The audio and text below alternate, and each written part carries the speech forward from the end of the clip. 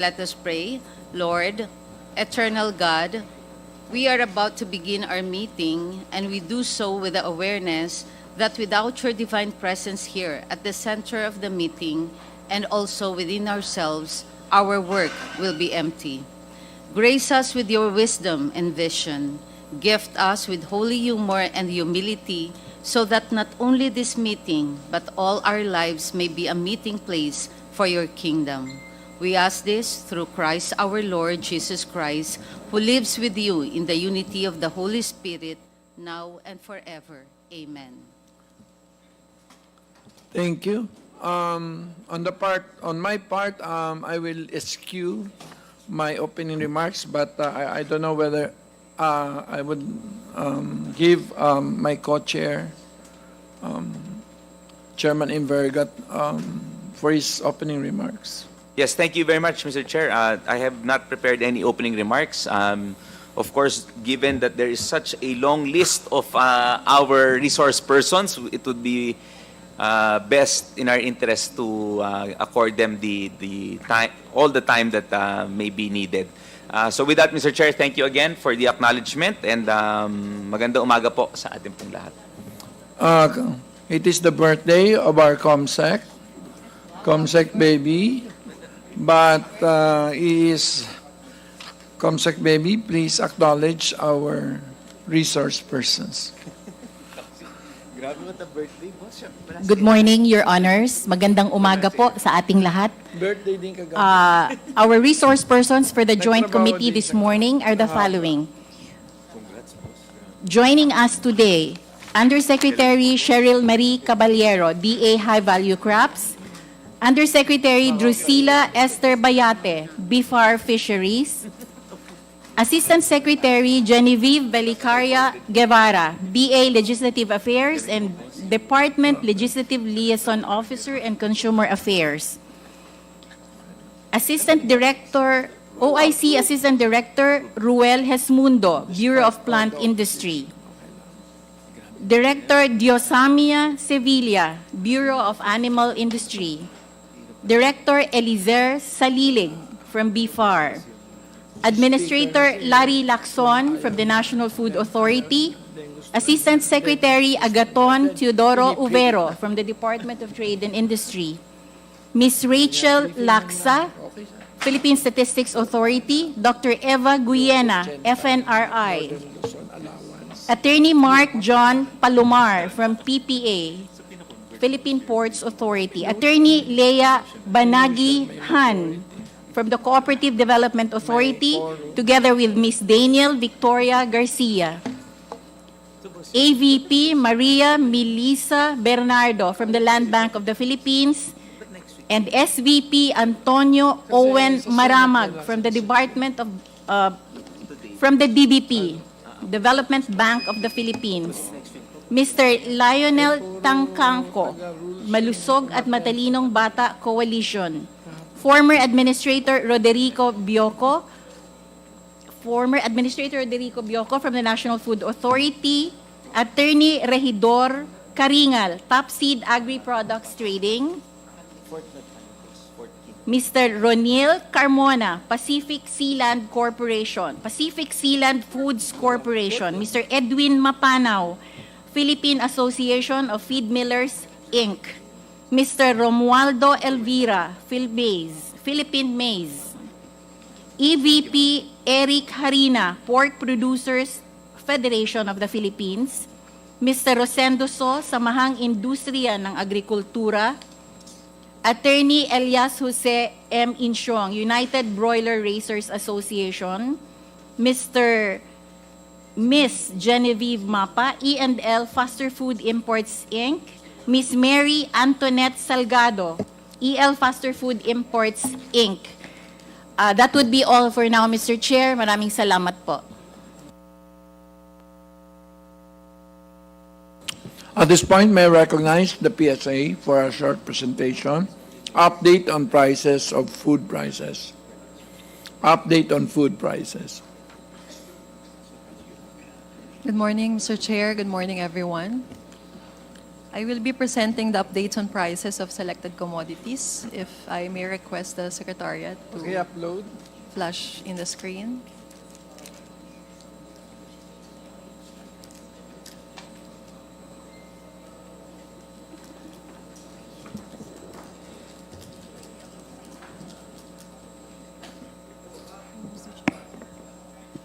Mr. Chair, allow me to acknowledge, Mr. Chair, allow me to acknowledge Mr. Danilo Fausto, Philippine Chamber of Agriculture and Food, Inc. Thank you.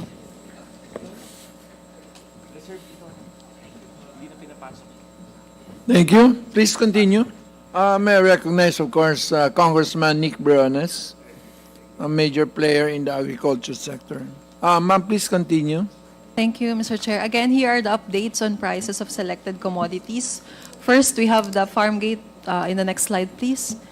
We have the farm gate wholesale and retail prices of palay or the regular milled rice per kilogram. For December 2024, the latest data available, we have 48.81 pesos per kilo for the retail price, 43.14 pesos per kilo wholesale price, and 20.70 pesos per kilo for the farm gate price. The year-on-year growth rate is negative 9.6% for the farm gate, negative 5.9% for the wholesale, and 0.7% increase in the retail. This is year-on-year, and then month-on-month, we have 2.3% growth rate in the farm gate price of palay, negative 1.7% growth rate in the wholesale price, and negative 0.9% growth rate in the retail price. This is for the regular milled rice. And then So, we have ulitin natin, yung blue, the blue line, Mr. Chair, is the retail price, so it's 48. 48.81 Wholesale pesos. is The wholesale price is the green line, 43. 43.14 pesos per kilo, and the orange line is for the farm gate price, 20.70 I'm pesos. sure we will not try to explain why mas malaki yung bagsak ng farm gate. But at least we're seeing sa retail and wholesale. Yeah. Wala man rason, no? Kasi it's not even harvest season. Yes, Mr. Chair, this is based on our data gathered Okay na, from sige, the field diretso lang. office. Yeah. Thank you, Mr. Chair. That's all? For the next slide, we have the farm gate wholesale and retail prices of palay and the retail price for the well-milled rice. So we have 54.38 pesos per kilo retail price for the well-milled rice with 2.3% month-on-month growth rate and negative 9.6, negative 0.5% month-on-month growth rate and 1% year-on-year growth rate. And then we have 47.08 pesos per kilo wholesale price with negative 1.4 month-on-month growth rate and negative 4.1% year-on-year growth rate. And then for the next slide, we have the farm gate wholesale and retail prices of palay and special rice. So for special rice, we have 63.42 pesos per kilogram this December 2024. Is that DT8? That's DT8, no? Again, Mr. Chair. The DT8. The premium rice. Yes, Mr. Chair, special rice.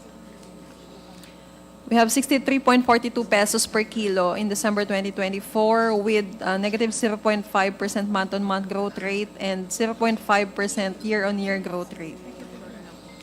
For the next slide, we have the farm gate price, wholesale price, and retail price. Sus! Di mamahal ang baboy. This is for corn, Mr. Chair, corn, white Kaya corn. nga, 70% ng baboy is mais. So Sige. for the retail price, we have 60.06 pesos per kilogram in December 2024. And then for the wholesale price, 18.02 pesos. And for the farm gate price, 13.61 pesos per kilogram. The growth rates are shown in the screen. Next slide, we have the farm gate and retail prices of pork or hog per kilogram. For the retail price of fresh pork, meat with bones, 1 kilo, we have 296.31 pesos per kilo in December 2024 with 0.9% month-on-month growth rate and 4.1% year-on-year growth rate. And for the farm gate price, we have 182.71 pesos per kilogram in December 2024 with 2.3% month-on-month growth rate and 4.8% year-on-year growth rate. Next, we have the farm gate and retail prices of chicken per kilogram. In December 2024, we have 218.75 pesos per kilo of fresh chicken whole, 1 kilogram. This is retail, the blue line, and then we have the orange line for the farm gate price of chicken broiler. We have 141.89 pesos per kilo. Mas stable siya. And for the growth rates, we have 2.2% increase in the farm gate price month-on-month and 8.4% increase year-on-year. And for the retail, we have negative 0.3% month-on-month growth rate and 4.2% year-on-year growth rate.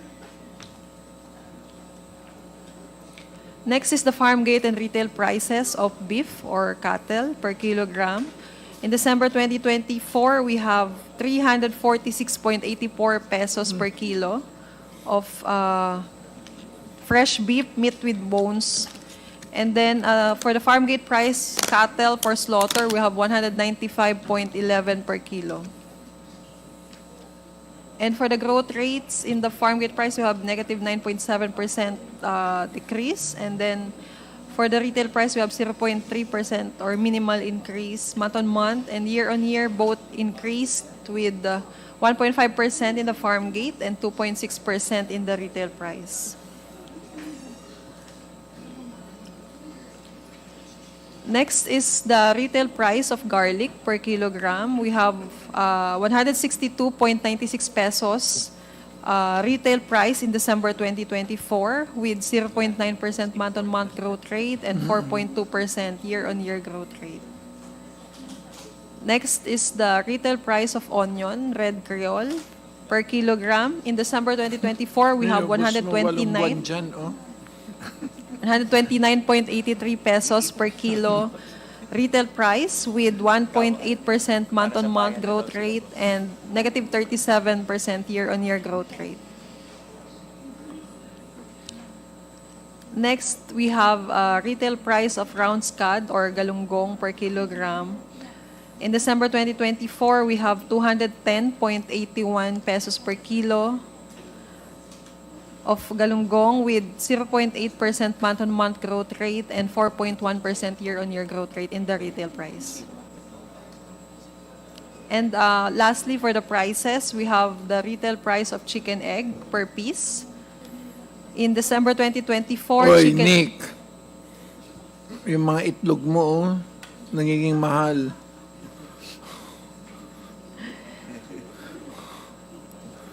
Kaya ka pala umalis. Mananagot ka dyan. Uy. Yeah, please continue. So, Thank you, Mr. Chair.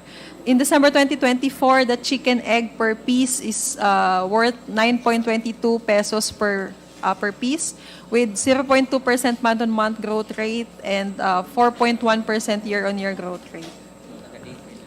And as requested this morning, we also have the inflation rates in the Philippines. In December 2024, we have 2.9% inflation rates for the all items. This is higher than the November 2024 inflation rate of 2.5%.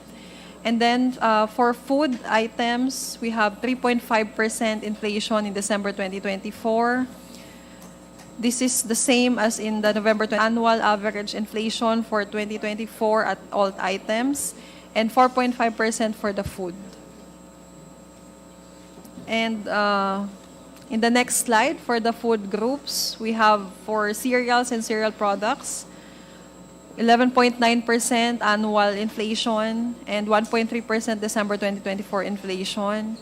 This consists rice, corn, flour, bread, pasta products, and starches. And then we have the meat and other parts of slaughtered land animals. This contains poultry or chicken, beef, and pork. Annual, we have 2.7% inflation. And in December 2024, 4.9% inflation. And then fish and other seafood, we have negative 0.3% annual inflation for 2024 and 1% December 2024 inflation.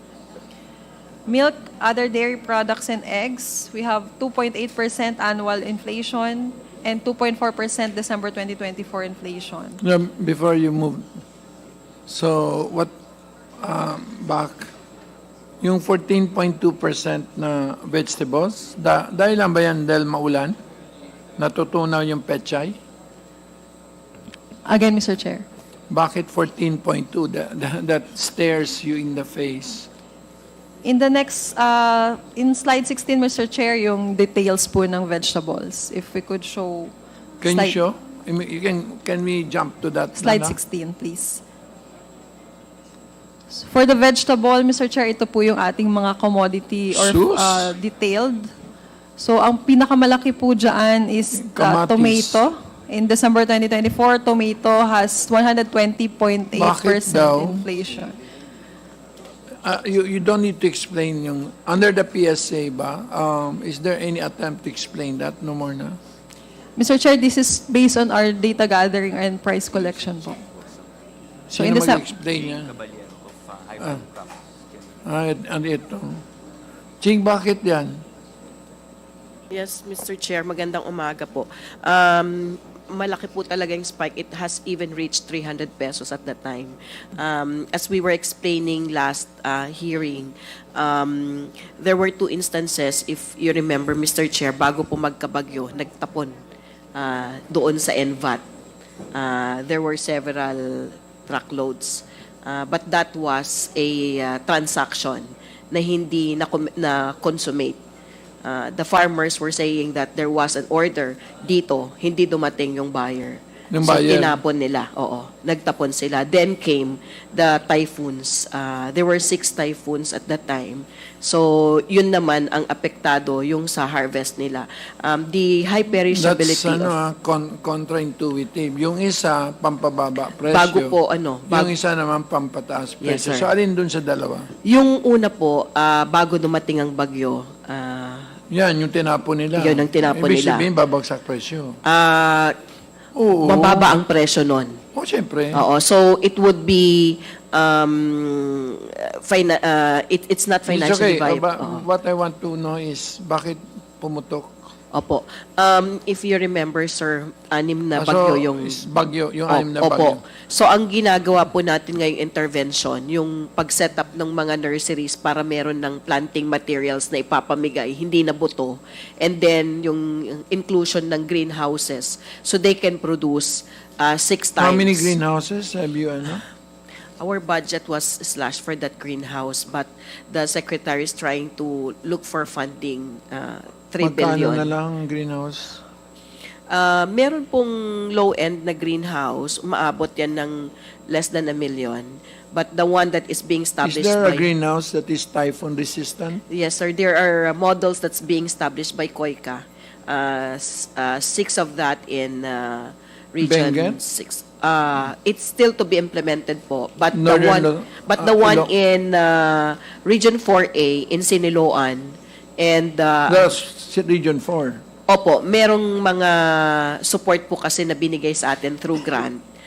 And we have one in Baguio, which is very... Siniluan, hindi nyo pa itinakbo ng lukban para masaya si chairman. Sir, sa site selection, meron po. Meron sa Region 4A, sa may baba ng Bundok Arayat. Are you actively promoting that the greenhouse should be the We- primary?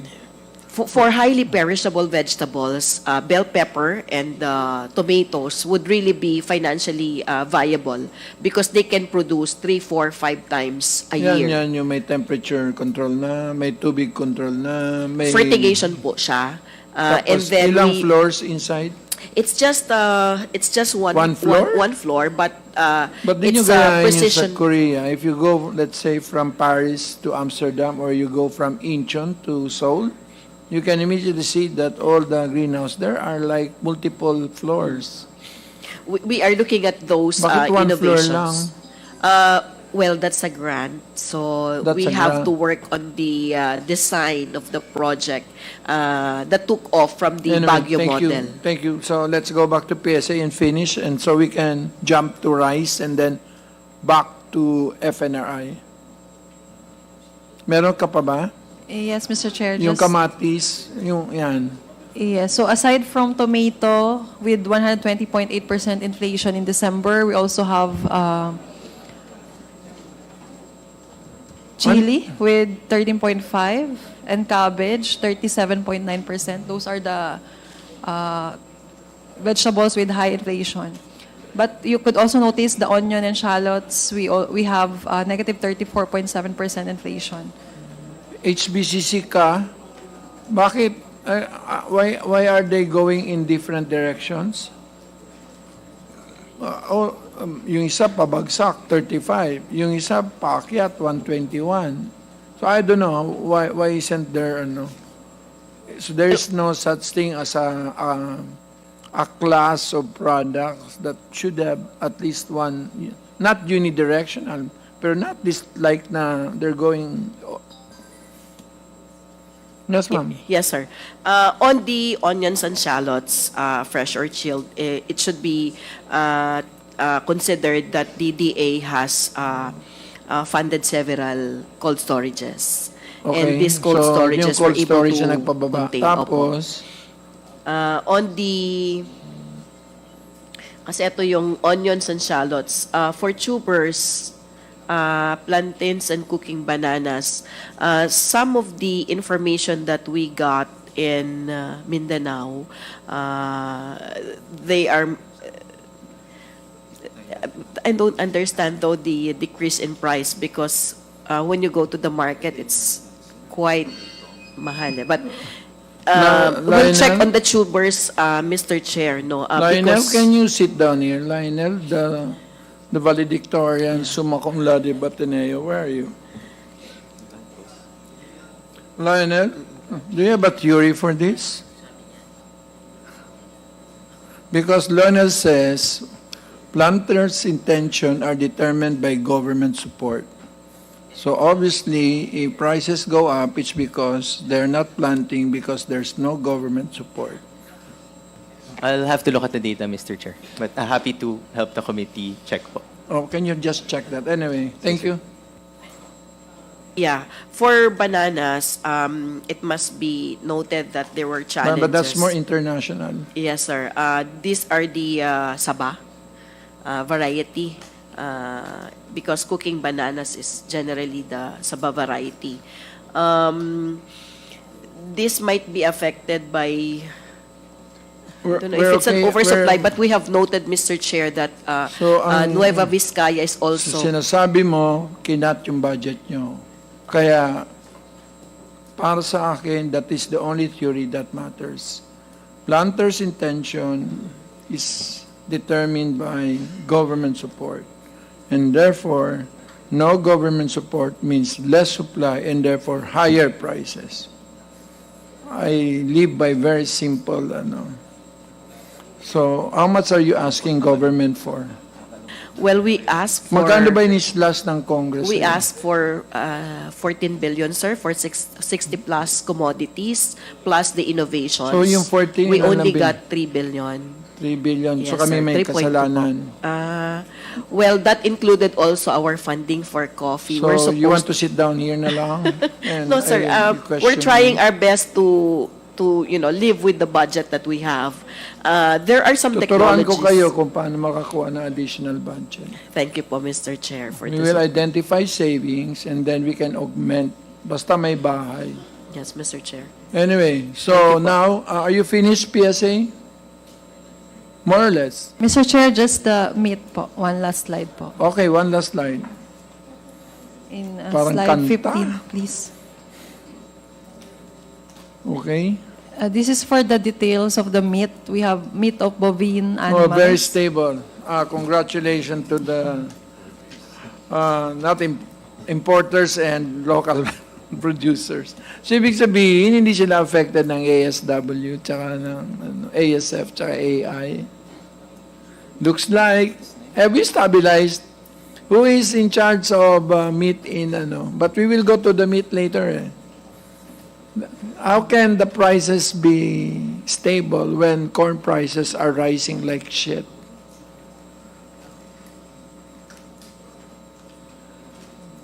So who is in charge? DA? DA Livestock? Bai? Where's Bai? Okay. Can you please summon... I don't want to issue a subpoena. Can you summon the Bai? Is here, Mr. Chair. Bai is here? Yes, Mr. Chair. Yes. Our director is here. Thank you. Sorry. Papasupina pa sana kita. Bago ba siya? Medyo, boss. Maybe 6 months siguro. 6 months pa lang. Uy, huwag ka matakot Hindi lang kita nakita So, yung ASF tsaka AI, hindi na problema? Ongoing, yes, good morning po, Mr. Chair. For our hog and poultry, sir, ongoing pa rin po yung ating control and prevention po for our The African swine prices fever. look like you're doing your job. But I don't know whether it will subsist given that the corn group here, their prices are shooting like hell.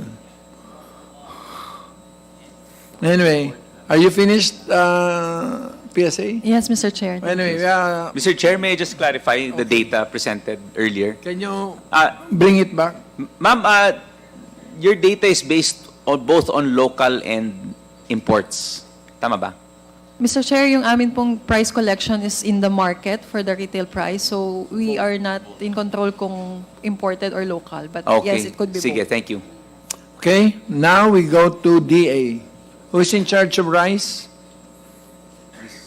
Sir, just an update on the rice prices, but we've seen the rice prices are going down a bit.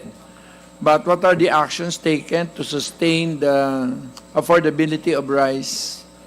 So, tatlo lang sir ang sinasabi nyo eh. May I recognize, isa ang governor ninyo, Congressman Arman Panaligan.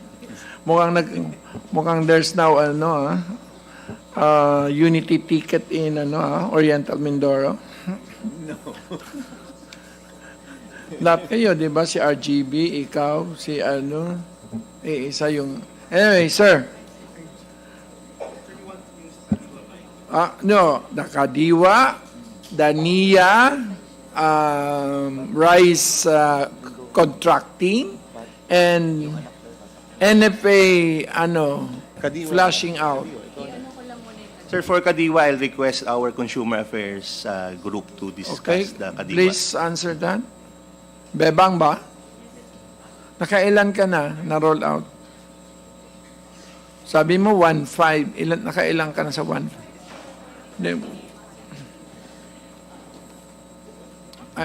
Good morning, Mr. Chair, to my fellow workers also in government, good morning, and also to the committee, good morning. As to the 1,500 share, that is our target for I know, how many na? 2028. 43. As of now, we had 109 Kadiwa centers. All in NCR. All in NCR, but we have additional 23 for the How much markets. are you selling rice there? We have different varieties now, but for the rice for all, we are selling it at 38 38. pesos. Baka pwede mo naman kahit papaano, out of the 102, pick up price o PSA. Mapababa man lang. You don't do any kadiwa, no? Mr. Chair, we are ongoing process of the rebasing for Kasi our there are 102 inflation. pick-up points, which you average, right? So there's no kadiwa there. Not yet, Mr. Chair, but we are considering for the updating that we are Okay, that's doing this good. year. Panahon ni Gloria, kalat talaga.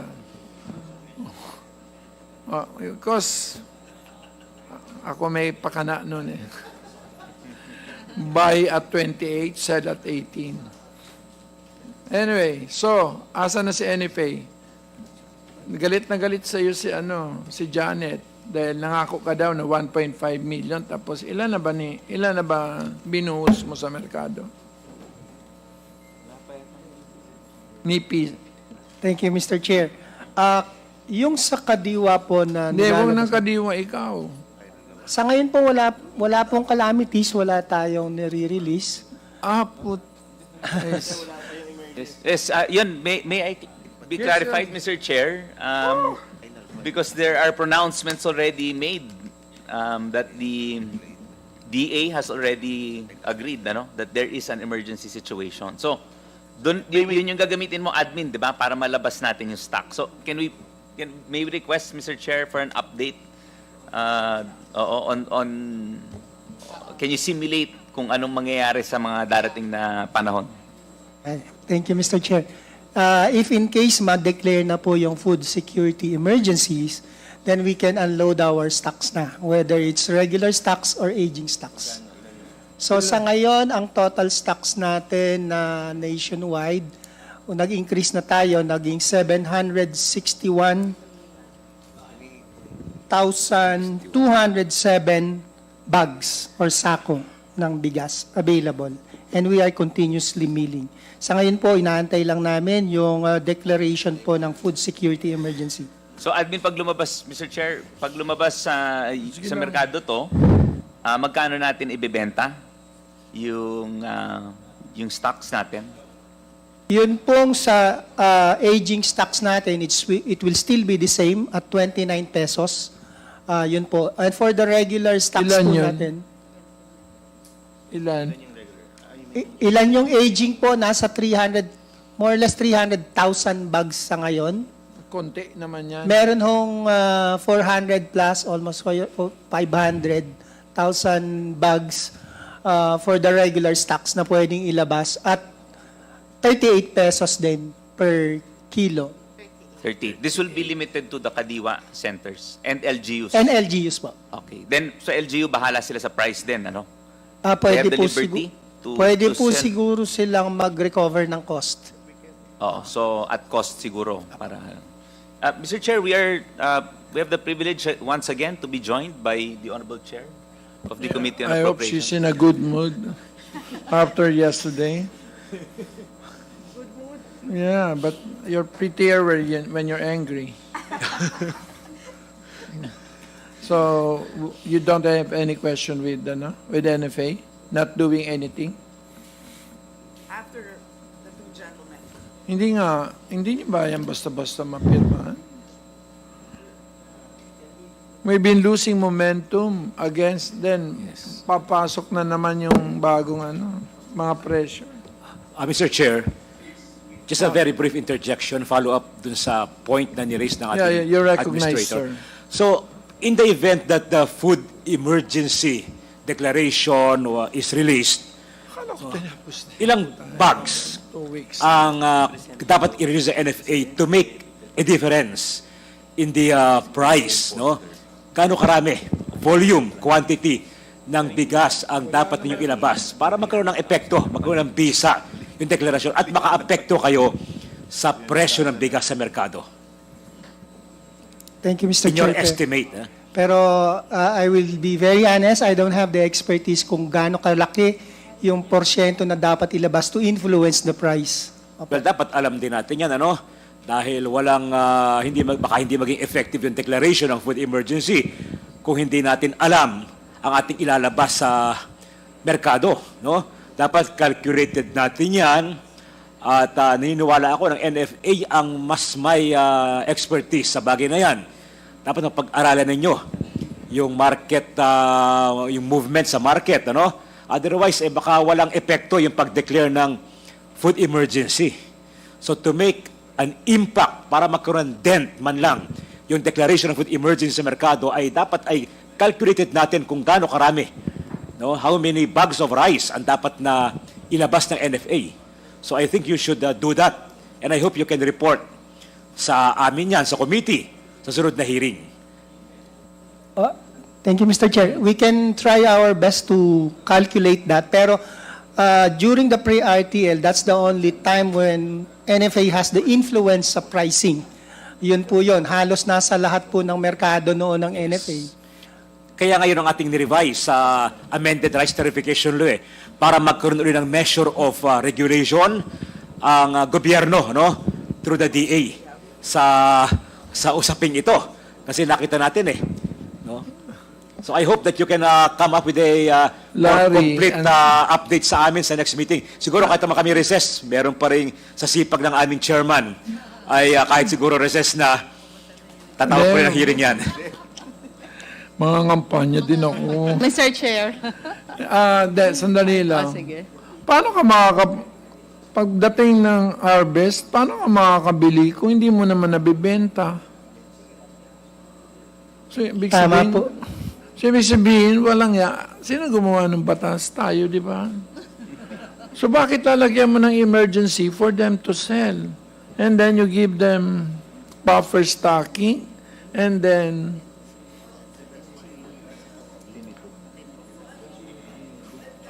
Can you speak? We want your wisdom here. So how do you Mr. Chair. untie this Gorgon knot? We actually put in a provision for a 5 billion fund, but that was vetoed. Vetoed. Okay. But that was the hope, that in short, it would be the seed fund, and then gagamitin yon every time. Yeah, to buy first to buy it at 23 Exactly, and then gagamitin yon to refresh also. exactly to replenish. But they etc. cannot refresh because there is no emergency. Oh my God, what did we do? No, but then I thought that we broadly defined, there are 3 conditions of emergency, di ba? Either, exactly, at saka meron din extraordinary, yes. I think at this point, I'm sorry, can you summarize everything, Morales? What is our problem? FA, considering that they can buy now at 23 yung pinaka-average, so punong-puno sila, they cannot sell sa merkado, makakapaglabas lang sila kung aging na yung stocks. It's allowed by RTL. Second, kung may extraordinary circumstances like yung food security emergencies. We can only declare kung mayroong shortage sa supply, which is sa ngayon, hindi naman. Pero second, yung sa prices, yung extraordinary increase in prices. So that's why, but they cannot, on their own, release their stocks to para magkaroon ng pag-ikot sa merkado. Bumibili kami ng bumibili sa mga farmers at a very, shall we call it, parang fair price. Pero nare-release din nila yung stocks. Sa ngayon kasi pag napuno sila, hindi nila may release yun. Unless there's a calamity or merong emergency. Pero, Mr. Chair, hindi ba, yun ang ina-argue natin, I believe in some previous hearing, that ang expectation kasi, given the tariff reduction, is a certain price. Yes, ma'am. Pero ngayon, doble. Di ba? Yes, ma'am. That's why we are still- yun ang sinasabi natin, hindi ba extraordinary ang price ngayon, considering that meron tayong significant tariff reduction. And therefore, we said, hindi ba that should trigger an emergency situation? Yun yung sinasabi natin. Mr. Chair, yes, that's why nung nagpa-meeting NPCC, maybe the DTI representative can expound on this, na the declaration or recommendation to declare a food security emergency is umiikot na po yung papel. Maybe the DTI representative can expound doon sa Paikutin mo status. pera, ang bilis nun. Sir? Pinapaikot nyo kasi papel.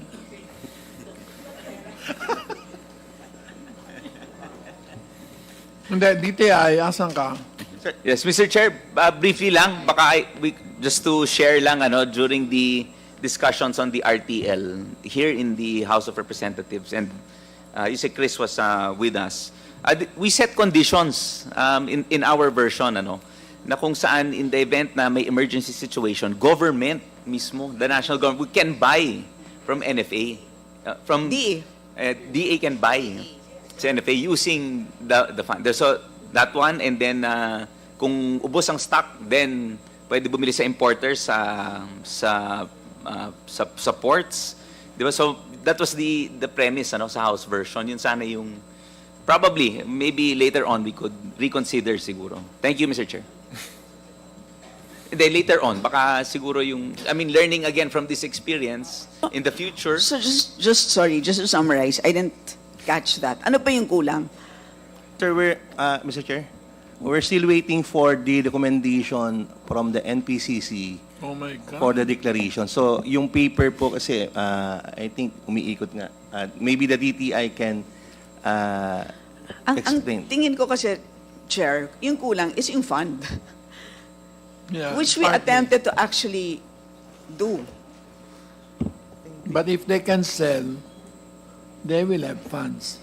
Yes, but then yung initial, yung seed capital is what we attempted to do. Yun nga. We put in, di ba, 5B? Pero labit. So they will have to sell, Mr. Chair. What is the No, outlook but of the that thing is, siguro? Mr. Chair, my question is, when you sell, yung proceeds, are you allowed to keep? Yes. You're allowed to keep and then use that again as capital? Yes, It's a trust Mr. fund. Chair. Yes po, Mr. Chair. Ayun naman at least. Ah. So right now, magkano yung balance ng trust fund na yun?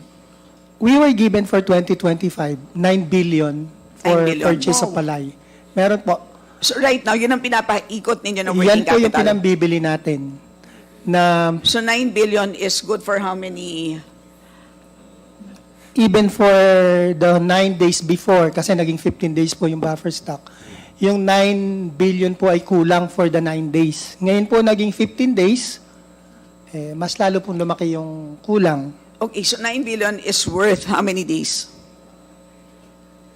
9 billion, Kulang. mga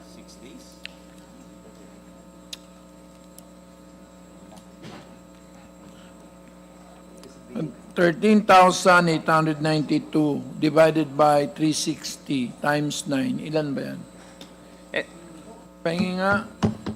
kung sa 23 pesos po ang bili natin ng Huwag ka palay. muna dyan. Sa Ay, sorry po. quantity ka muna. Can you help me? Wala akong calculator. 14,000 ang kinakain natin.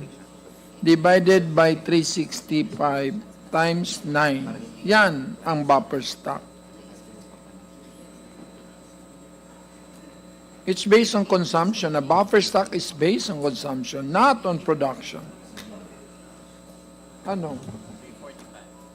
So anyway, admin, can you just clarify na naging mas malaking problema sa inyo dahil tinaasan nyo rin yung buying price ninyo, di ba? 23 pa rin sila. Pero nag-30 kayo last year, di ba? Last year po nag-average po kami ng 27.34. Ngayon po at current price ngayon, nasa 23 kami, but we can increase it up to 30 if need be. So base is 23. Base is 23 for clean and dry. Thank you. So, 390,000 metric tons dapat ang hawak mo. Paki-multiply nga yan. Ang layo sa 9 billion yan. Halika nga, magkano yan? 390,000. How much money is that? Ayan na, Mr. Chair. Price yun. Magkano? Kailangan po namin ng 14.2 billion For that 9 days. For that 400,000 2B metric for 9 tons? days. Yes, sir. For the 9 days buffer stock, we need at least 14.2 billion. Na ang binigay po sa amin ay 9 billion.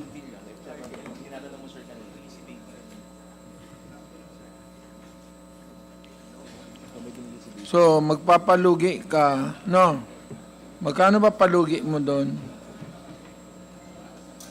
Mr. Chair, on the average, 10 pesos per kilo.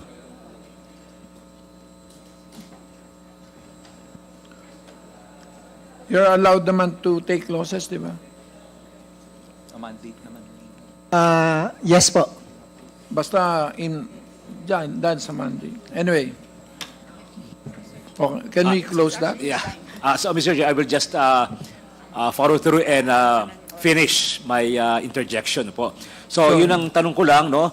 How many metric tons or kavans, bags of rice should NFA sell in the market para magkaroon ng impact yung declaration of food emergency?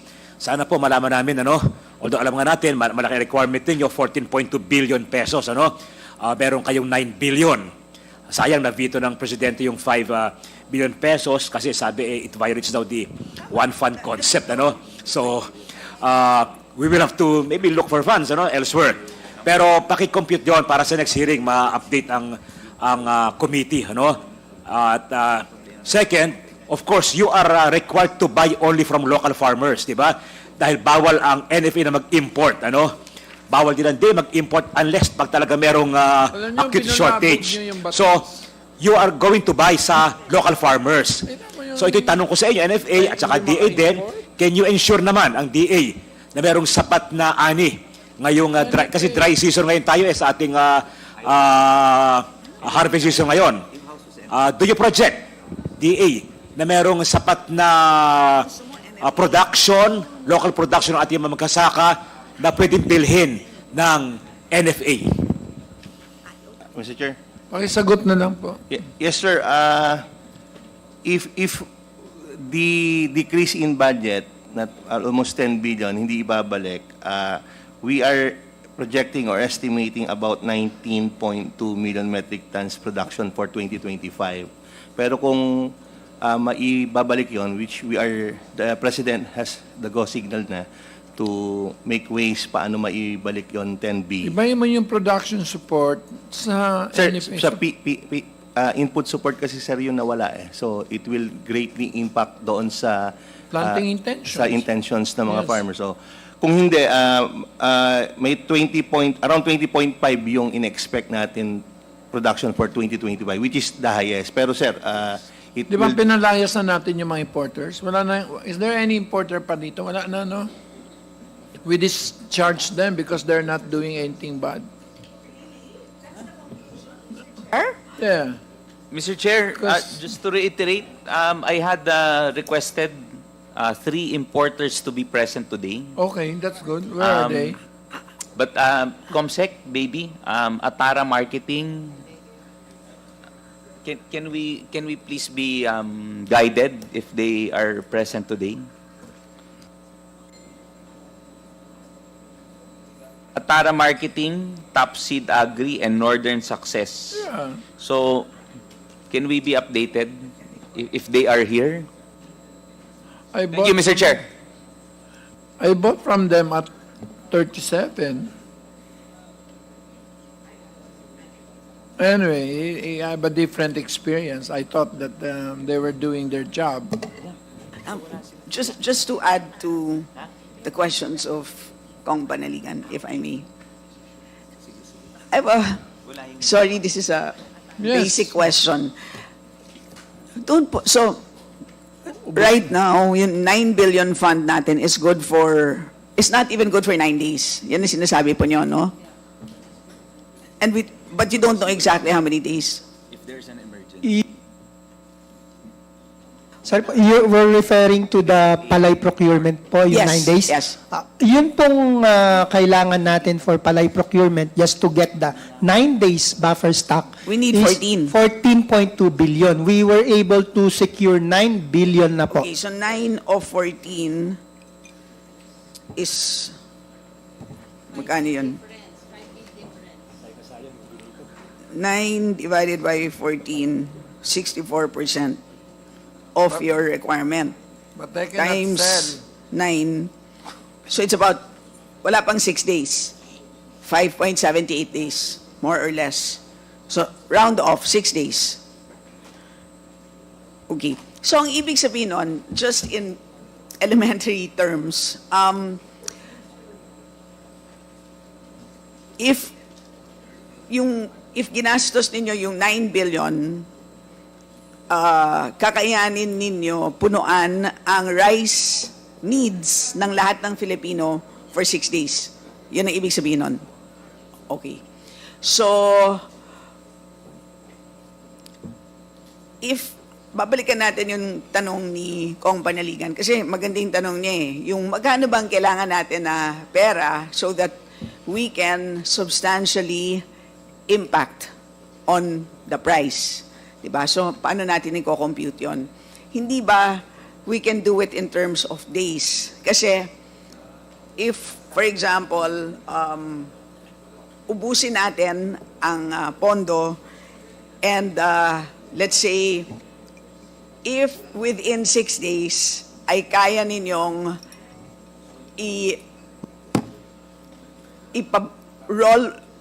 i-roll over, di ba? Then you can just keep on, kasi all Filipinos, di ba? Yung lahat ng needs, rice needs ng Filipino for 6 days is kaya mong punuan, right? Tama ba ako? Of course, imposible naman na kaya na at sobrang galing naman ng DA. That it's completely impossible, right? So the question is, how many days needed to fully,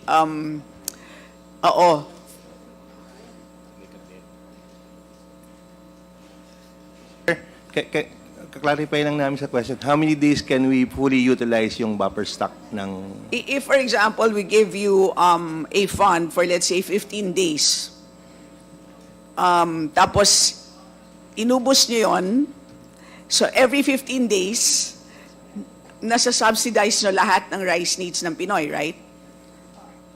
Pero ibig sabihin nun, kailangan na procure nyo from the farmer at nabenta nyo lahat in 15 days. In short, nakuha nyo kaagad yung capital ninyo within 15 days at ready na kayo ulit to procure, which obviously is not possible, right?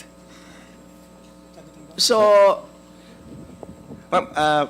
dagdag ko lang, Mr. Chair, no? so what is like the full, Siguro, what is the total number of days needed for a full cycle, in short? To go from procurement to, you get what I mean? To sale and, Replenishment. yes, to replenishment. Because hindi ba ganun yung pag-compute, the easy way, so that, of course, that's ideal. Kasi ibig sabihin nun, you want to subsidize all the needs of all Filipinos. And then, of course, if we know what that number is, we can work back and say, we don't naman need to subsidize 100% of Filipinos. Maybe you can say X%, right? So what is that? Kasi this is based on the capacity of DA, di ba? Okay. Thank you, Mr. Chair. Ganito po, no? In an ideal scenario ng ikot ng stocks, yun pong 15 days, yes, tama po kayo, mai-re-release natin yan kunwari on a daily basis. For example, after 15 days, mababalik yung pondo, less the subsidy. So yung pondo po natin, pababa ng pababa. So that would mean lesser and lesser yung mabibili natin. I'll get to that point later. Kasi actually, pwede mo naman ibenta at cost. Pag binenta mo at cost at hindi ka magpapalugi, happy pa rin naman ang Pinoy di ba? Kasi at cost, magkano yun? It's still less than 40 pesos, di ba? Bebenta nga sila 23. Hindi kasi right now, magkano? allowed sila na magpalugi ng max 10 pesos, di ba? But if hindi ka magpalugi, magbenta ka at zero profit, magkano yung price na yon? 48 pesos per kilo. 48 pa rin. Because binili po namin yung palay at 27.34. Okay, let me give an anecdote. Naglalakad lang po ako sa yung pinakamalaking barangay namin, sa Malanday. Nagulat ako na meron isang... Tumira ako dun. Tumira ka doon? Oo. Wow, okay. Mabaha. Merong magkakatabing retailers. Nagulat ako, nakakabenta sila ng bigas at 39 pesos. Tinanong ko sila, paano nyo ito nagagawa? And they're able to do it consistently, And na-validate ko, kasi tinanong ko yung mga kapitbahay na binibentahan niya. At hindi lang, dalawa sila. It's a small retailer. Sabi niya, yung isa kumukuha sa Bulacan, yung isa kumukuha sa Nueva Ecija. Yung kumukuha sa Bulacan, mas mataas ng konti. Yung kumukuha sa Bulacan, yun yung 39 kaya niya. So, sabi niya, direktang kausap niya, yung namimiling. So, malaki-laki siyang farmer. Okay? Sabi niya, gano'n lang kasimple. Direkta. In short, parang siyang kadiwa. na private. Ganon kasimple ang kanyang konsepto. Sir, hindi siya kadiwa, wala siyang subsidy. Kaya niya magbenta at 39. Mr. Chair. Kaya niya, sir, di ba? Sorry. So yun, in short, ang naisip ko nga, bakit hindi ninyo nire-reward ang mga ganyang klaseng retailers? Di ba? I mean, sorry, it's a separate issue. But I'm just saying, kung kinakayan nilang maliliit, bakit hindi kaya ng kagawaran na napakalaki? Mr. Chair. Okay na. First, may I recognize Dichetina Pancho. And, short Yeah, interjection. short. Yes, Mr. Chair. Huwag kang mag-i-speech, ha? Hindi po. Tapos na po ako kahapon ng privilege speech, Mr. Chair.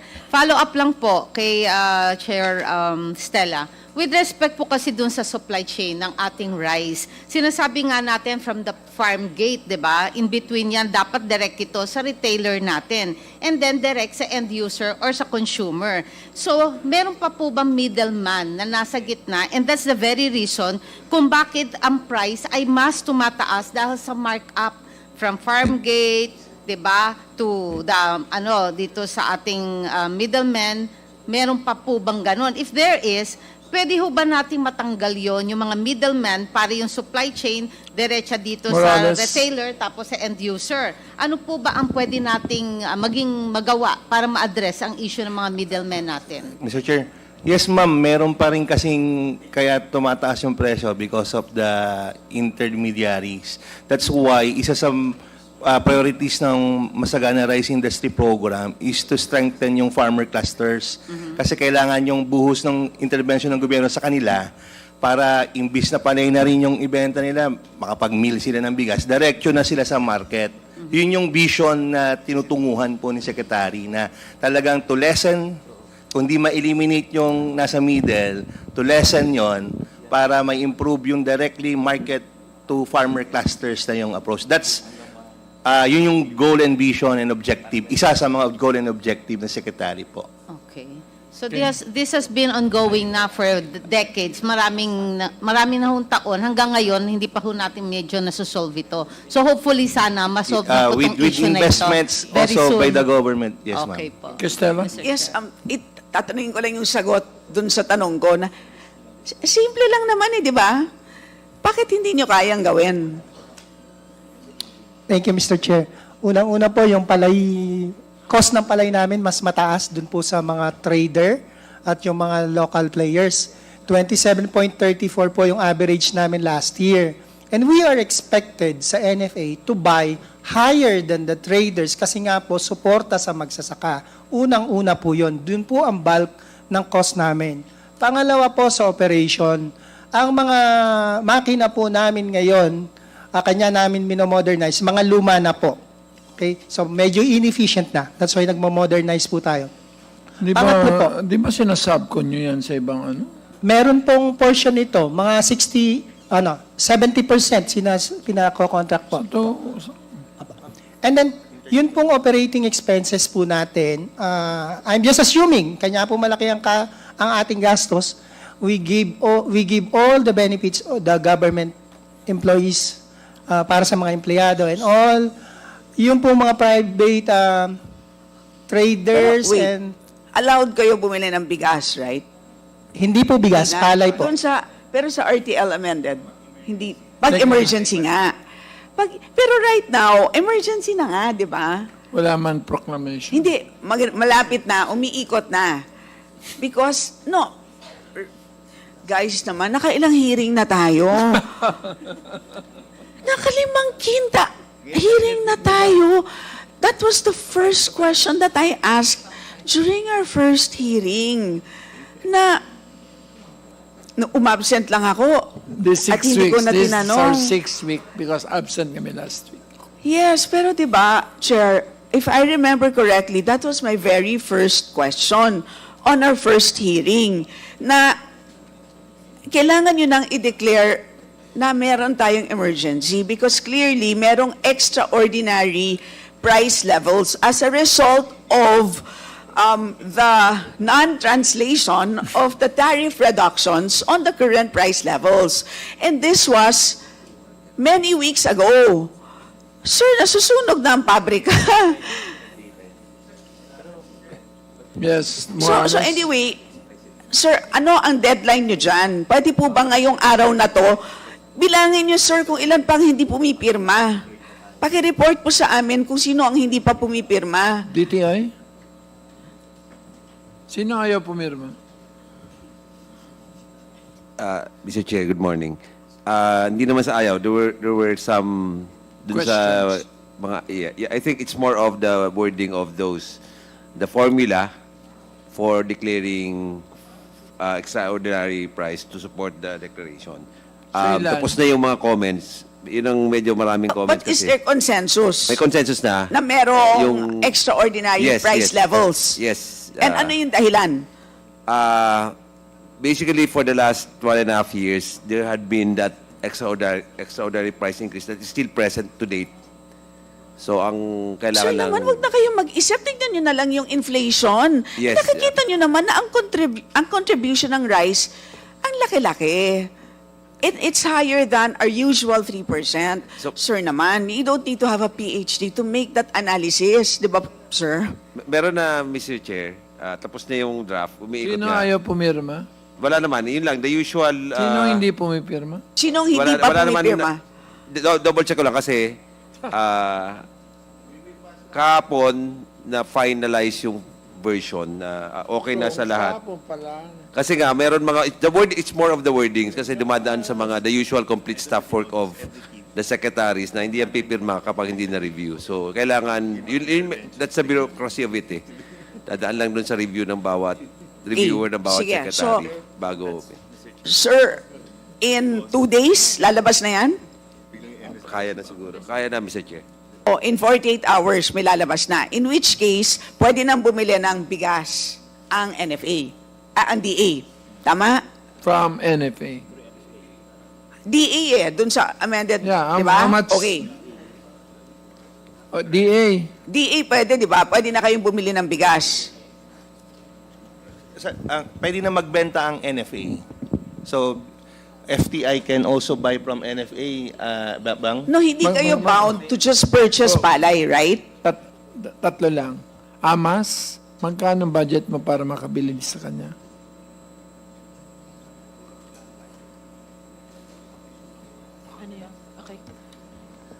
Mr. Chair, meron po kaming binigay na 5B Okay, actually. 5B, wag mo nang i-explain. Ikaw, yun na yun. Yung 5B. Yung, ibig sabihin, pinag-usapan dito, 5B. So, kung yung 9B, 6 days, ang 5B, 3 days, palay lang yun. Hindi. Bigas. Bigas yun. na yun. Eh, Okay, so, but under an emergency, pakilinaw po, medyo mas may flexibility. Ang DA, pwede mag-import, tama? As a last resort. Ang DA pwedeng bumili ng both palay or bigas. Because NFA is Bigas po, hindi palay. Bigas. Pwede bumili ng bigas. We can import when available supply of locally produced rice is inadequate. But DA ang allowed with exemption of NFA. Kasi nga po, bakit ko tinatanong tong bigas? Kasi nga, doon sa example na sinabi ko sa inyo, kung siya nakakabili nga ng, 37. obviously, kung nabebenta niya at 39, nabibili niya at what? 35? Bigas na yon, right? Less than. O sabihin mo, nabibili niya ng how much? 29, 27. 27, 29. Di dapat mabibili niyo rin po Oo. at that price. Bigas na. Di ba po? So if at least, Kaso ipit nga sila dahil hindi man nila ma-refresh. hindi nila Refresh. after they sell, No, because they will get the cash from selling their stock. so after they sell, they get the cash and then, And then they will buy palay again. No, pero because emergency, they're free to purchase either palay or bigas. Pag NFA, Palay. Pero pag DA, pwedeng bigas. Oo nga, pero may flexibility, di ba? Either. di ka sinama sa BICAM, ano? Kasama. NFA is still limited to Pwedeng palay, bigas. 'di ba? Pwedeng bigas ang DA. Oo. Pero sa interventions, DA ang bigas. Oo. Pondo will come from DA. So in the proposed probable food security emergency, only NFA will be the one to intervene. Oo. So wala pa yung qualification for importation. Can we get that clarification? Under the new RTL po, after the declaration of the food security emergency, the DA can direct me to sell the rice stocks that we have. Hindi po absolute na sila po ang bibili sa amin. Just direct Correct, me yes. to So release it in LGUs, the market. diba? You are targeting LGUs, LGUs, DSWD, Kadiwa, oo. anyone except for private sector. Yes. So, DA, my question to DA now is, wala pa kayo sa level na yon ng importation. Am I correct? Based on the incoming declaration. Wala pa, sir. Yes. Oo. So, Asika, pero tama po ba na yun din ang expectation natin? Yes, Mr. Chair. Mr. Chair, I suggest i-review ng DA yung wording ng batas, ano? Yung section na sa mga amendments natin, ano? Section 6, powers of DA. You have enough powers at your disposal. You have enough tools to address this problem. Just be creative, innovative, aggressive, dynamic. You test the limits of the power granted to you by law. Nakalagay dyan, the DA may sell existing NFA rice buffer. So tama sinabi ni admin, DA will direct. Diba? DA will direct NFA. Oh? So, ang magbebenta, DA. Magsesell, DA. No? Ang bibili sa farmers, DA. Yes, sir. NFA. Kasi ang NFA ang may network ng buying stations sa buong Pilipinas. Ano? So, this is a law na nakalagay klarong-klaro. Just be dynamic and aggressive.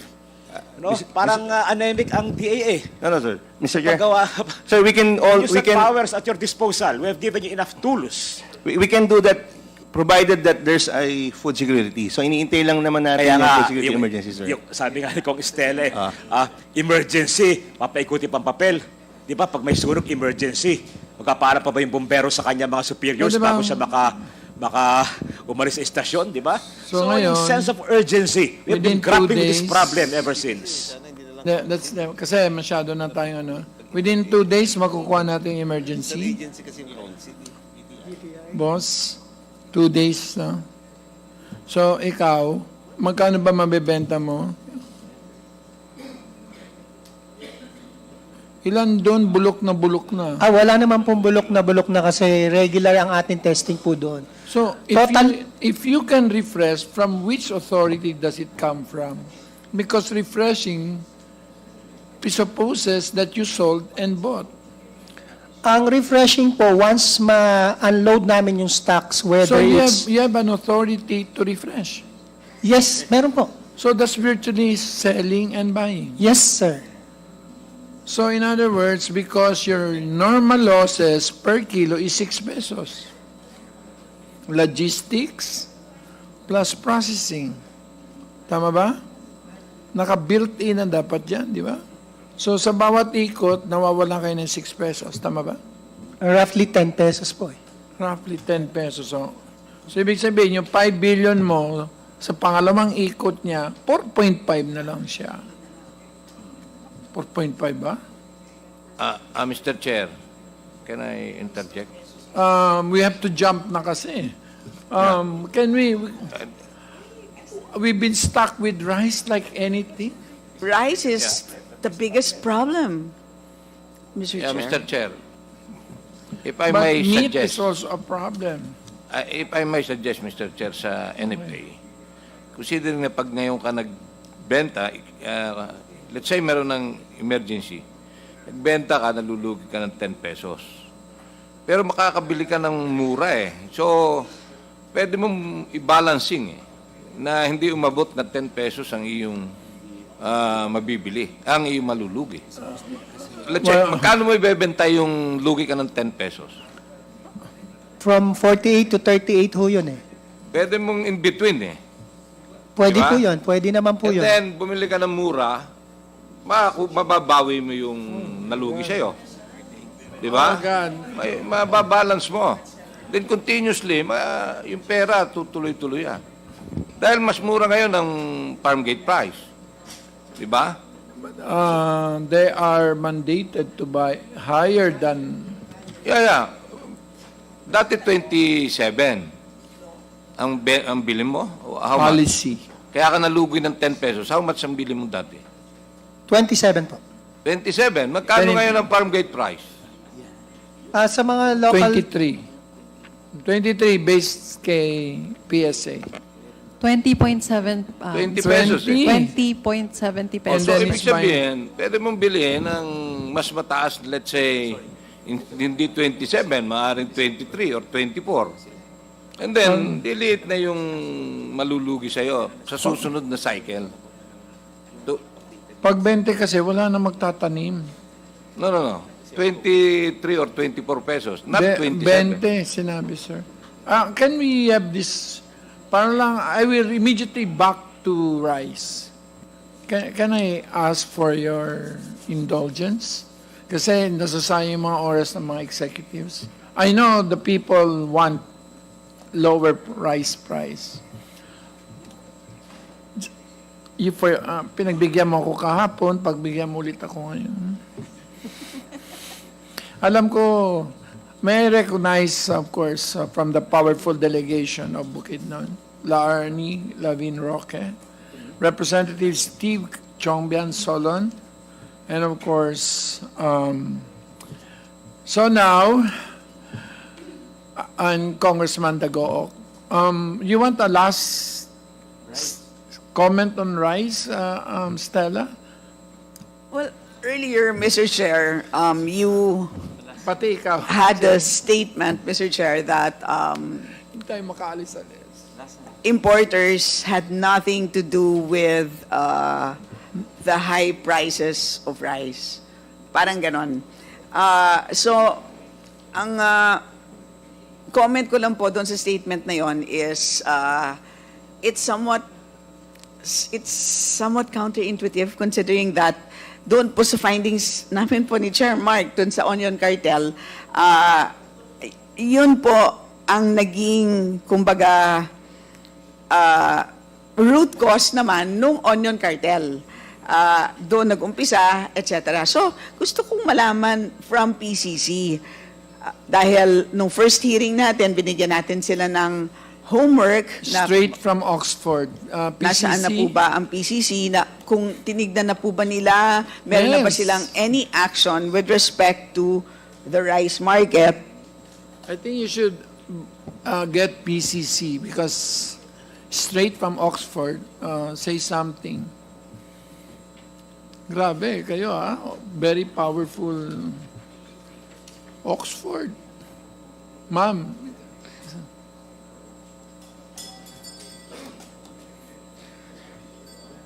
hindi kasi ako, marami sa amin nakakabili ng 37 from importers. But it's very variable, ha? No? There's a big variation. I know. I mean, every time I walk the streets, I check the prices. Where's Gideon? Good. Can you now, then after you, si Admin Gillian, kasi he has to leave. PCC? Yes, good morning, Chair. Hindi si Oxford ang pinasalita. Yes, sir. Yes, sir. So what we've done so far is we've isolated the ports of entries with the highest arrivals of imports. Okay. And we're correlating it with the areas with deficiencies. So if we see that the areas with deficiencies are also the places with high imports and the prices are not moving down. So we look into those importers in those areas. It's not going down. If it's not going down, If then we it's- will look into those importers who are having their imports arrive at those ports. But we cannot identify them yet, Chair, because Sa madaling salita, Mr. Chair, masyado kasing highfalutin. Doon sa mga lugar na kung saan maraming rice importers, tama ba ako, Attorney Christian, ay ang natuklasan ninyo ay doon din ang mga presyo ng bigas ay hindi bumababa. there are some, Mr. Chair, that we have Wait. identified. Pero in fact, ang dapat, ang expectation The natin expectation ay is- dapat bumababa. Yes. Kasi syempre, pag nag import ka, mas marami ang supply at mas mababa ang presyo. Yes. Yun na nga kinatatakutan ng mga magsasaka kasi mababa nga ang presyo ng bigas from other countries. Yes, Chair. So, We're still looking into those areas and the specific importers who are operating in those areas. so yun po. Kaya, that's the reason for why sinasabi ko, Chair, na pasensya na po medyo. We differ in that opinion. Kasi miniting ni Secretary lahat ng mga yan sa Bulacan eh. Tapos nagkaroon ng parang understanding na everybody will sell at 37, basically. Hindi, yun nga po. But so, sana po we cannot, let's just not dismiss hastily No, I'm not saying, the, wala na akong mapiga eh. So anyway, there is PCC. let's not hastily dismiss the possibility na merong cartel, Collusion. may collusion, may cartel, may magic na nangyayari sa presyo ng bigas at may pagsasabuatan na ang pwedeng involved dyan ay ang mga importers. Okay, anyway, since Customs is here and they have their principal intellectual here, Jet, can you... What's the average price of the importers going through the BOC? Your Honor, if we are to base it on their declaration, what we computed before was about 36 pesos per kilo.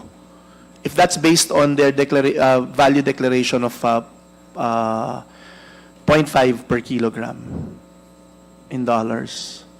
So that should be about 36 something, Your Honor. 36 landed cost. So, Yes, Madam Chair. That's at least based on, that's our computation based on their declared value. so anyway, ang alam naman natin, and based on yung hearings po namin sa onion cartel, hindi ko naman sinasabi na parehong-pareho, but syempre, hindi naman yun base lamang dun sa landed cost. Alam naman natin na it's in the way that they manipulate the stocks. Yun naman po yun. Kasi kung hawak nila napakaraming stocks and at the same time, kapag sila rin ang bumibili ng local production, in which case they are now able to monopolize both local and imported, yun na po, doon na po pumapasok yung pag-manipulate ng pag-release ng stocks doon po sa merkado. And in the end, yun po ang nagdidikta kung anong presyo po sa merkado. I will not debate you, but imports account for only 22% of the total supply. Yes, so it has to do with it has 78%. yes, that's true. But it has to do with if the importing entity is also the one that purchases the local produce, then they now control both local and imported, which was what we found with the onion cartel. Okay, we will keep that. Thank you. Mr. Chair, Mr. Chair. this additional Yes, Pancho. Mr. Chair, I agree with the Honorable Stella Kimbo, Mr. Chair, na we cannot disregard the participation of importer kung bakit nagkaroon tayo ng price increase. Kasi in the first place, ang transaction nag-start po sa importer natin. Then pasa sa wholesaler, then pasa sa retailer po natin, then pasa sa consumer. So may participation sa kanila talaga na nagkakaroon ng price increase. Pag dineclare nila talaga kung magkano yung expenses nila, yung tracking nila, driver maintenance, diesel nila, toll gate nila, doon natin makikita na ina-add nila yun unti-unti doon sa mga wholesaler natin. We and will retailer po review natin. our records because we had spent 3 days with that. And at the end of the day, how can 22% dictate 78%?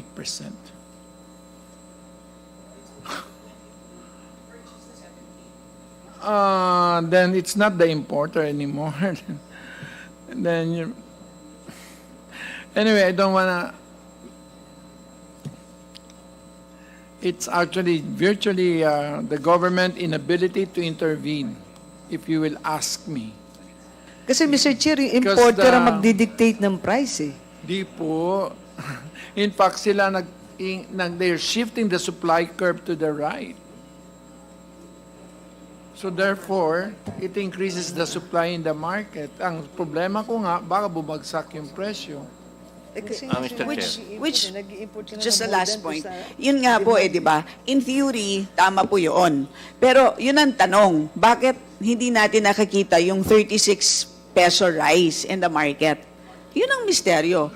So tama naman, kung yung 36 pesos, landed cost ng importers, bakit hindi po natin nakikita ang 36 peso rice in the market? Okay. So yeah, that's the mystery. So, we will, something is happening. I am taking back my, Yes, that po. we discharged them because we couldn't make piga anything anymore from them. Because all of them individually, pinatingnan na ho natin sa AMLA, ang lahat po na bank records ng mga importers. So, pinatingnan na rin ho natin sa BIR. So, para klaro if they are making obscene profits or if not, they're not declaring. So, we'll do an Al Capone. We will catch them where it hurts. So, No, we're no, doing yes. it two ways. I couldn't catch them by their declarations here. But we will catch them by AMLA. Actually, the AMLA is at the back, but I wouldn't want to make kasi they cannot make public until they have their. And then we have the BIR essentially looking into their filings. So we are doing two-pronged, but I don't want to. No, yes, and that's the reason for why, Mr. Chair, I asked PCC kasi talagang nasa kanila po ang mandato, and I really hope that PCC takes this seriously, and they actually did an excellent job dun sa onion cartel. Ang tanong ko na lang, kailan niyo po ba decisionan finally ang onion cartel case? Because they've completed the investigation, but it is now with the commission for the final decision. PCC, para naman finally Christian? maniwala na ang sambayan ng Pilipino sa kakayahan ng PCC sa pag-enforce against cartels. I think to see is to believe, di ba, PCC? Once you've been able to finally make a decision on the onion cartel case, maniniwala na kami na, okay, kaya nyo pala. Kasi without that, ako lang yata ang naniniwala sa inyo. Di naman. It's the commission who decides, Chair, but I will remind them, Chair. Please. And ako, so, Chair, let's just please support the PCC kasi ako ang pagtingin ko talaga. But they are Because also they do the have one- the personnel, they have the expertise. Tingin ko talaga sila ang makaka-solve ng rice cartel problem po. Or But the- mystery. But the last time they came up with the report, they said that there is no intertemporal collusion in the rice markets. That was a That was a different circumstance, Mr. Chair. But that's quite different from what I heard today. This one is Yeah. different naman, Chair. I don't because we want to have debate RTL you. and- We're debating on the same guy making that different statement. And it's on paper. And I took them to task because the concept of intertemporal price collusion was not considered. Anyway, can we, I don't want to be a Mr. Chair, debate. Yes, Mr. Chair. that's the last word. Yes, sir. Ikaw Okay. muna. Yes, may I yield, Mr. Chair, Okay, Nick. first to the Honorable Briones. Mr. Chair, malinaw na merong hinahanap tayong 7 pesos yung effect noong baba ng 20% tariff. 7 pesos din doon sa baba ng world market price. Hindi natin pwedeng sabihin na walang nagkumita o nagsamantala. Ang problema natin, hindi natin mahanap dahil walang naghahanap. Ang sinasabi ko, Mr. Chair, yung tinanong ko last meeting, nasaan yung enforcement group na dapat ay manggagaling sa National Council?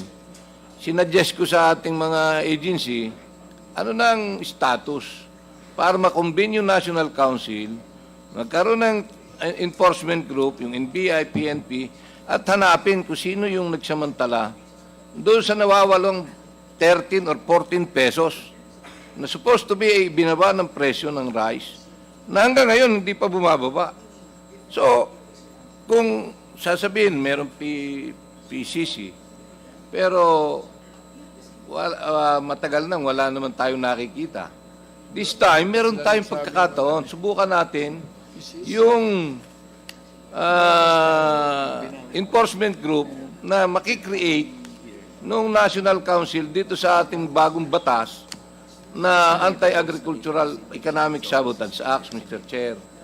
Pwede ba matanong yung taga-DA, NEDA, and DTI, Mr. Chair, kung anong nangyari doon sa sinasuggest natin, na i-recommend natin kay Presidente na kaagad ma-convene yung National Council para magkaroon ng task force na mag-iimbestiga at na makita natin sino ang nagsamantala doon sa kumita ng 13 or 14 pesos per kilo, Mr. Chair. Yeah, I think we will properly dispose of that motion at the appropriate time. But in the meantime, we just want everybody to, as the speaker has ordered, to hear all sides. In the meantime, yes, it will. COMSEC, please note that there is a pending motion to seek that the President form a task force to investigate kung saan napunta yung 7 pesos. Okay, Chairman. Thank you, Mr. Chair. I will be very brief. Just for housekeeping lang, Mr. Chair, in the previous hearing, we requested through the COMSEC the presence of Horizon Free Enterprise Incorporated. Are they here today? COMSEC? Yes, Your Honor, the BOC has to confirm the whereabouts of Horizon Free Enterprise, as its given address at University Conscience Flats, Quiapo, is not a tenant thereto. Yes. As COMJET, as you've committed to us, you had, I think, a division that could track down this corporation. Your Honor, according to our offices in the intelligence group, I think they were able to relay the invitation to the. Well, they have with us a recorded responsible officer. We require that in every customs accreditation. So there was a relay on this to the responsible officer of that corporation, which confirmed the receipt of your invitation, I guess. And so we're assuming, Mr. Chair, that yes. So, ASCOM, what is the reason for the discrepancy in their declaration sa address nila? We're checking now, Your Honor, but as far as we've looked at our records, they're still in the same address. There's just I think a temporary stoppage of their operation according to them. But again, there's a verification being conducted by the intelligence. So just to be clear, kasi mali yung address na binigay, di ba? So na-locate ninyo, pero nasa iba yung address nila. Yung po yung address na naibigay sa amin, yun din po yung na-check namin, Your Honor. So it is confirmed now that it is a legitimate address and a legitimate corporation. That's how, as far as the feedback given to us, Your Honor. Because we checked the address, it's just that the operation, I think, has already stopped. But they they are number one. They're the number one importer. Yes, yes. Parang nag-stop yung operations nila na they have 205 million kilos na sila number one dito sa list ninyo. Yes, Your Honor. And they stopped operations and they've not. What I mean is that they've not yet imported again. So we've checked on their addresses, and I think that was the explanation. Maybe there were some people who were not there when the invitation was being. Yes, but there's a certification from the barangay captain that no corporation exists. Yes, Your Honor. That's why we would like to ask for that, because a continuing investigation is now being conducted by the Bureau on why all of a sudden they can receive the. We've actually had the responsible officer explain this particular. Why don't you look for them? They are from Iloilo. Yes, Your Honor. We will actually issue a subpoena also relative to this matter for the investigation division to allow these importers to explain why that particular feedback was given to this honorable committee. Yes. Okay. So anyway, Chair Mark? yes, Chair Mark, yes, have the you Honorable Stan. asked about their SPSIC? Yes, BPI. Is BPI here? Well, BPI. Yes, they're supposed to submit their GISs, etc., di ba? Correct. Yeah. Who is representing BPI? Assistant Director Ruel. Yes. Are you familiar with this corporation?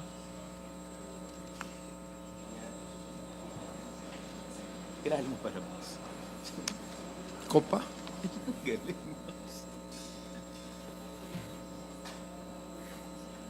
Hindi naman kasi tinakot na natin yan. Ayaw na nga, ang problema, ayaw na nga magsipag-import.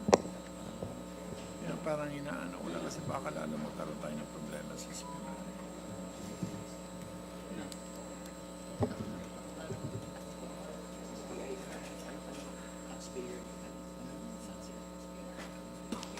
Yes, Your Honor.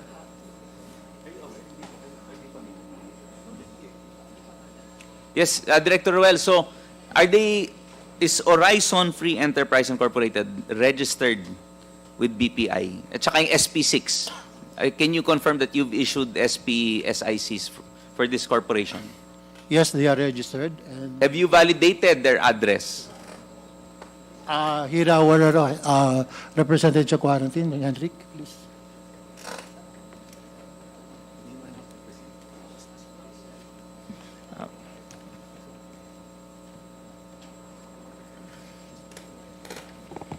Good morning, Mr. Chair. I'm Henrik Exconde from the National Plant Quarantine Services Division. Horizon Free is a licensed importer of BPI, and they submitted the documents during licensing. And we also have an inspection report conducted as one of the requirements for the license. But upon validation, since we heard from the Congress that the address given, they are not present in that address, we verified and went to their office, and it was confirmed that they are not present in the office they presented. So we issued a show cause also. We issued a show cause order to that company to explain why the discrepancy on the address they submitted to our office during licensing. So the status of their company as of today is they are suspended from the issuance and importation of rice. So there are no pending applications for 2025? Yes, yes, Mr. Chair. Yes, who is the registered owner? I'm going to check, sir, the registered owner. So anyway, Ascomjet, may ano, di ba? Meron yata silang parang representative that you get to deal with, di ba? There's a responsible officer, Your Honor, yeah, that I think replies to some communications. So they have already acknowledged the invitation, that this person has acknowledged the invitation of this committee. As far as we were informed, Your Honor, they acknowledged that particular communication. But again, I'll ask the intelligence group to look into it again. Yes, please. I hope, is NBI here?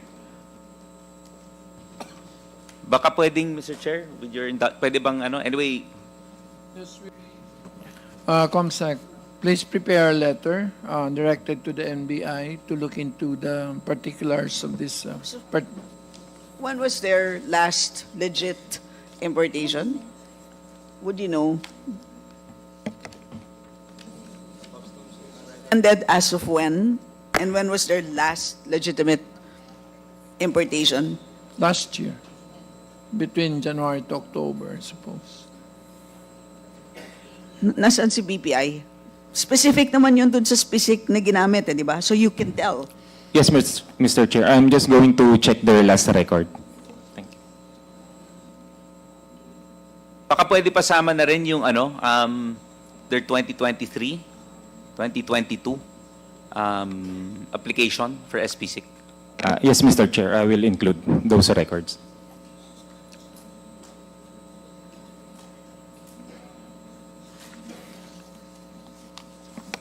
So, well, anyway, habang hinahanap, para po, in the interest of time, bibilisan ko na rin, Mr. Chair. Is Atara marketing here? I was given the impression that we have a representative from Atara. Oh, obviously she's a lawyer.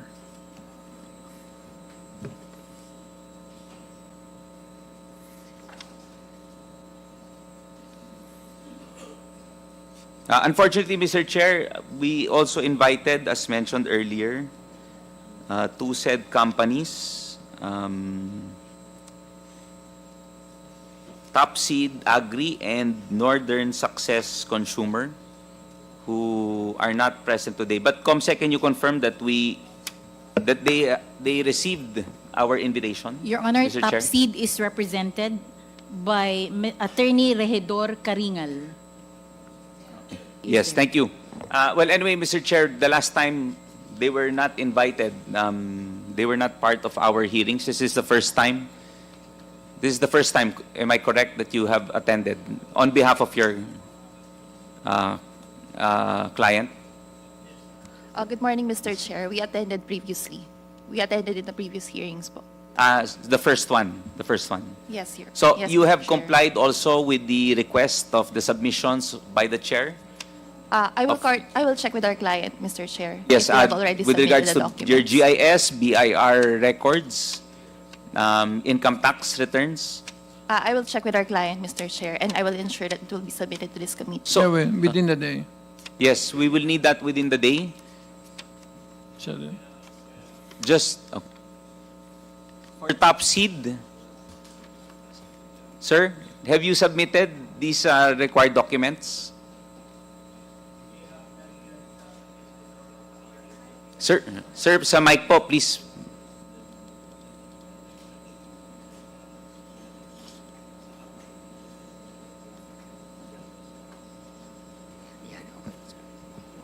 Good morning, Mr. Chair, Your Honors. We will undertake, Your Honor, to submit the documents that will be required by this committee, Your Honor. And sir, you are representing Top Seed. Top Seed, Your Honor. Attorney Regidor C. Karingal, Your Honor. Sige, thank you, attorney. And for Northern?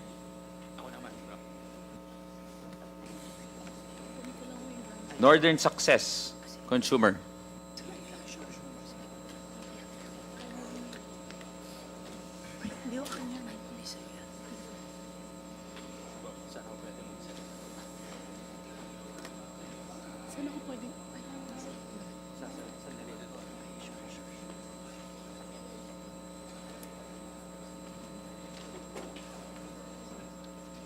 Good morning, Your Honor. Mr. Chair, Your Honors. Attorney Ariel Jawid for Northern Success, Your Honor. Yes, we also commit to submit all the records as requested by this committee. Yes, thank you. So, attorney, may I just be clarified with regards to the 2024 importation volume of... I'm sorry, Your Honor, I'm not aware of the Can details. can you please... Yes, I will also ask my client to provide all the pertinent records, Your Honor. Yes, for 2022 to 2024. I think it's only 2023, Your Honor. 2023. Yes, and 2024. Sige, please. I will be needing the Yes, Your Baka as soon as possible, attorney, baka pwedeng mahabol mo naman. I'm just asking for the volume, the rest. Okay, Your Honor. Sa susunod na pagkakataon na lang, attorney. Yes, Your Honor. Thank you, So, Your the Honor. volume baka matawag mo lang. Volume, please. yes, Your Honor. Oo. And that's also the same for top seed agri. Attorney, may I request please for the detailed volume that you imported for 2023 and 2024? Yes, Your Honor. We will verify the records and we undertake to submit, Your Honor. Yes, so baka pwede matawag na rin. And then Yes. I will get back to you later on. Yes, Your Honor. We'll try to contact our principal, Your Honor. Sige, please. Thank you very much. And the same for Atara, marketing? Yes, Mr. Chair, we will submit within the day. Yes, thank you. So I will just briefly move on. Mr. Chair, lastly, sa rice, pasensya na po, Mr. Chair. It's okay. I would like to ask the rationale behind the MSRP. It was, I think, explained to us by Yusek Asis Perez in the previous hearing. And I just noticed that I think there was a price set. So ibig sabihin, nandun po yung cost niya. Pero pinatong ninyo 12 pesos because of the supply chain. So, Yusek Chris, are you familiar with that? Sir, it was based on cost analysis considering yung global rice prices, I think, ng around December, the first week of December, and also yung equivalent foreign exchange niya, based on FOB price of $667 per metric tons, lalabas in peso landed ay, including the freight and insurance, 40.846, then plus tariff payment of around 6 pesos and 6.127, estimated import parity price niya is around 49 pesos.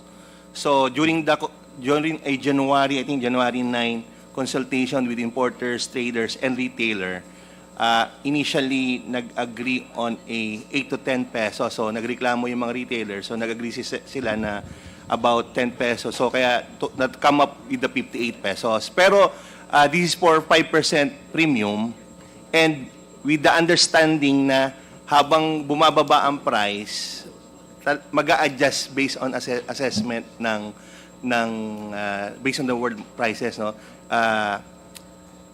In fact, the secretary has instructed ASEC Bebang na may decrease in prices, maybe may expound pa ni ASEC Bebang on the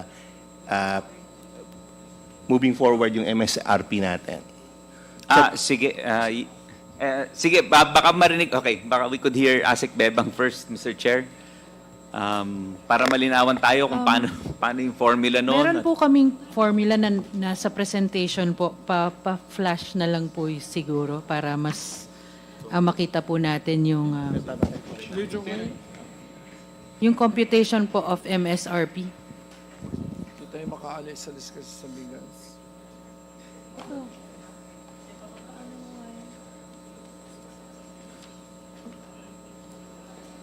Pero basically po kasi yung computation namin, naka-base po siya dun sa first week ng December pa na landed cost po ng rice, particularly from Vietnam.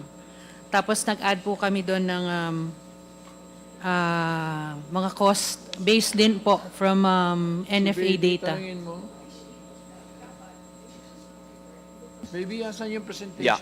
So anyway, balikan ko lang yung Chris kasi and ASEC Bebang. With the MSRP, di ba, you are trying, of course, to influence the supply chain, di ba? Yun yung tina-target natin eh. Na, kasi nga, di ba, we have a computation na sa presyo na, di ba, we are trying to influence dapat yung supply chain kasi masyadong malawak. So the 12 pesos mentioned by Yusek Asis in the previous hearing, masyadong malaki. Dapat doon pa lang nag-decrease na. I mean, given that you are also you are working with the importers, the traders, the retailers. So hindi ba yun yung dapat na goal natin? Na lahat, kailangan mag-adjust ng profit margins. Yes, Mr. Chair. Lahat naman po nagkaroon po tayo ng series of meetings po with importers, retailers, traders. Yun po yung mga napag-agrihan din natin na margins. Actually, sa importer nga, 150 lang. Tsaka si 1 peso and 50. Noong una po nga nating margin, 3 pesos. Sabi po nila, mataas daw yun. So, 150. Tapos sa in-between trader, 150. And then sa retailer, 5 pesos. So, 8 pesos po yung parang naging agreement. And sir, we should not look at it in a box lang na MSRP. May other initiatives naman yung to influence also the market, yung sa rice for all and mga different variation ng rice for all. That's the more lower price. Kasi dito, the Secretary wants to control talaga ito kasi yung direct na nag-import na premium, halos premium naman kasi yung import nila, na bakit nag-import sila at 15, hindi pa rin bumaba. But hindi lang naman ito yung tinitingnan natin. Andyan pa rin naman yung ibang programa ng gobyerno like the Rice for All, which will eventually expand and will try to influence yung price on the supply. So that's...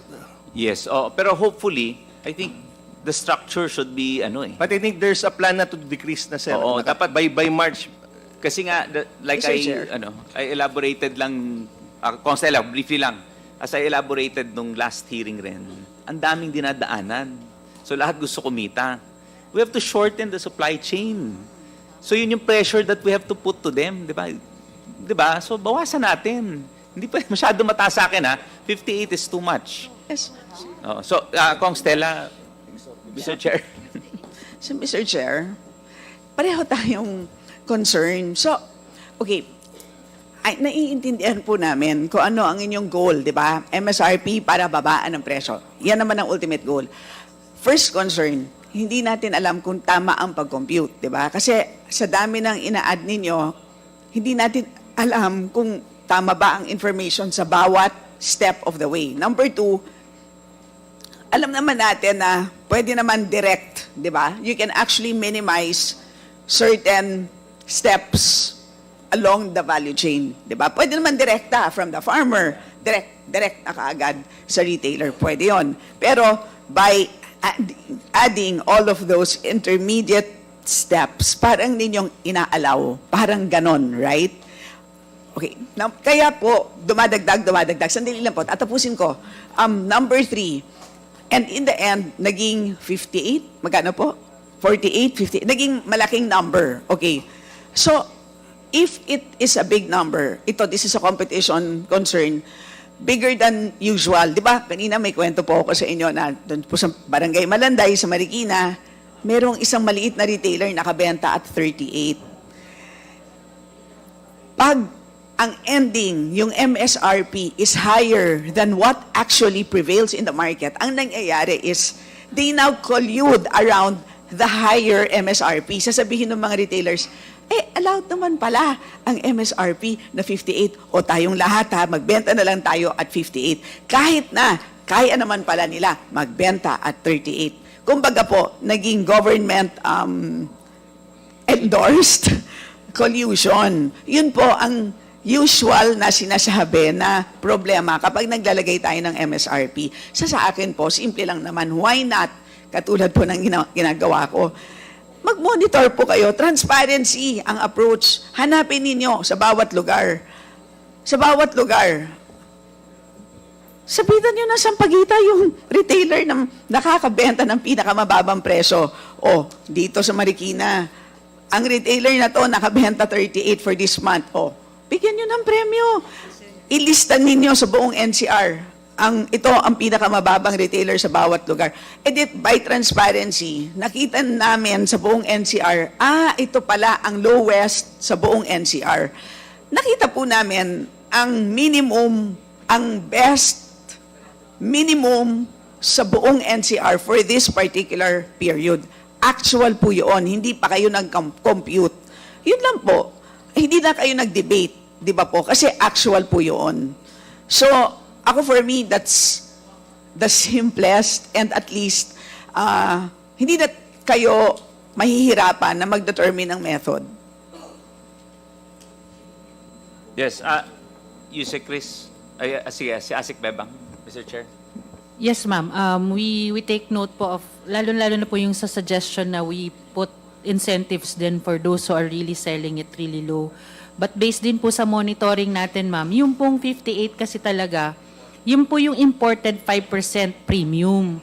Ngayon po, sa pagmamonitor natin, dalawa na lang pong brands actually nakikita natin na nasa 58 na range na yan. And lahat po halos ng 30 markets na minomonitor natin ngayon, nagko-comply na po sila dun sa 58 MSRP. Meron po mga 25% broken na imported, nasa range po sila ng 50 to 55. Bumaba na rin po talaga. And the Secretary is also going, we are going to come out nga po with rules as to labeling po and branding, because yan po yung ginagamit din nila, lalo na po sa retail, hindi po kasi natin ma-determine agad-agad kung imported o local po yung bigas. Lahat po halos ngayon, konti na lang po yung nakikita nating imported, halos lahat binabranding na po nila ng local kasi wala pong MSRP yun. So yun po yung gusto nating ipalabas sana soon. Meron po tayong prepare na po na rules on this, on branding and labeling, para po mas madali rin po nating ma-monitor yung paglalagay po natin ng MSRP, as masigurado po natin na yun po yung imported na premium talaga.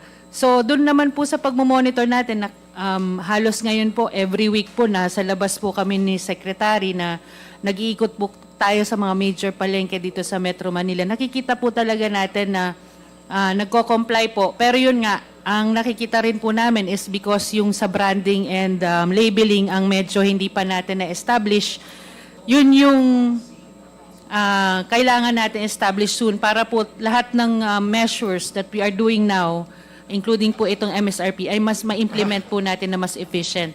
And masigurado po talaga natin na yung MSRP is only for the imported nga po and na 5%. Mr. Chair. Mr. Chair. Yes, Mr. Chair, so ang suggestion niyo po, ang MSRP natin is 58. Yun po yung MSRP natin sa 5% imported premium. Opo, kasi napakataas po nun eh. Para ang nangyayari po, ang gobyerno ang nagbibigay ng pahintulot na ibenta to sa mataas dahil yun ang legal. So hindi po tayo talaga bababa. Kasi sa atin sa gobyerno nanggagaling po yung MSRP na 58 eh. Napakataas po masyado niyan. Di ba? Chair. Yes, si Kong Steve. Maybe you want to answer Congresswoman's question first, and I'll just add something. Yes, yung pong 58 na rin po, ang sabi rin po ng DA, every 2 weeks po i-review namin yan. And the Secretary has also declared that the plan is, hindi po kasi namin agad mabababa talaga ng mas mababa sa 58. Dahil nga po itong presyo na to ay based pa previous months pa. Kasi hindi naman po agad darating yung bigas na yan eh. Kumbaga kung yan po yung rate natin, kumbaga meron pang mga stocks yan. So we need ang ano naman ni Secretary is the market needs to adjust din. So yung 58 po, ang ano din niya, he has declared na on coming week, next week po, ibababa po na niya yan sa 55, and then 2 weeks after, as long as the trend nga po is pababa based on world market. Yes, Asik Bebang, question lang, because there is no difference ang supply.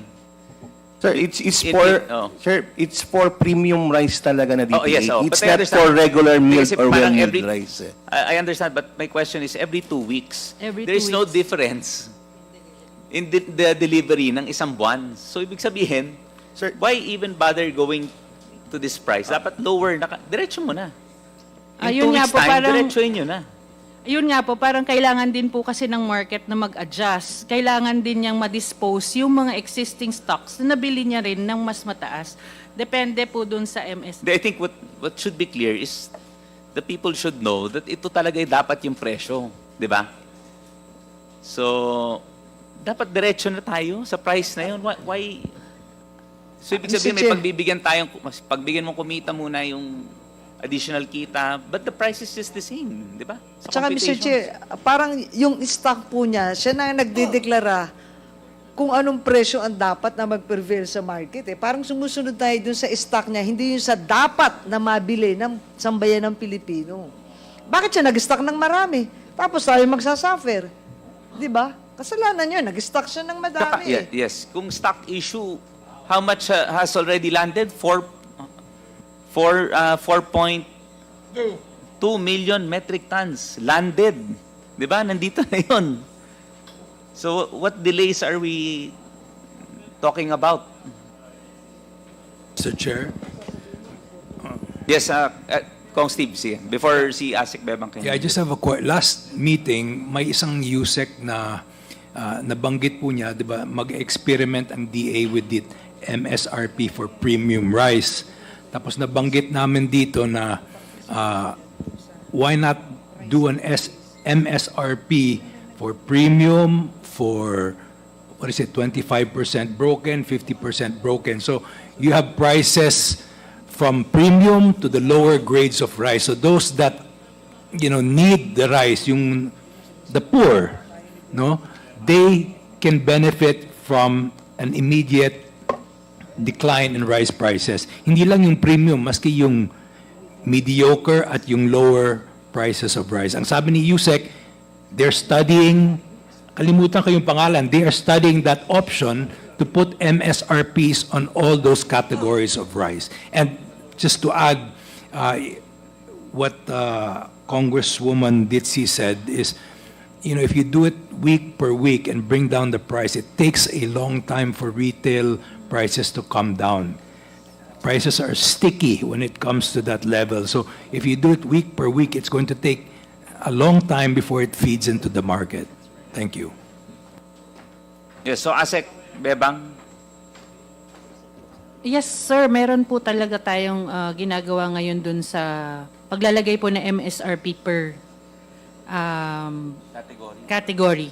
Meron po tayong lalabas na rules on that. Kasama nga po dun yung sa branding, sa packaging, sa retail, yung paglalagay po ng prices sa shelf talkers, yung mga nakatusok po ng mga pricing, kasama po yun. Sige, baka, anyway, can I get a written na lang? Parang, So how many weeks has this been in place? Itong MSRP ninyo, Mr. Chair? Nag-start po siya January 20. January 20. So 1 week, technically 1 week. Oh, so ano na ang effect? Yun nga, Mr. Chair, napag-monitor po natin sa mga palengke ngayon, wala na po tayo nakikitang 60 o 62, 64. Ang pinakamababa na po na imported na premium nga po ay nasa 58. May range po yan, 56 to 58 po. Ang nakikita po natin na, yun nga po yung sa 5% imported. Yung mga imported naman po na 25%, ayun, nagre-range po 50 to 55 ang price nila. Pero yun nga po, napapansin namin, nagmamark po yung ating mga retailers na halos local na yung nakadisplay kasi nga po yung local yung walang MSRP. Sa imported ibig sabihin, hindi na nila nilalabas yung premium. Meron pa rin, ma'am, pero kumbaga lahat yun, tinatag na nila as local. anyway, Asik, can we get a written explanation? How the mechanics works? How did you come up with the, pahingin naman ng written na lang to be submitted to the committee so we could get a better appreciation? Yes, Your Honor. And sana po, paki-note lang po lahat ng aming serious concerns on the MSRP. It's a very, maniwala po kayo, serious concern po dahil nga, parang sa buong history, economic history ng ating bansa, parang, ewan ko, ito si Chair Joey, mas maalam siguro I've not really noted na naging effective na ba ang, ito, tanongin natin ang PCC. Nagkaroon na ba, PCC would know? PCC? Would you know, or si Attorney Christian, or naging effective na ba ang pag-implement ng suggested retail price sa pag-control ng presyo? Mr. Chair, we can get back to you na lang po. We'll check on this. Is Attorney Christian there with you? Lumabas lang po saglit, Mr. Chair.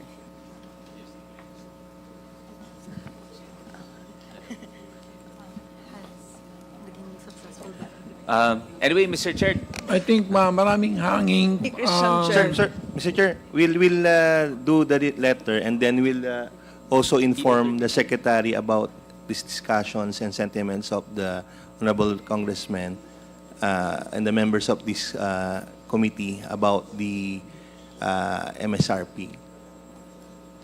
yes. Just for clarity, Mr. Chair, Asik Bebang, you meant nasa newspaper, the target is 49. By when? 49 pesos sa MSRP? March po, first week ng March. First week ng March. But that's for DT8. Yun kasi lang iklaro nyo na this is pertains to DT8. Mr. Chair, ito yung mga naglalagay Coco Pandan, mga ganon na Yes, yung oh. mga DT8 Oo. na Pero again, premium I talaga. look forward to the yung categorized, 'di ba?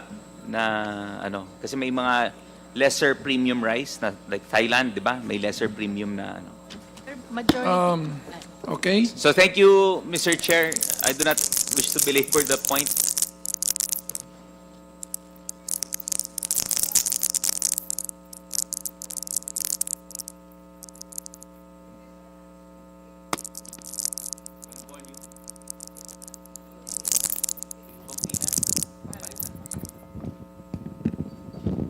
Ang MSRP po natin is 58, di ba? And that is for premium brand natin.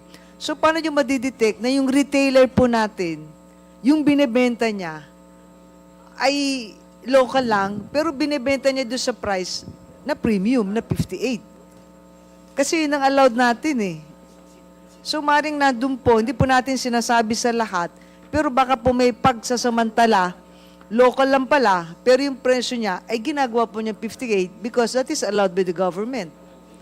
That is the MSRP of the government. So wala tayong makikita talaga na mura. Kasi yun po inalaw ninyo, pinahintulutan natin eh, ng government eh.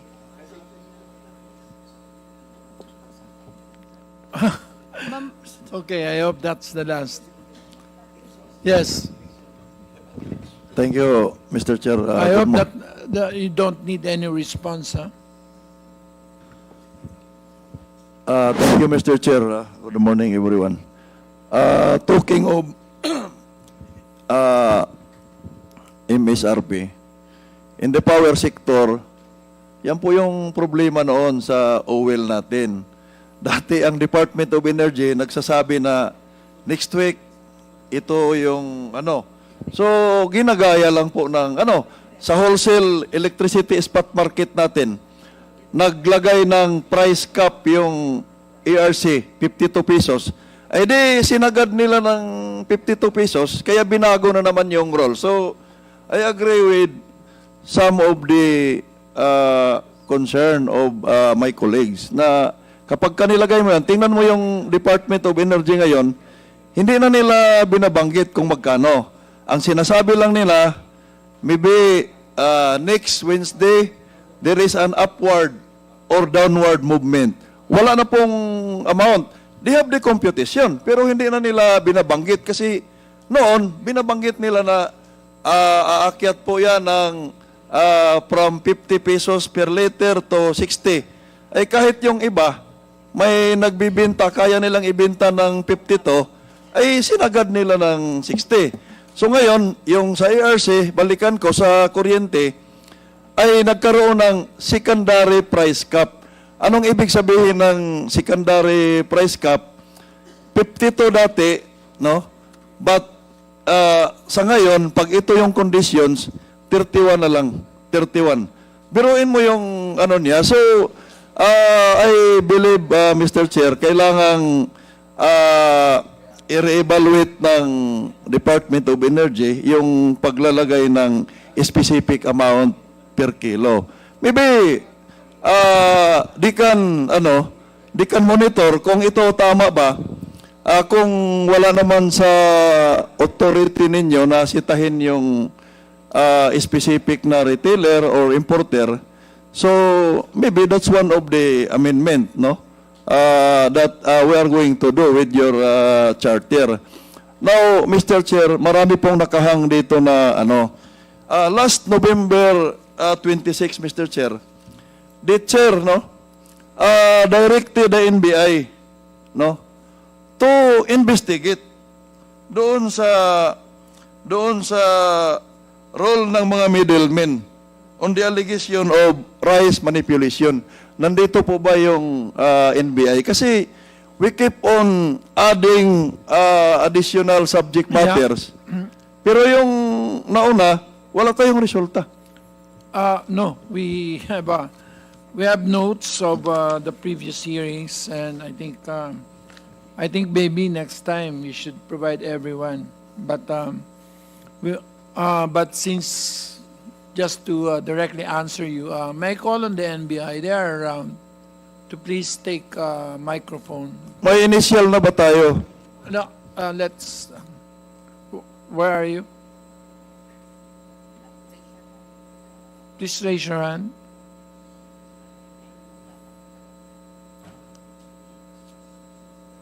Dapat kasi, Mr. Chair, result-oriented tayo dito sa natin, sa mga hearing. Yeah, but I cannot prevent everyone from. Everyone is given a chance to ventilate their understanding of the problem as well as the possible solutions. So, Mr. Chair, nabanggit sa na once he's here, we will ask him to answer. PCC. So PCC is here. may inotos kayo may inotos yung committee last November 26 na hearing. Kung natandaan ninyo, ano po yung ni-require ng committee na gagawin po ninyo? Christian, Sige, while waiting for the NBI, PCC muna. NBI is here. Para lang malaman natin kung baka for compliance lang na nag-attend kayo dito. Kasi Sir, NBI is here. Then after NBI, Christian. But Christian, I think the answer there is very short. Yes, Chair, we submitted the reports already, and then we also have other confidential reports that we can submit. So, they have already complied, Mr. Chair, but the report is confidential. Am I correct in my understanding na they have already complied with the November 26 directive of the committee? You have already complied? Yes, yes, Chair. Okay, thank you for that, NBI. PCC, you are also required to investigate the rice supply chain. No, that's PCC. Now we have NBI. PCC. So, NBI, may natapos na tayo dito.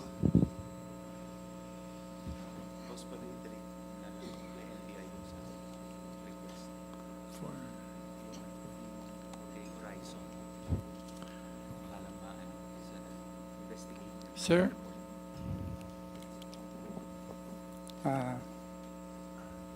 Mr. Chair, I'm Attorney Donald Hernandez.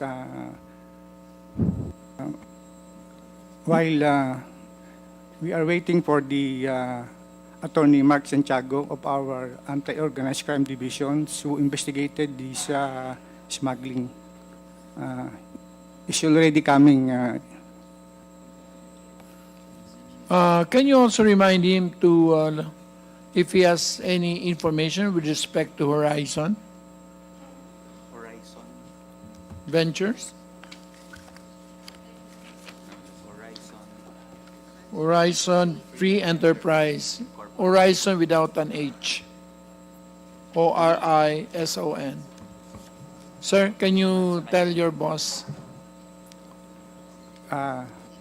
Yes, Mr. Chairman, I Thank you. will tell my boss. So you have any further?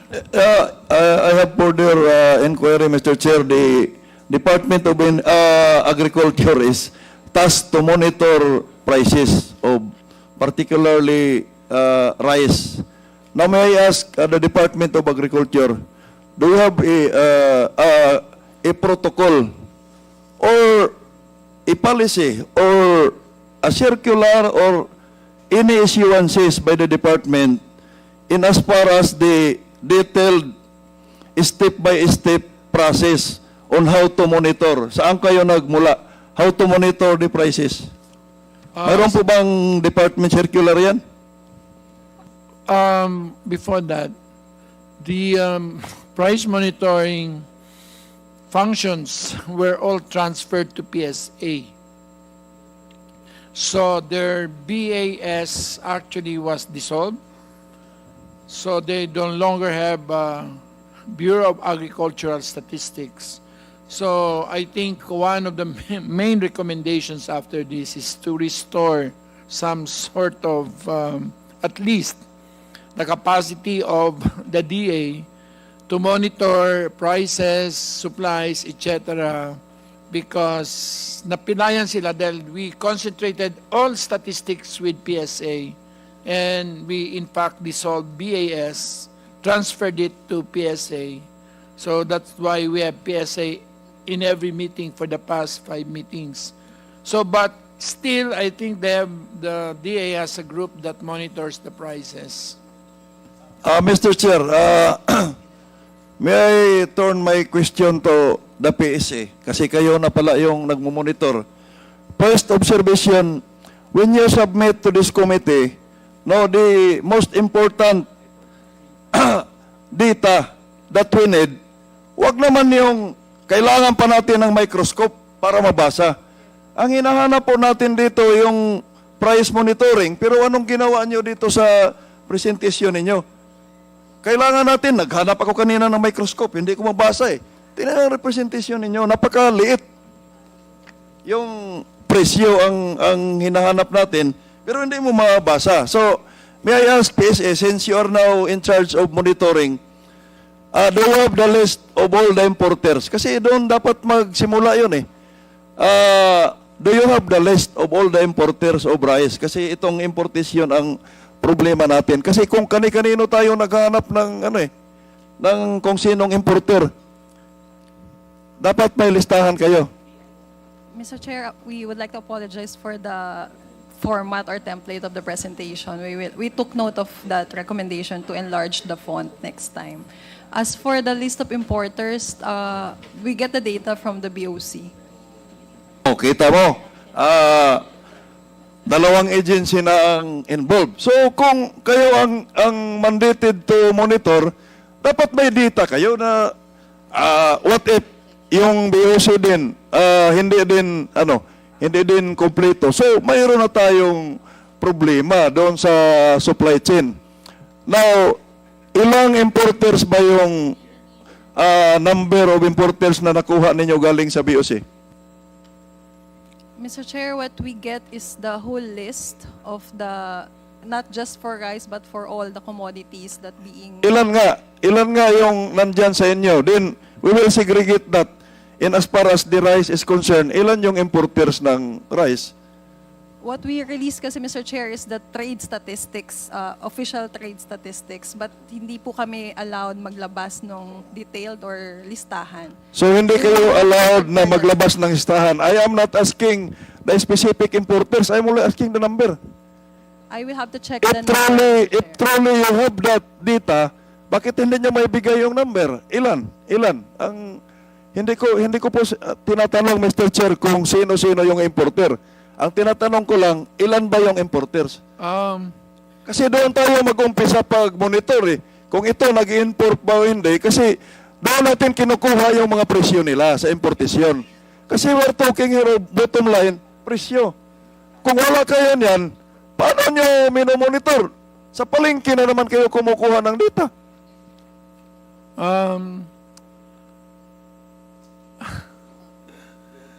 We have the list. It comes from BOC also. But the PSA, so everybody is willing to give them data. They're covered by certain data privacy. Mr. Chair. Just like census, they cannot. Mr. Chair, the point I am raising, no, bottom line dito, dapat makita natin. Kasi comparable din to sa power industry. Ilang importers yung coal? Kaninong planta sinupply yung coal na fuel, diesel? Ngayon, yung planta, no, nire-require ng ERC yan because I am not saying na fully comparable sila kasi regulated po yung power except sa generation. In their case, this is law of supply and demand, deregulated. Pero dapat man lang mayroon tayong data sa lahat ng importer on a monthly or quarterly basis. Magkaroon tayo ng data, sino yung doon sa 10 importers na nasa listahan, ilan ba yung nag-import for the first quarter? Ano yung mga presyo? Do we have any agency, Mr. Chair, na authorized by law na makuha yung mga data na yon, yung amount ng importation? Do we have an agency on that, Yes, Mr. Chair? the BOC. Oh, so sa tingin ko, Mr. Chair, no, this should be a whole of government approach. Kasi kung magkanya-kanya, nagtuturoan, dapat ma-consolidate natin yung data from importation, no, hanggang sa dito sa mga middleman, magkano, para mahimay talaga natin. Bakit umaabot ng, bakit sinasabi ni DA na MSRP namin ay 58? Kasi sa palagay ko, yung supply chain, kailangan nating mahimay magkano per chain. Magkano. Like in the power industry, ganun lang din yun eh. Magkano yung generation, magkano yung transmission, magkano yung distribution, plus VAT, etc. This is the effective rate. So, hindi naman po magkakaiba yun. So, the point I am raising, Mr. Chair, is kailangan nating makonsolidate lahat yung mga kanya-kanyang agency. Maybe they can execute, no? MOA or MOU para may isang tagahawak. Pero, nandyan lahat yung data. Kasi kung kanya-kanya, every hearing, magtuturoan sila na kinukuha namin sa BOC. Sabi ng BOC, hindi naman lahat ng nasa listahan nag-import ngayon. That's why dapat malaman natin kung 10 yan, ilan yung nag-import sa first quarter, sa second quarter, magkano, saan galing, sinong agency ang in charge sa paghimay? Is it PSA o di? Lahat na mga agency na may ambag sa monitoring, ipasa nyo lahat sa PSA yan. PSA will gather the data, ihimay niya, ibigay niya sa Department of Agriculture kasi sila ang pumupunta sa palengke. So, that's my take, Mr. Chair. Maraming salamat po. Okay, thank you very much. Mr. Chair, may interject lang po. Short lang po. Mr. Chair. To close. Yes. Okay. Mr. Chair, tama naman po yung consolidation na sinasabi, pero may we ask, sana po sa susunod, yung ating anti-smuggling task force ng Bureau of Customs para po malaman na natin yung ongoing na investigation at yung kung meron po tayong suspicion na meron po tayong rice importer na maaari pong nag-commit ng smuggling. Pwede pong sa susunod po, mag-present na rin po sa atin at mag-present ng dokumento po sa ating committee para po mas mabilis po ang ating po magiging hearing, Mr. Chair. Anyway, Thank you po. I can ask, Jet, can you answer that? Your Honor, we have a list of importers smugglers that we apprehended. We can provide you with that list, but right now all I have is importers that have declared their shipments and they're within the references provided for by the Bureau of Customs and they have the list. SPSIC. So, did you ever provide that to us? Your Honor, I can provide you now the list of those. Can you provide it? So, because AMLA is at the back, it's just waiting for my instruction. Yes, Your Honor. And of course the BIR. Yes, Your Because Honor. we will use, not just that, we have to verify. Chair. Pakikuha nga. Sir Chair. Yes. Sir, May I recognize Congressman Castro. Congresswoman Castro. so tanong ko lang sa BOC, Mr. Chair, kung ilan yung na-apprehend. So ano ba ito? Kakasuhan ba? Or what's the status? Jet? Yes po, Mr. Chair. We have cases already filed with these importers of smuggled rice. And I can provide you with the details po kung ano yung Can you just give status us, ng cases. how many are they? Yes, we'll provide you with the details in the status of these cases po. Andyan na sa'yo, di ba? I'll just finalize this list, Mr. Chair. Anyway, legal services with me today and they can provide me with the complete list. So later. Thank you. Chair, I just think a last I have word to stop on there the MSRP, because please, just short, promise. there's a huge amount of data in One front. sentence. Okay. Just on the MSRP, just last word. Ascom Maranilla said that the landed cost of imported rice is 36 pesos, but the MSRP is 58 pesos. In short, inaalaw po ang 22 pesos sa middlemen. So 22 pesos is actually 38% of the total cost. Inaalaw po sa middlemen. So yan po ang sinasabi po natin na flow ng ating MSRP. Kung naalala po natin, nung in-invite natin on our first hearing, yung taga-Gensan na importer, naalala po ninyo, halos 5 piso lang po ang kanyang margin kasi meron po siyang retail store. So yun po, so sana po, please reconsider po itong MSRP natin. Salamat po, Mr. Thank Chair. you. And at this point, you want to answer? Sir, can we compare the declaration of customs and our computation? Kasi baka mamaya magkaiba siya. Kasi yung 36, maybe ngayon yon. Pero on December, during the past meetings, nagkaiba na kami ng narinig na sinasabi kasi nilang landed cost eh. But of Maybe course, we can submit yung yung basis din namin. And then Precisely the problem, Mr. Chair, with an MSRP. I submit, Mr. Chair. Okay, noted.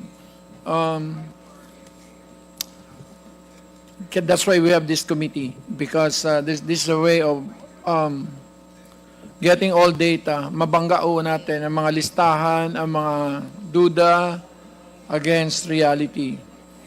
Mr. Chair, I think, ma'am, meron po. forgive me, but you were... May intervention lang po. Yung sinasabi nilang ibangga, magkaiba na ba noong December tsaka ngayon? Ano po ba yung data, Mr. Chair? no, Mr. Chair. Hindi, kasi sabi ni Jet, 36. Sabi niya, mukhang hindi naman sila 36. Or maybe there's an undervalued declaration kaya magkaiba ng anyway. We will deal with that very procedurally and methodically. That's why I'm being very patient. So all of these will come out, but we will deal with all of them. In time, at the proper time. Actually, everybody will deal with it as is already here. Oh, okay. Okay? So, para we can jump off to the other things we eat, may I ask now FNRI for the food consumption survey para we know exactly what we're talking about. Can you please make that presentation? This is also the basis for the debate on smoking. So as this is a similar basis on, it's an NNS survey, basically. Okay, so isang magandang araw at makaagham na araw pala po sa ating lahat, Mr. Chair. So, I am tasked to present to you the key findings of the food consumption. I think we have Did you shared- give it here? Yes. Yes, Mr. Chair. For the FNRI presentation, I think I have to check.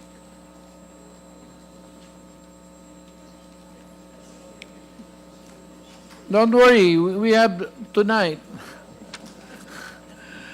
After FNRI, we will go to LPDC, Livestock, Poultry, Dairy, and Corn. During elections, papatawag si Chair Joey. Papatawag si Chair Joey. Hindi na siya magkakapanya. During elections. May kalaban ako. Binigyan ng TRO. Disqualified 4 times. Pero may TRO pa rin. Ganun ngayon ang Supreme Court. They are very loose and giving TRL. Virtually everybody was allowed. Even the nuisance. Okay, so I'm go. Okay, please go rapidly. Okay po. So, yun po, itong ipipresent ko po based on the results of our food consumption survey that we conducted in 2021. So, in order for us to promote and ensure healthy and diverse diets among Filipinos, we developed these nutritional guidelines for Filipinos as a food-based dietary tool which offer practical guidelines. Specifically, these messages, number one is to eat a variety of foods every day. Second message is to enjoy a wide variety of fruits and vegetables which are packed with vitamins and minerals. And message 4 is to consume fish, meat, poultry, egg, dried beans, and nuts for proper growth and repair of body tissue. So these are the key messages that we promote to ensure healthy diet. And another food-based dietary guideline is we have this, we call it Pinggang Pinoy, or healthy food plate for Filipinos. It's another food-based diet developed by FNRI, and that we recommend that in every meal, half of the plate should be for fruits. Next slide. This is the Pinggang Pinoy.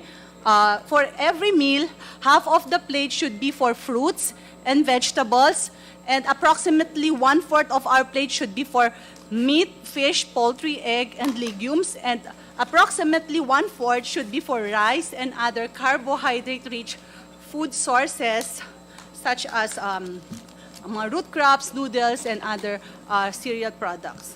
But for many Filipinos, fruits and vegetables consumption are limited, and the intake of fruits has been declining over time based on the data of the NNS, indicating 127 grams per person per day for vegetable, and only 34 grams per person per day for fruit intake. And if you combine these fruits and vegetables, it's about 160 grams per person per day.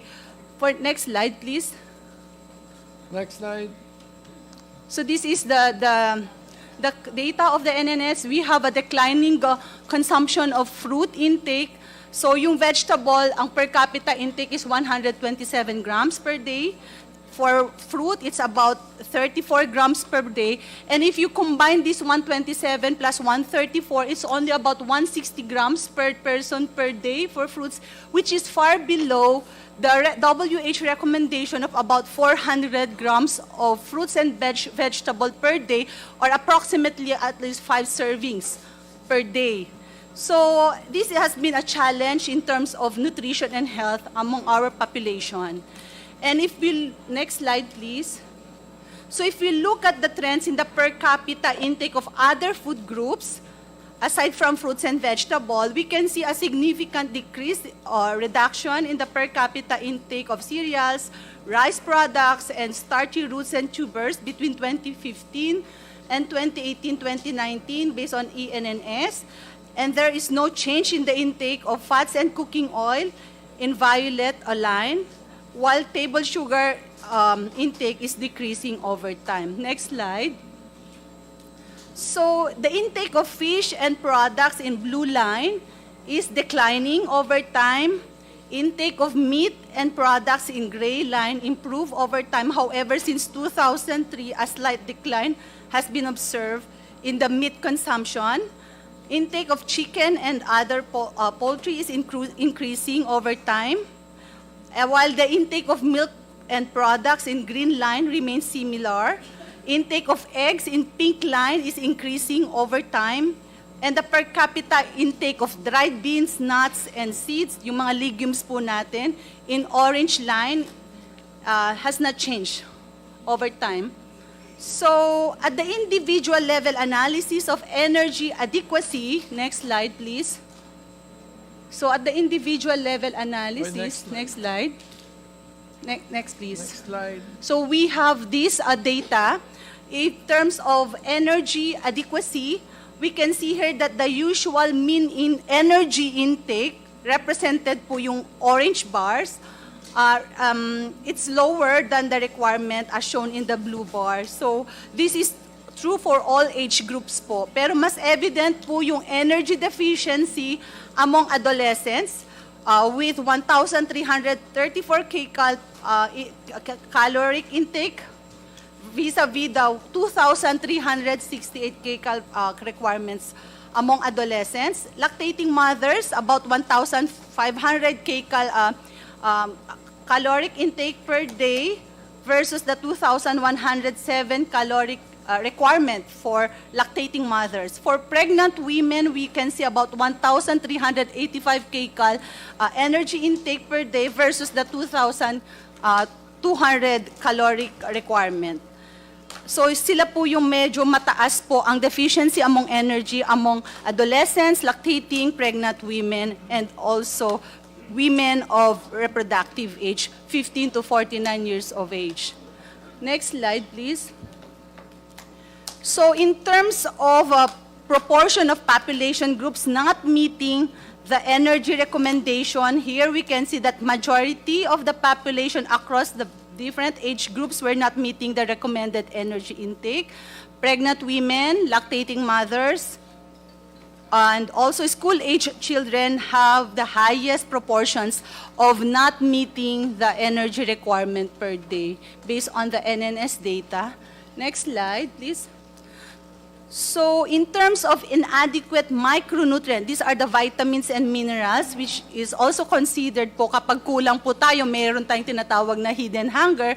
And we can see that the usual intakes of nearly all micronutrients are below the 100% adequacy in all age groups. Vitamin C, vitamin A, calcium, iron, zinc, folate, riboflavin, and thiamine are the most limiting micronutrients with more than 90% probability of inadequacy in almost all age groups. So, meaning hindi po, karamihan po sa ating population not meeting these critical micronutrients that we can get from the nutrient-dense foods like our fruits and vegetables, the animal source food, and even from the plant source foods. And this is, next slide, please. So this slide shows the percent contribution of the key food groups to the total food intake across age groups. And you can see here that a similar dietary pattern across age groups where rice and other cereals in orange bar contribute about 50% or even higher, up to 56.5% of the total food intake in a day in almost all age groups, except in children 6 months to 5 years old and lactating mothers, wherein rice and products have lower contribution at 45.1 and 40.9% respectively. Animal source foods like fish, meat, poultry in red shade, dark red shade, is about 20% contribution in almost all age groups, except in children under 5 with only 14% relative contribution of fish, meat, poultry to the total food intake in a day. So milk in gray bar, very negligible yung bar po that, but this milk and products largely contributes to the total food intake of children under 5 years old. That's about 17%. Eggs in orange bar is about 2% contribution among adults, older persons, and even negligible contribution among lactating mothers, while 5% among preschool age children. For the contribution of plant source foods, fruits in lavender po, makikita nyo, it's about 4 to 5% contribution to the total food intake in a day, and even lower than 3% contribution in all age groups.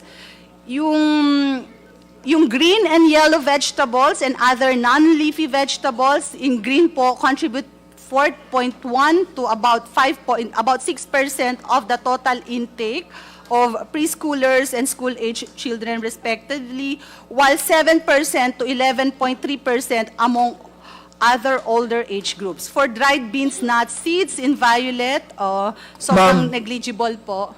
Kung ganun kakonti ang prutas, bakit hindi man tayo namamatay?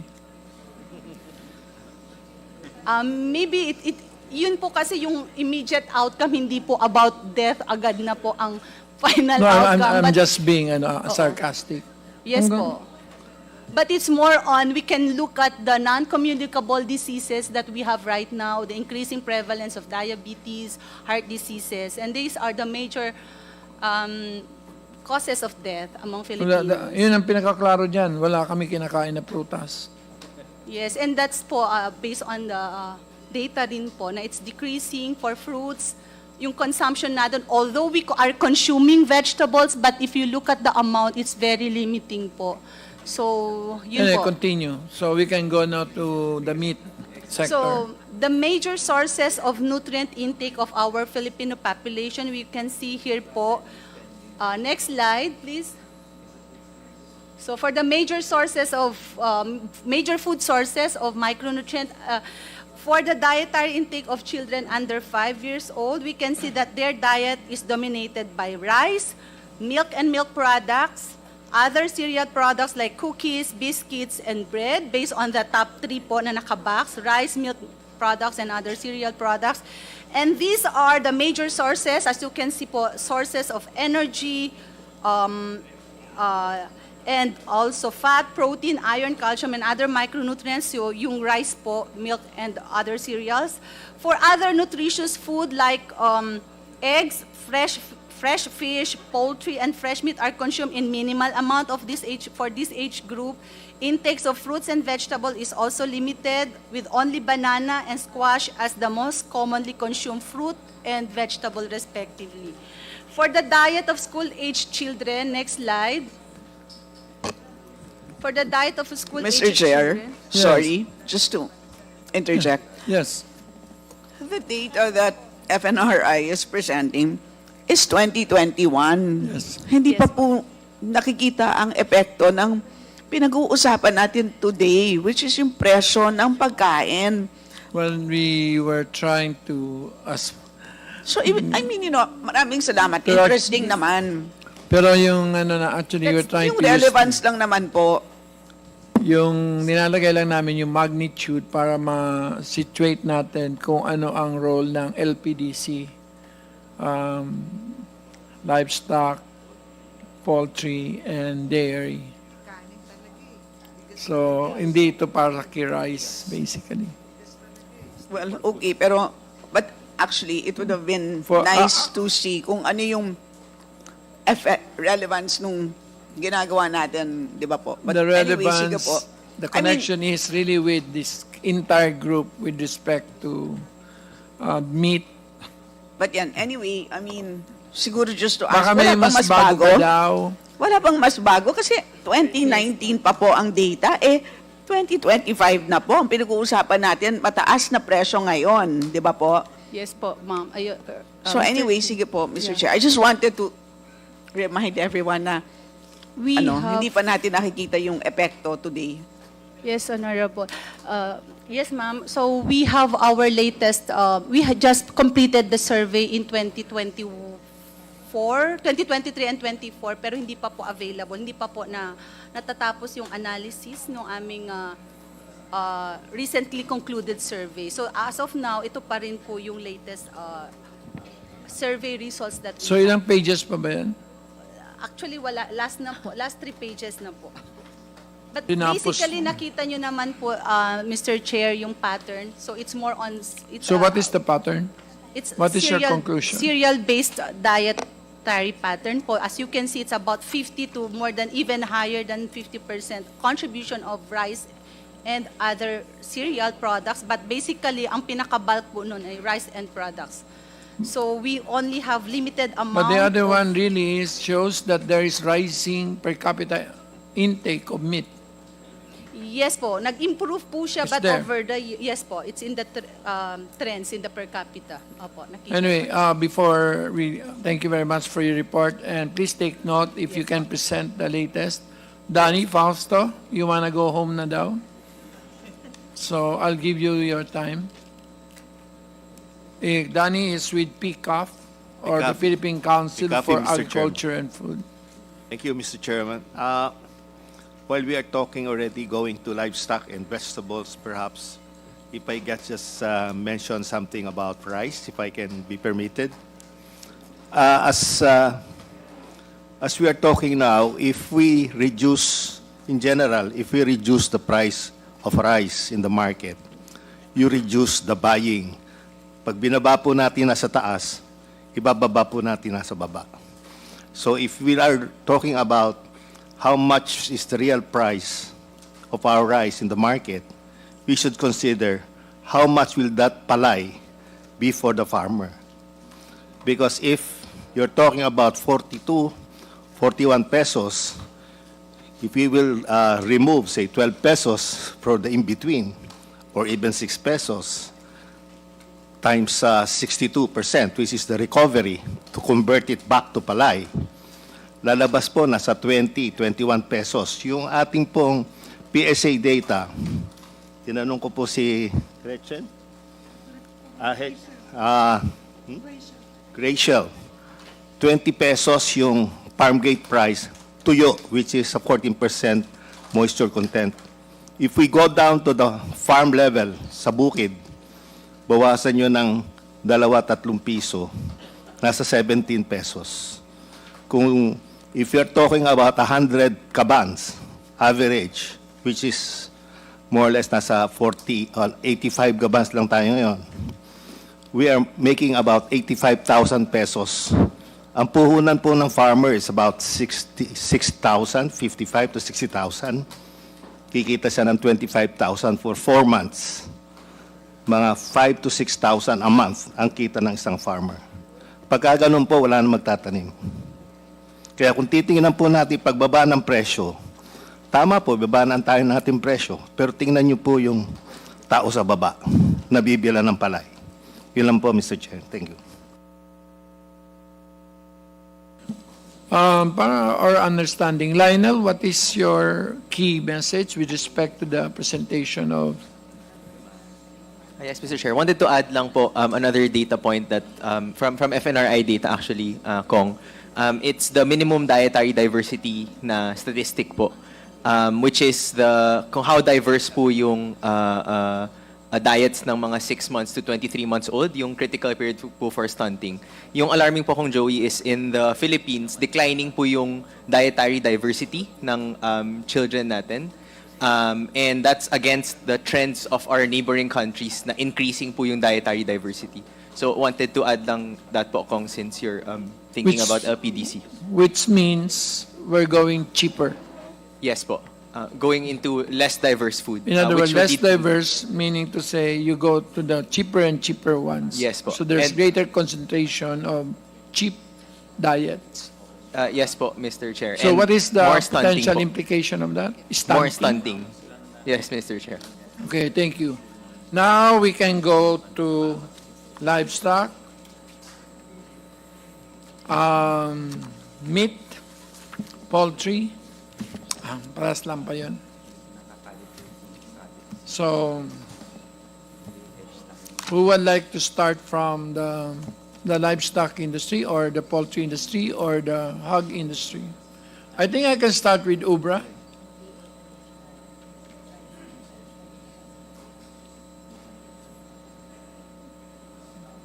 What is your price situation and your demand and supply situation? And what is your import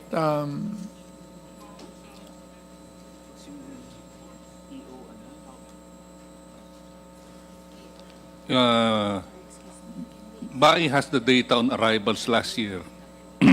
For 2024, the total was at 472 million kilos. About half of that is... Wait lang.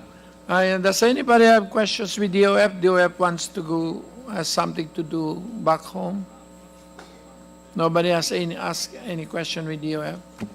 Asking permission from the body to discharge the DOF?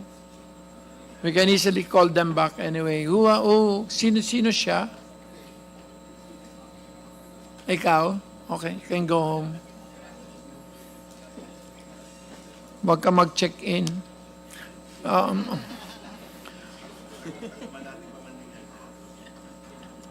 Mr. Chair, sa DOF ba yun? Yes. Sa BIR, di ba, kasakop niya? No. It's the DOF policy. So, meron na pang BIR mamaya. May BIR ba tayo? No, the BIR is busy with analyzing the BIR statements of our importers. So at a certain point, that is one of our conclusive basis for our conclusions. Sige na, Ubra. Wala kayong problema. Right now, sir, when you compare retail prices to last month, more or less the same 200, 180, 200, 220, depending on the kind of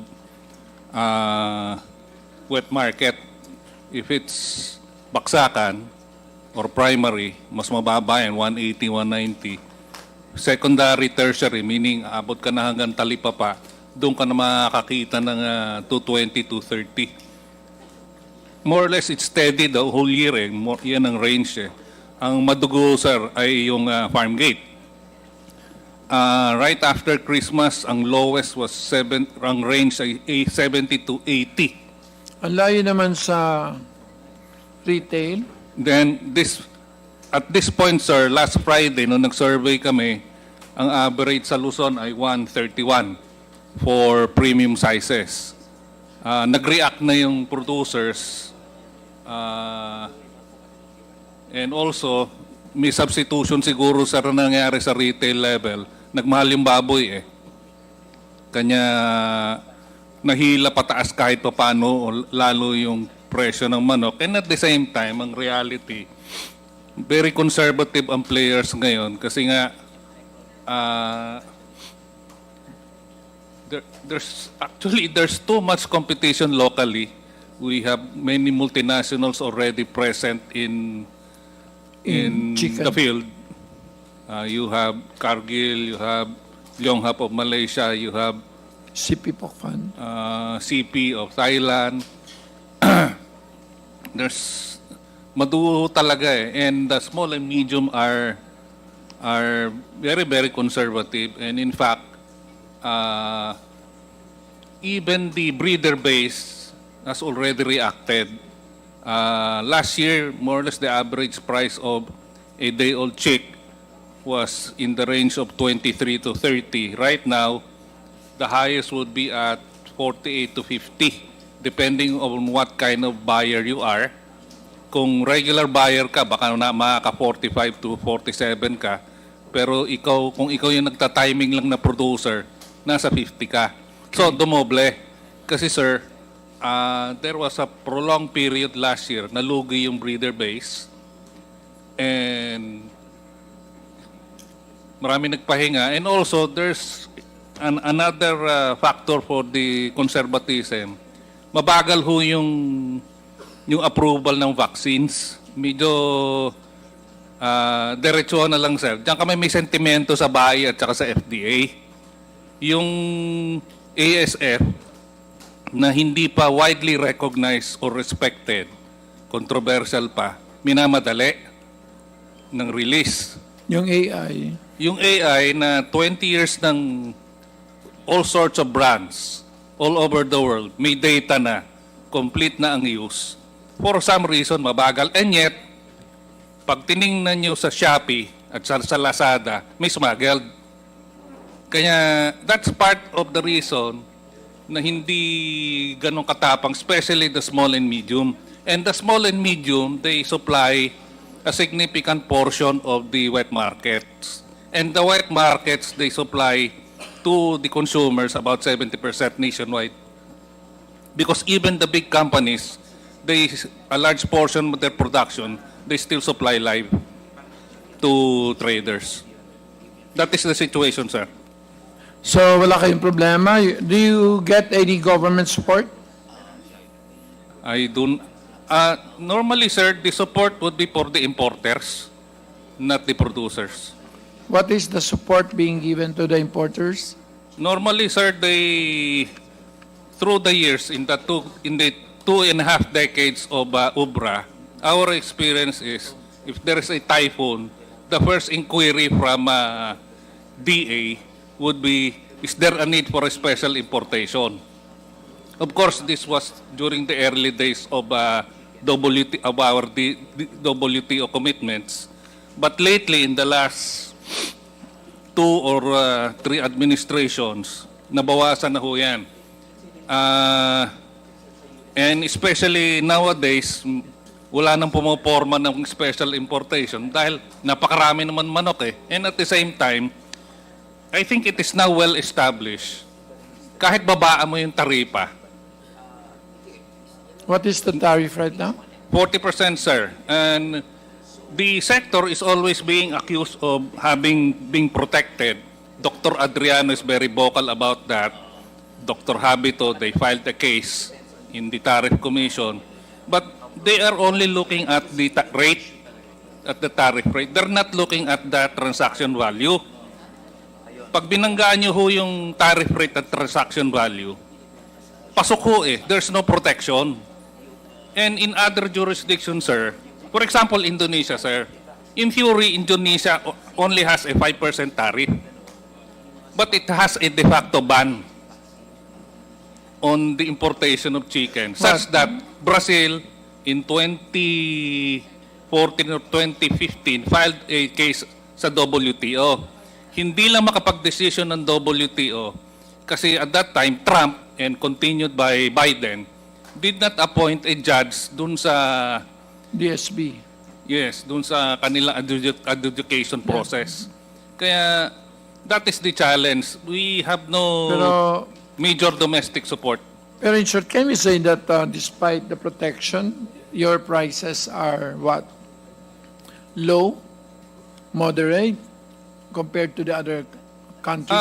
Sir, in terms of retail, we are higher than our counterparts in ASEAN. So that is true.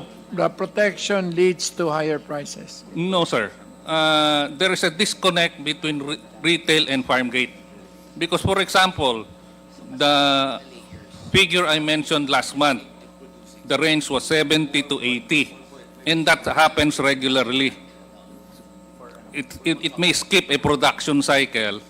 Taas-babaho yan eh. Kasi parang tsubibo na nasira ang ulo. Yung prices ho, hindi nagre-react ho ang retail. Very stable ho sa upper portion yung retail ng... Kahit nung Christmas, hindi tumaas? Anong before Christmas ho, halos nakaagapay ho yung retail at farm gate. But right after Christmas, lumagapak na ho yung farm gate. Steady ho yung retail. Medyo, ang tawag ho dyan, the word disconnect I heard first from Senator Rojas, mid-2000s, yung the word disconnect. He used that in a Senate hearing na there really is a disconnect between farm gate and retail, not only on poultry, but in so many products. Do you export, sir? Years ago, sir, San Miguel used to export, but they stopped because we had episodes of avian influenza. So the conclusion is, FNRI, yung pag-akyat ng per capita meat consumption is mainly chicken? Hindi po kasama yung chicken po doon. Yung meat na red meat po. Oo. Ano yun? Yun yung, beef yun? Hogs? Except chicken. Except poultry po yun. Po? Except poultry yun po, Mr. Chair. Bakit yung meat and tinihiwalay products, nyo? Parehas din naman. Hindi po namin, You don't lump them we into don't lump, opo, yung that chicken. red line that's going up, very up, very up, very up? Yes po. So For that's that- mainly hogs and That's for chicken po.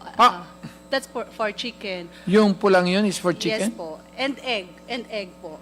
So it doesn't include hogs and... Reset, parang nag-improve po siya since 2013 pero there's a slight decline po yung mga No, basically what I saw is that it's really rising because I think meat protein intake goes up with income increases. Yes po. Yeah, that's true po.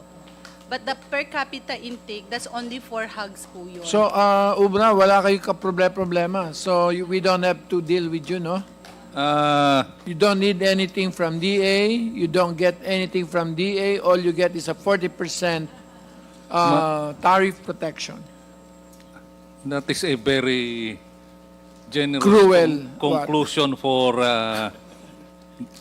the performance of the state in the last 25 years. Your Honor. Yeah, but if you remember, Your Honor, ang dami nang namatay na major companies na Pilipino na nawala. I hope I do not offend any person or any company na wala. For a while there, Vitareach was gone nung early 2000s. Swift, nawala. Yung Pure Foods, binili na San Miguel. Yung General Milling, nawala. Right now, the only reason na stable, the players are really loaded because Cargill USA, CP of Thailand, Luang Hap of Malaysia, to say that we have no problem, that would be stretching it a bit, Your Honor. Marami kaming problema. And our main problem is the policy environment created by NEDA and to a certain extent even by DA. can you enunciate that? NEDA has a tendency to draw conclusions without consulting. For example, Your Honor, in January 2021, as a precursor to the presentation of the proposed livestock bill, they made a presentation in the Senate, and I think even here, they wanted to reduce the tariff of pork, chicken, and corn to 5%. And they, with respect to chicken, they made a rather funny assertion that the reason for reducing the tariff was the industry was backward because 43% of the supply comes from native chicken. Doon pa lang, sir, that is already an act of cruelty to say that 43% of the chicken supplies come from and they were using wrongly PSA data. The PSA is here. Perhaps they can clarify. May I be requested to request her to clarify? Yes. PSA, can you What show is the 43% native? PSA, can you first, what is the long-term price trends of chicken?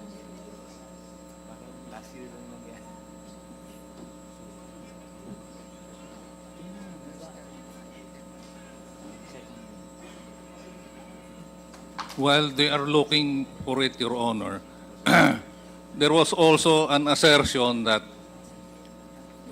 in a way, correct that retail prices here are high, but they did not take into consideration the differences in domestic support because protection is not, tariffs are no longer effective in providing protection.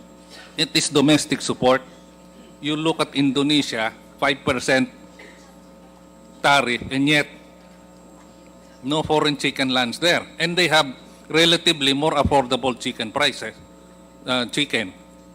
And you can say the same thing with Thailand. When you compare, ito yung binanggit ko last hearing, Your Honor. Ngayon lang nagiging seryoso ang Estado sa agriculture kasi nagkakagulatan na because of climate change and disruptions. Pero in the past, NEDA, which I mentioned earlier, relied on the idea, there was even a prominent cabinet member in the last administration who mentioned, forget production, cheaper to import.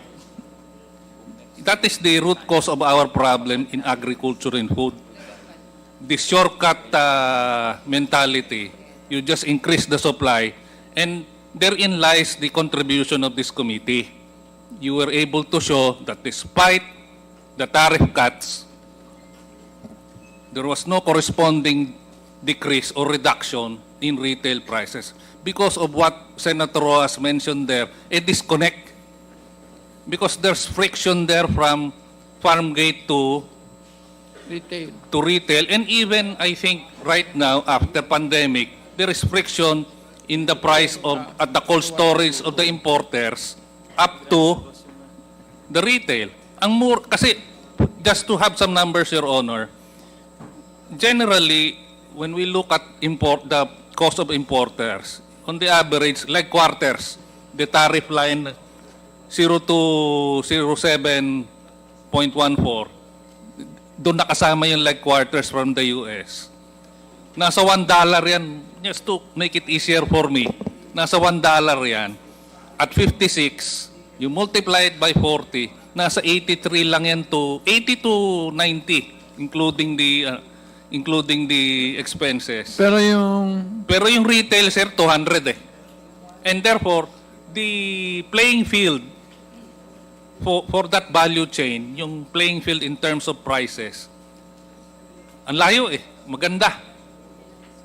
Kanya lang, sir, ang kanya ngayon madugurin even in the importation.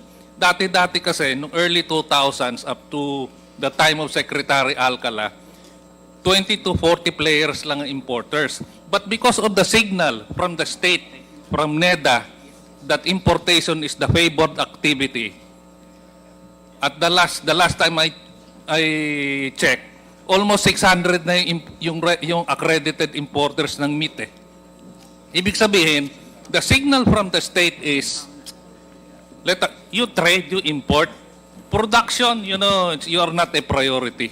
That is the root cause, sir. Paulit-ulit yung problema. Okay. Chet, how much is our importation of chicken in at least 23-24? In metric tons. You can unitize the CLQ, MDM, all in metric tons.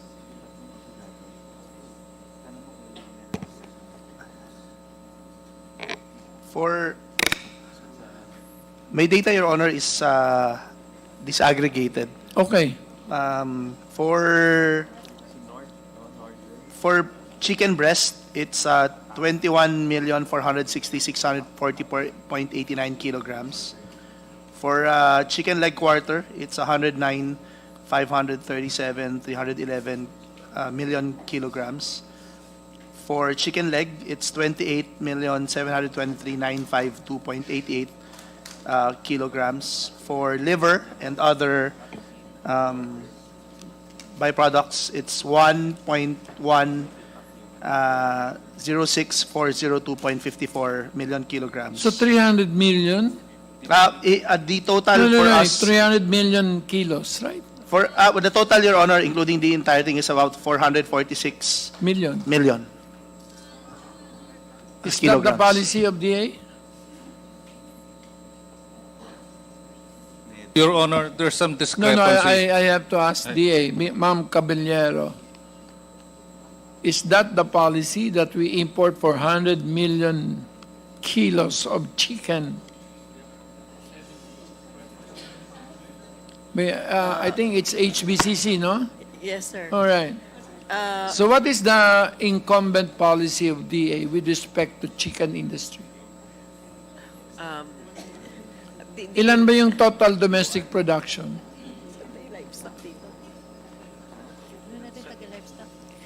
No, the imports are 400 million kilos. But the domestic production is livestock. Who is the president of the livestock industry?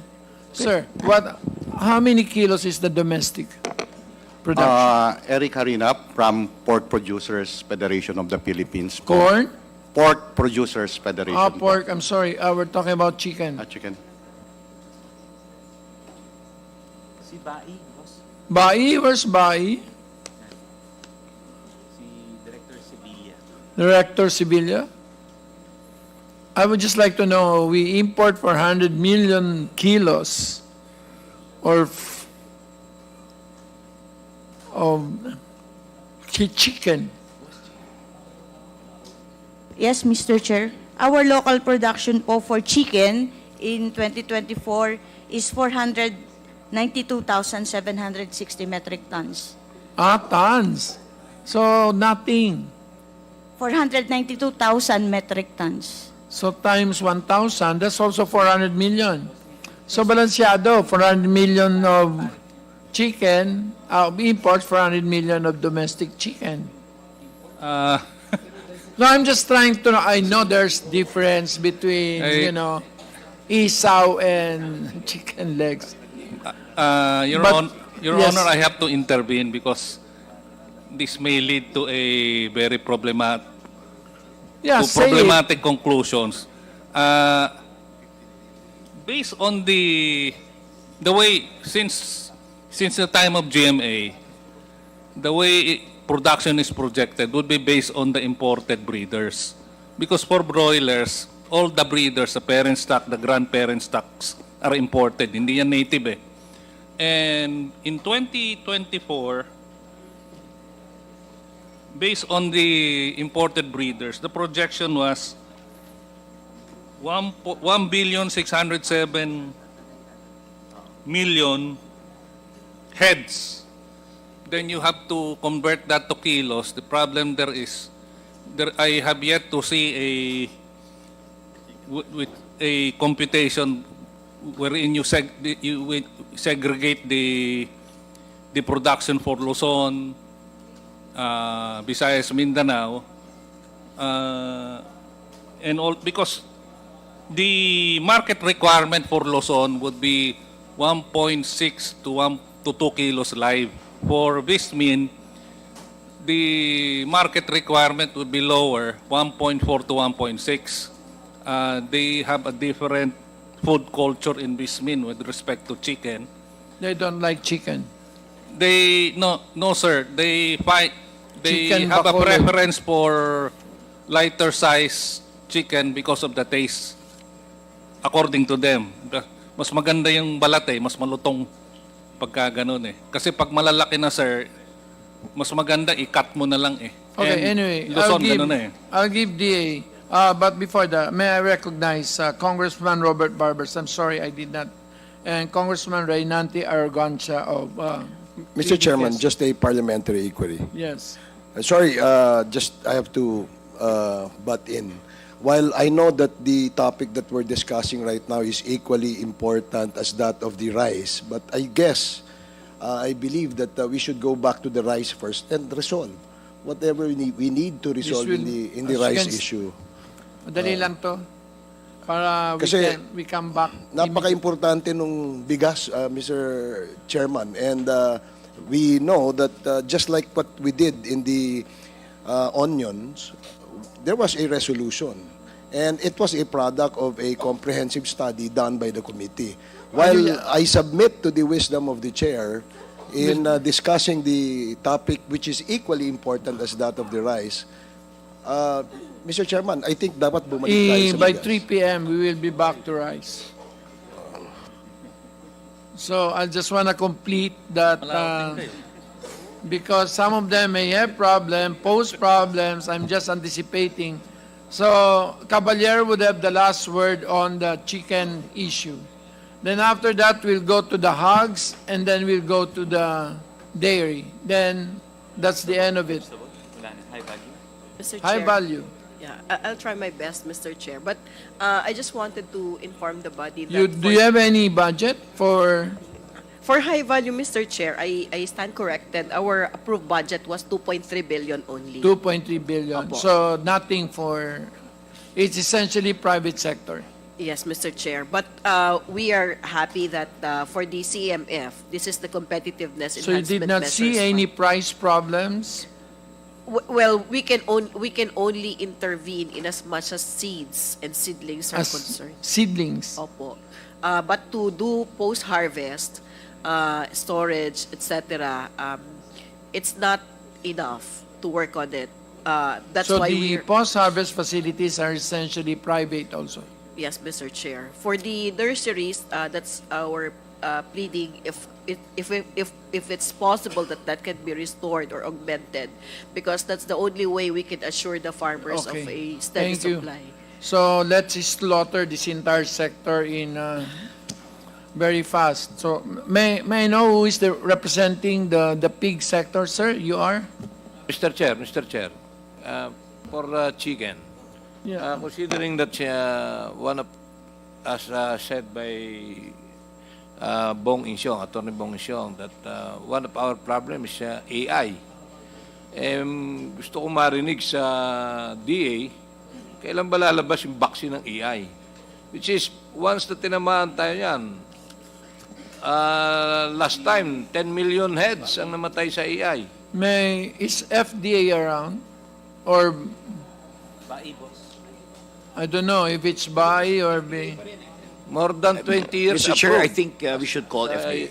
Europe and US. It's within the jurisdiction of FDA for It's FDA pa rin. yes, for No, no. vaccines. FDA? No, Chairman. Meron silang testing or something like that. Oy, What happened? Caballero? Mr. Chair, Wala may ka I- man lang kapera-pera sa budget mo for vaccines for chicken? May I refer the question instead, Mr. Chair, sa BAI? BAI? Because they are the ones in Do you charge have a of that. budget for vaccines for chicken? Mr. Chair, for 2026, it was one of the priority projects that we have submitted for, actually for 2025, among the priority projects we have submitted to the Office of the Secretary. So they actually asked for our proposals for the vaccine, AI vaccine program. So what happened? So it's still... Vetoed. Actually, sir, for the Consolidated Continuing Fund po, Jose Ano, Caballero, nasty. it's among those considered projects. So is it Pindagaa? No, Mr. Chair.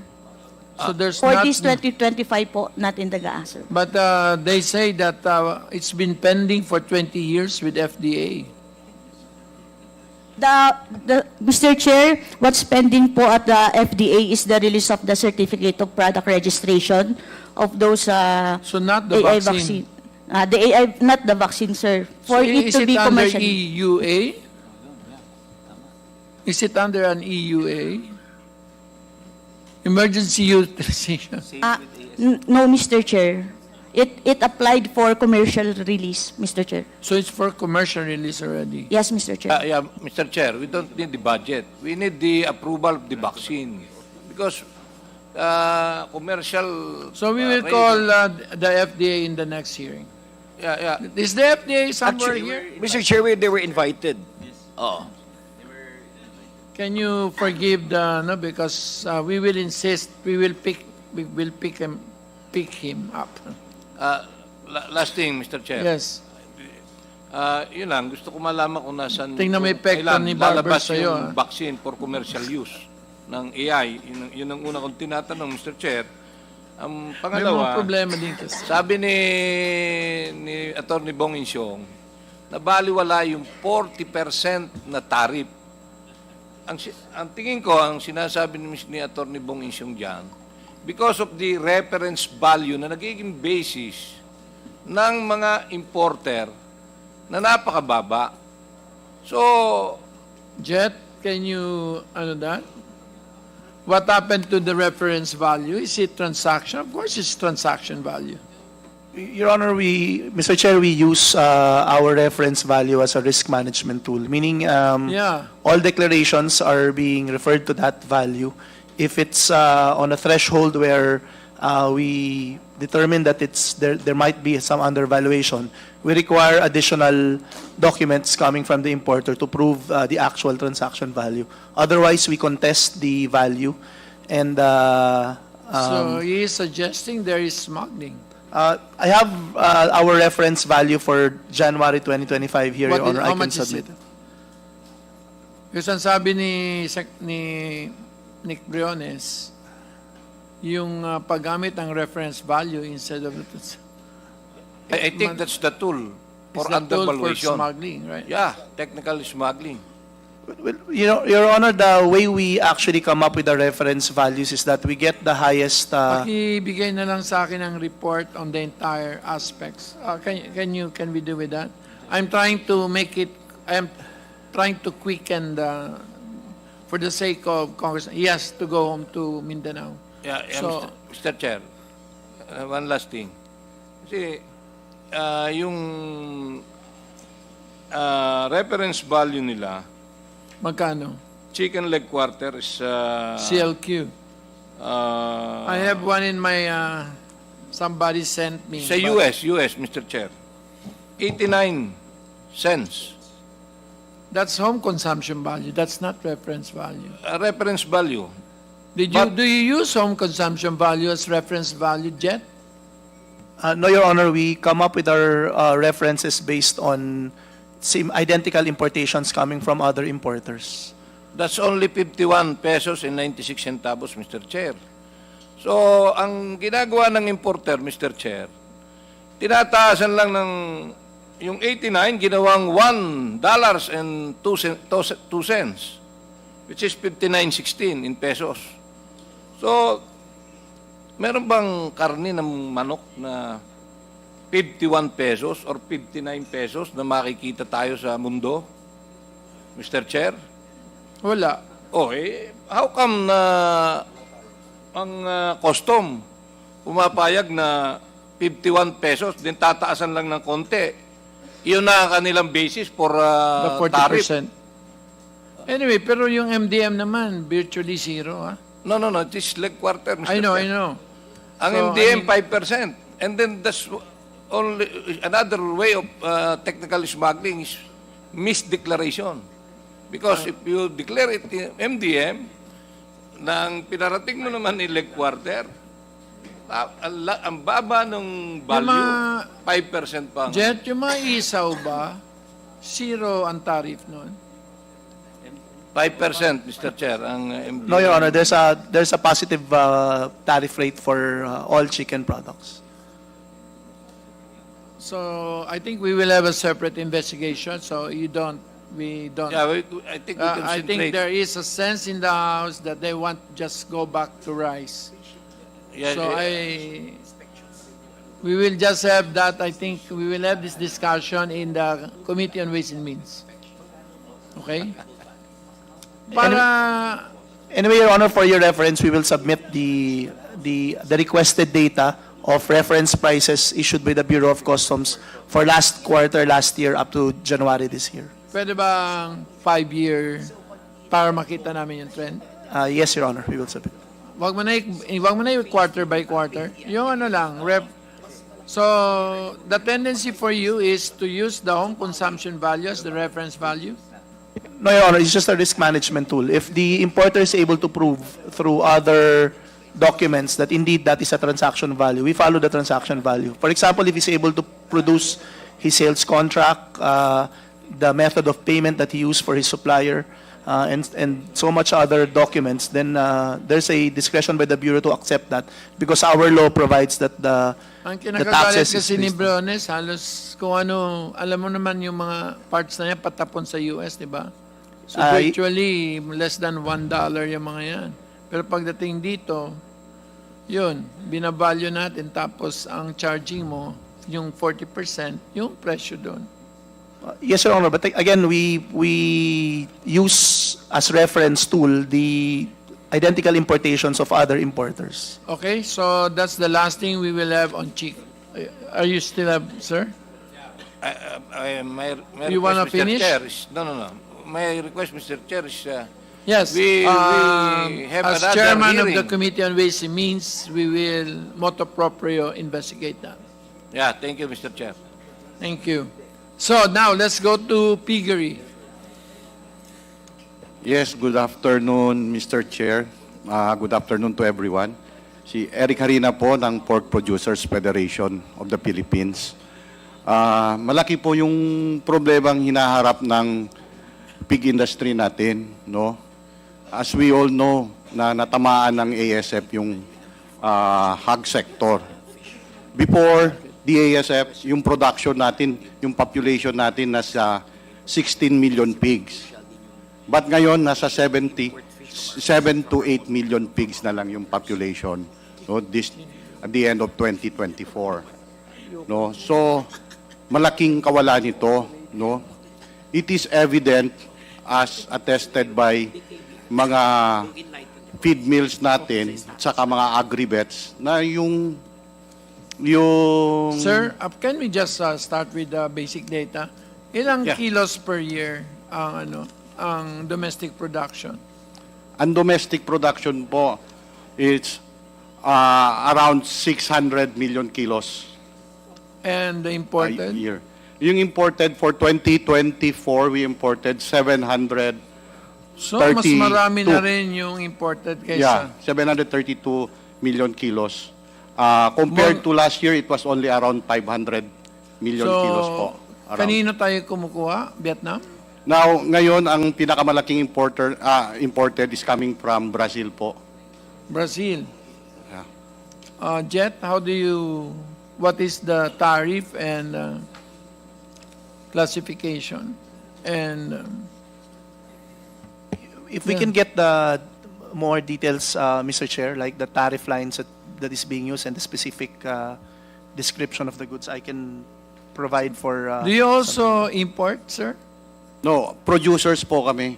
I know. Pork producer po. So what is, Mga farmer po kami. ano yung alam nyo na taripa ng mga pumapasok na baboy dito? So, 15% po. Mr. Chair. Yes. He's our Executive Vice President. I am the Chairman. Yes, sir. Ang tariff, binaba ng 15% sa in-quota and 25% sa out-quota. Okay. Because of EO 62. Ang problema namin, Mr. Chair... Bumaba ba yung presyo? Tumaas, Mr. Chair. Did we increase the tariffs on Jet? Because ang problema natin, Mr. Chair, is yung ASF. I know. So why should we increase the tariffs? No, they decreased the Oh, tariff. precisely. But so the price should have gone down. The price now is very high in the local market. Sa retail. Because dumaan na holidays, then ngayon, election period, dami pera tao. Oh, buti ka pa. Kasi, you know... dahil malang dahil malang and then, in mais. holidays, naubos halos yung baboy. Mukhang ang dahilan, malang mais. No. Our price of local corn, Mr. Chair, hindi nagbabago. Mukhang ibang period yung sinabi ng PSA? PSA. What is the price trend for pigs, for hogs, for pork? 291 yung pork. I will check, Mr. Chair. The one I presented earlier is for human consumption na corn. I know. So what is the number? I will check for the feeds, Mr. Chair. 180? I saw a number. 291, Che. 291 po yung pork as reported December 2024 by the PSA. Yung corn. Yung farm grade price namin last December was only around 200 to 220 farm gate price dito sa Luzon. But now our farm grade price 2025 January for Luzon area is 240. For Bismin area it's around 200 to 225 po. So tinasin nyo? So kasi wala na pong baboy po. Asa na sila? Naubos sa ASF, Mr. Chair. So your problem is ASF, no sir? So yung concern lang po namin is yung magiging epekto po nito, yung pag-decrease ng population ng baboy sa ating bansa. So we'll be looking forward coming election, patapos December na naman, tataas talaga na naman kasi nga 50% po nawala yung production. However, malakas naman rin po mag-import. Ang problema, kahit may importation po, hindi po bumababa yung retail price natin. So, yun po yung comment namin. At saka, isang challenge po, yung vaccine na kailangan namin na hindi pa commercially available. Na we recommend na to make it available as soon as possible po. Okay, so I think in the next meeting, we will call on the FDA to be present. Meron, we've been invited. Wala eh. Is the FDA around, baby? And also po, may programa naman po yung DA po repopulation, yung Inspire. Sana po idoble nila para mas mabilis dumami yung alagang baboy po. Kaso, Especially yung mga breeders natin. Tinakbuhan tayo ni Caballero na wala. May I ask, who is handling? Bai. Mr. Chair, Yes. we have our National Livestock Program program coordinator who is inspiring, You have who's to handling stay the until Inspire. midnight because we will sponsor the livestock bill tonight. So can I call on the NLP? Bilisan nyo kasi nangangati na itong mga congressman sa bigas. But I have to have a complete picture kasi. Good afternoon, Mr. Chair. Regarding po sa Inspire, we Isa had na a lang, oh. we had a 3-year program for Inspire starting 2022 Ilang units ba? until 2024. So,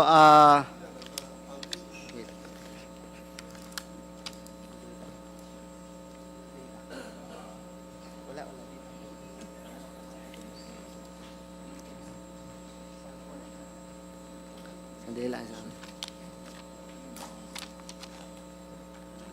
Anyway, at least alam namin ang dahilan kung bakit mataas ang presyo ng baboy ay dahil walang bakuna. Sakto, Mr. Chair. Do you remember, Mr. Chair, na I requested na magkaroon ng emergency use authorization for the vaccine. Pero hindi naman na-approve. Kaya naubos ang baboy noong August, September, October. Sino ba may gawa? Pfizer? Calabarzon, walang naubos. Vietnam. Yung Sir? APAC vaccine from Vietnam.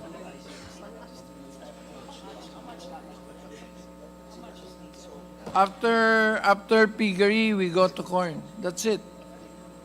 So, nangako, Mr. Chair, ang DA na lalabas between March and April. Narinig ko sa news Last year, this year. kay Secretary Kiko.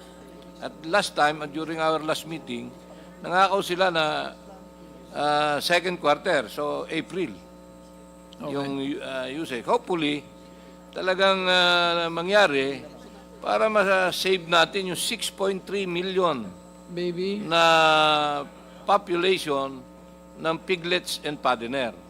And then another cycle, another 6.3. Kung hindi lalabas yung vaccine na yan, mas grabe ang ating aabutin kapag pinagtagal natin yan. Mr. Chair, Yes. just a quick intervention. Hindi ba pwede gamitin ang Quick Response Fund? Does DA have a QRF? Yes, they do. So what's your problem?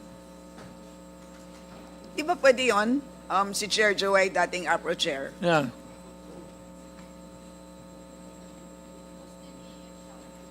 Ginamit nyo sa rice? What is the balance of your Quick Response Fund? We will go back, ma'am. And can you confirm that indeed you can use that for this purpose? Yung sa mga replenishment ng mga tawag dito, inputs and also Seafoods? Pwede, sorry, pwede nyo pong lakasan. Ayan. Sorry.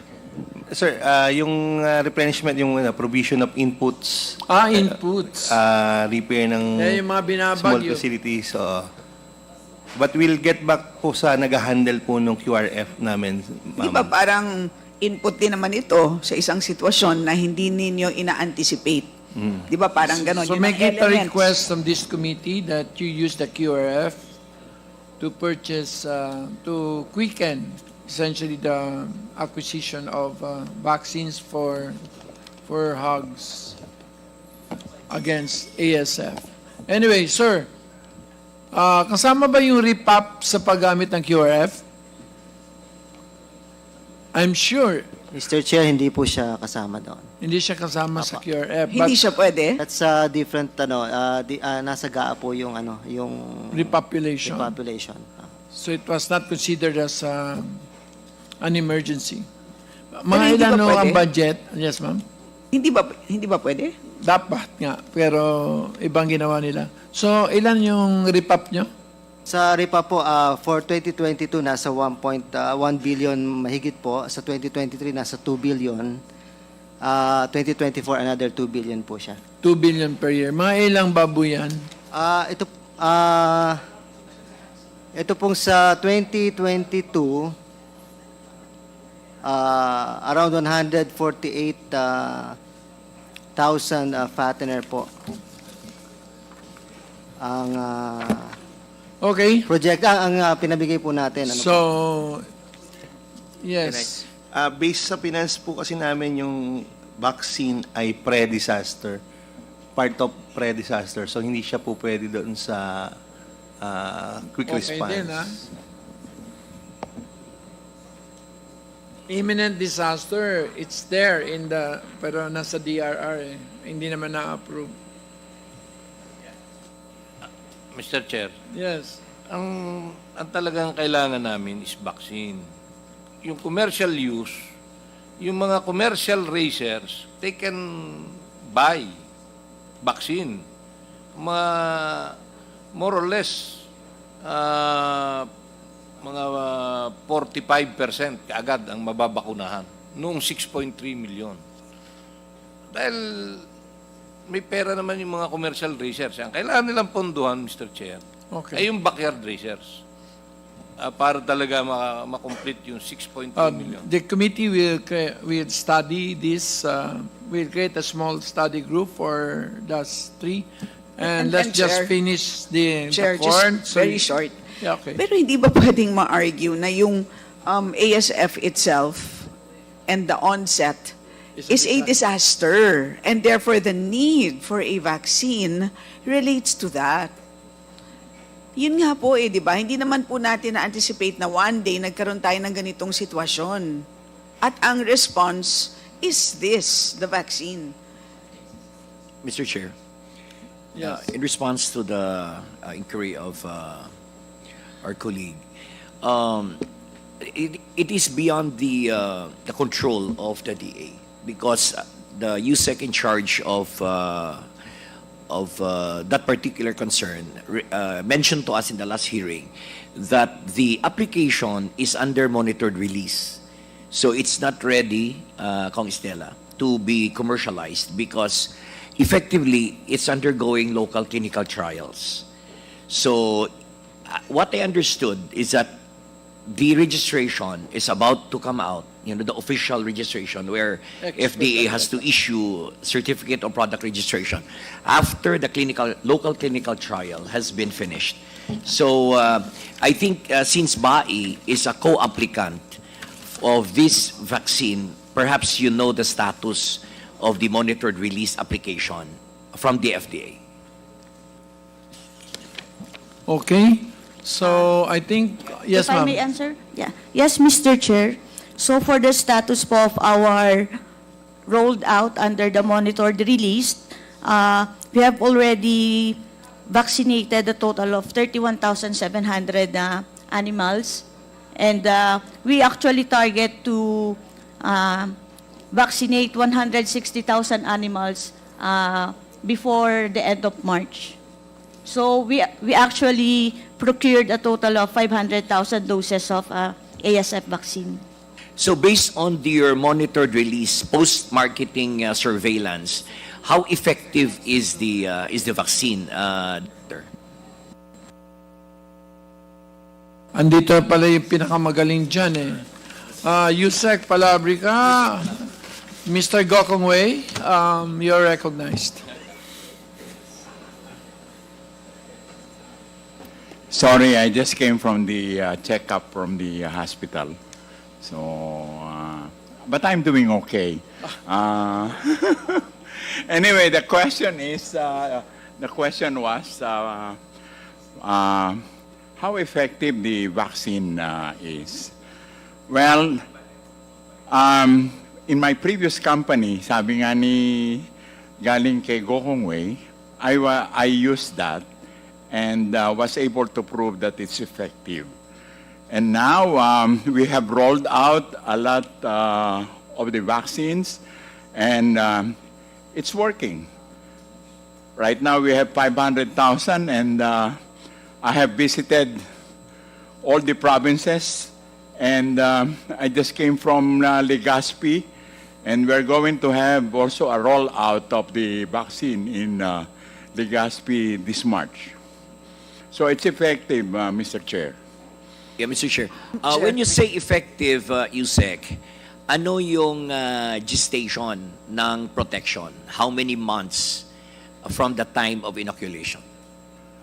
Mr. Chair, usually we prescribe the vaccine to be used at the age of 4 weeks.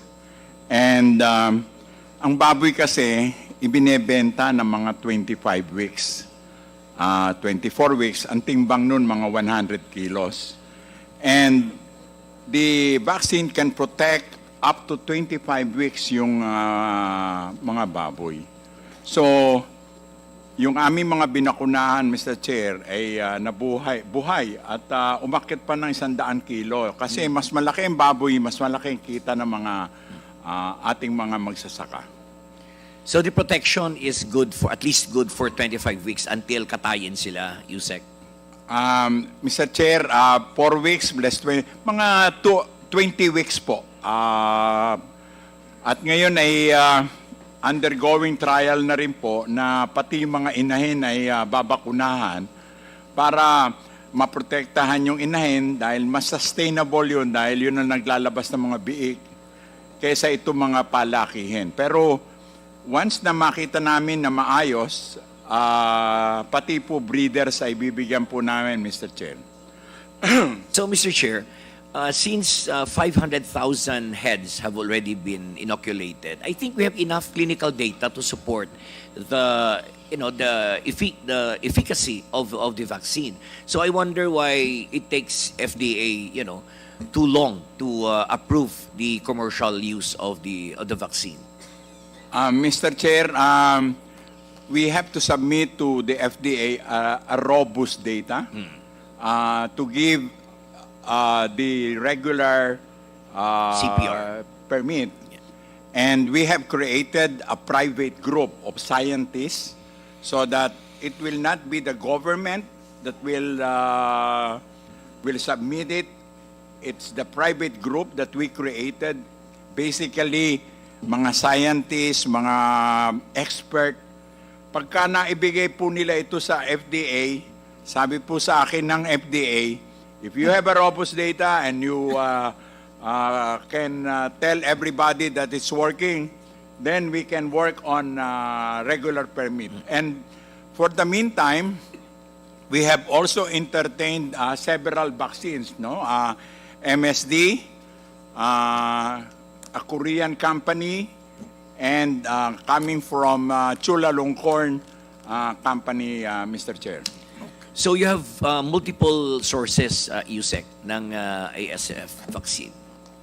Mr. Chair, tama po. Para marami po mapagpilian ang ating mga magsasaka at yung 500,000 ay kaya naming ubusin ngayong year na 2025. And we're looking for fund for 2026 para masuportahan naman po yung mga backyard farms po. Yung mga commercial farm, they can afford it. But we want the backyard farm to survive dito po. Kaya lahat po ng mga probinsya ay iniikot natin para po masabihan sila na libre itong bakunang ito, taxpayers' money, but you have to follow the policy na isinet ng set ng guidelines ng Bureau of Animal Industry po, Mr. Chair. So I think, Mr. Chairman, Yusek, I think I would advise you and your group to facilitate the submission of the clinical report so that you'll be issued the valid CPR. Yes, not only monitored release. Although pag monitored release, kaya naman yan kayo mag-import. It's permitted naman, but it's better to have your regular and valid CPR. Thank you, Mr. Chairman. And Thank you. Chair, just allow me to read just relevant portions of the GAA 2024 on the Quick Response Fund. The amount of 1 billion pesos appropriated herein for the Quick Response Fund shall serve as a standby fund to be used for, and I'll read just what is, I believe, relevant. So, the provision of various production inputs for crops, livestock, and poultry and fisheries. So, kasama po, I believe, yung vaccines. And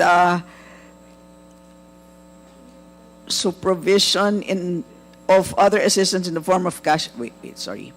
In order that the situation and living conditions of people and communities or areas affected by natural or human-induced calamities, epidemics, crises, and catastrophes which occurred in the last quarter of the immediately preceding year, and those occurring during the current year may be normalized as quickly as possible. In no case shall the QRF be used for pre-disaster activities such as conduct of training, insurance of assets, and public information and education initiatives or any other purpose not authorized in this provision. So yung sinasabi po ni USEC na pre-disaster activities, meron namang enumeration of kung ano ang example. Palagay ko naman ay hindi kasama. It doesn't seem like yung vaccine falls under that category. And clear naman po na pagdating sa catastrophes, etc., ay mukhang pumapasok naman po ang ASF. Yusek, kumingi ka ng pera. Pahingi pong pera at kailangan namin talaga ng bakuna. Magaling dito. yan.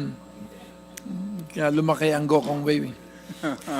Mr. Chair, alala ko lang. Ayaw mo ba talaga ako mga transit na sa rice, ha? No, Mr. Chair. No, corn Livestock then rice. and poultry That's is bigger than rice, Mr. Chair. Come again? Livestock and poultry is bigger than rice. I know, but... So, tanong ko lang si Yusek kasi nangako na siya last time by April. Pero ngayon may nasabi siya na between March and April lalabas yung commercial use ng vaccine. Totoo ba yan, Yusek? Tulad po ng sinabi ko, Mr. Chair, meron po tayong private group na inilagay doon para i-analyze yung lahat ng bakuna. Best try po, Mr. Chair, tulad ng binanggit ko noon, alam mo naman sa Batangas, pag kami dinura, hindi na inihigop. So, April or May. Si Secretary, March to April. Ikaw naman, April and May.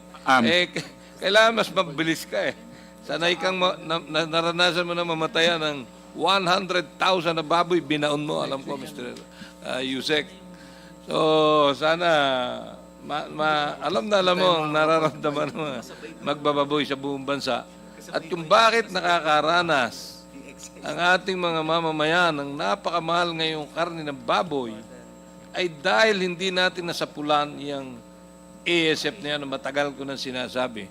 Kung yan nagawa ng emergency use authorization, marami ng test na very effective, yung bakuna, hindi sana tayo inabot ng 50% na nawalang baboy at hindi sana napakamahal ng binibili ng ating mga pamilyang Pilipino. Mr. Chair. Okay. So, may I recognize Congressman Brosas? But, are you asking question? Mr. Chair, interject ko lang yung tanong lang kasi baka may impediment doon sa ano yung impediment doon sa vaccine? Meron bang competition between sa mga vaccines na ito kaya nagkakaproblema na i-roll out natin? Ano specifically, Yusek, yung problema kung bakit hindi mailabas-labas? Kasi si Kong Briones was saying na May pa eh, di ba? So parang antagal masyado nung ganong... Ang ibig sabihin niya, baka hindi linalabas yung permit kasi may hinihintay na vaccine. Mr. Chair, ang ibinigay po kasi na permit po dito sa bakuna ang tawag po ay monitored release ng FDA. At kaakibat nitong monitored release na ito, kailangan ipakita natin sa bansa na nagana po itong bakunang ito.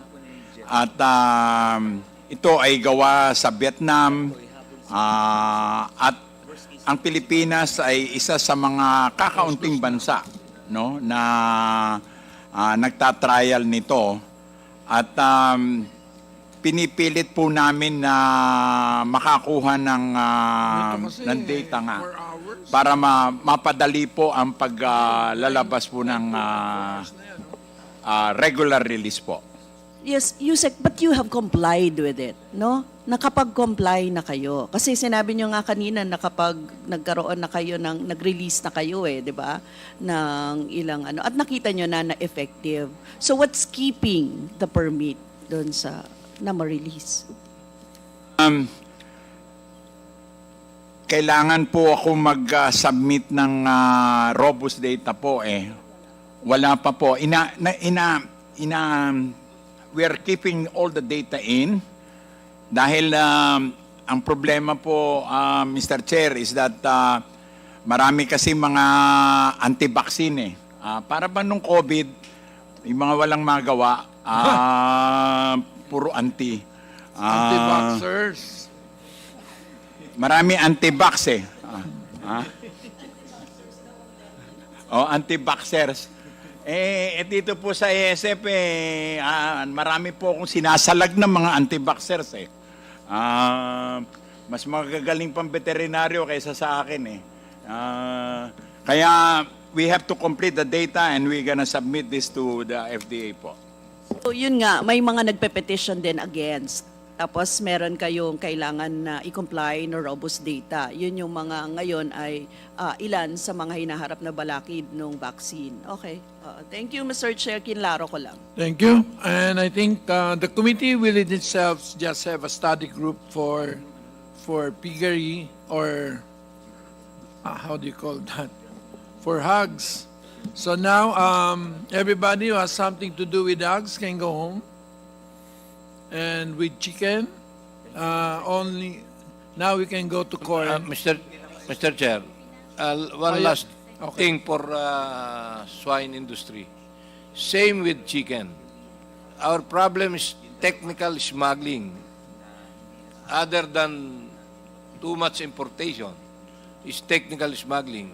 Yung reference value ng pork, yung pork belly, ang reference value is 1.33 cents dollars.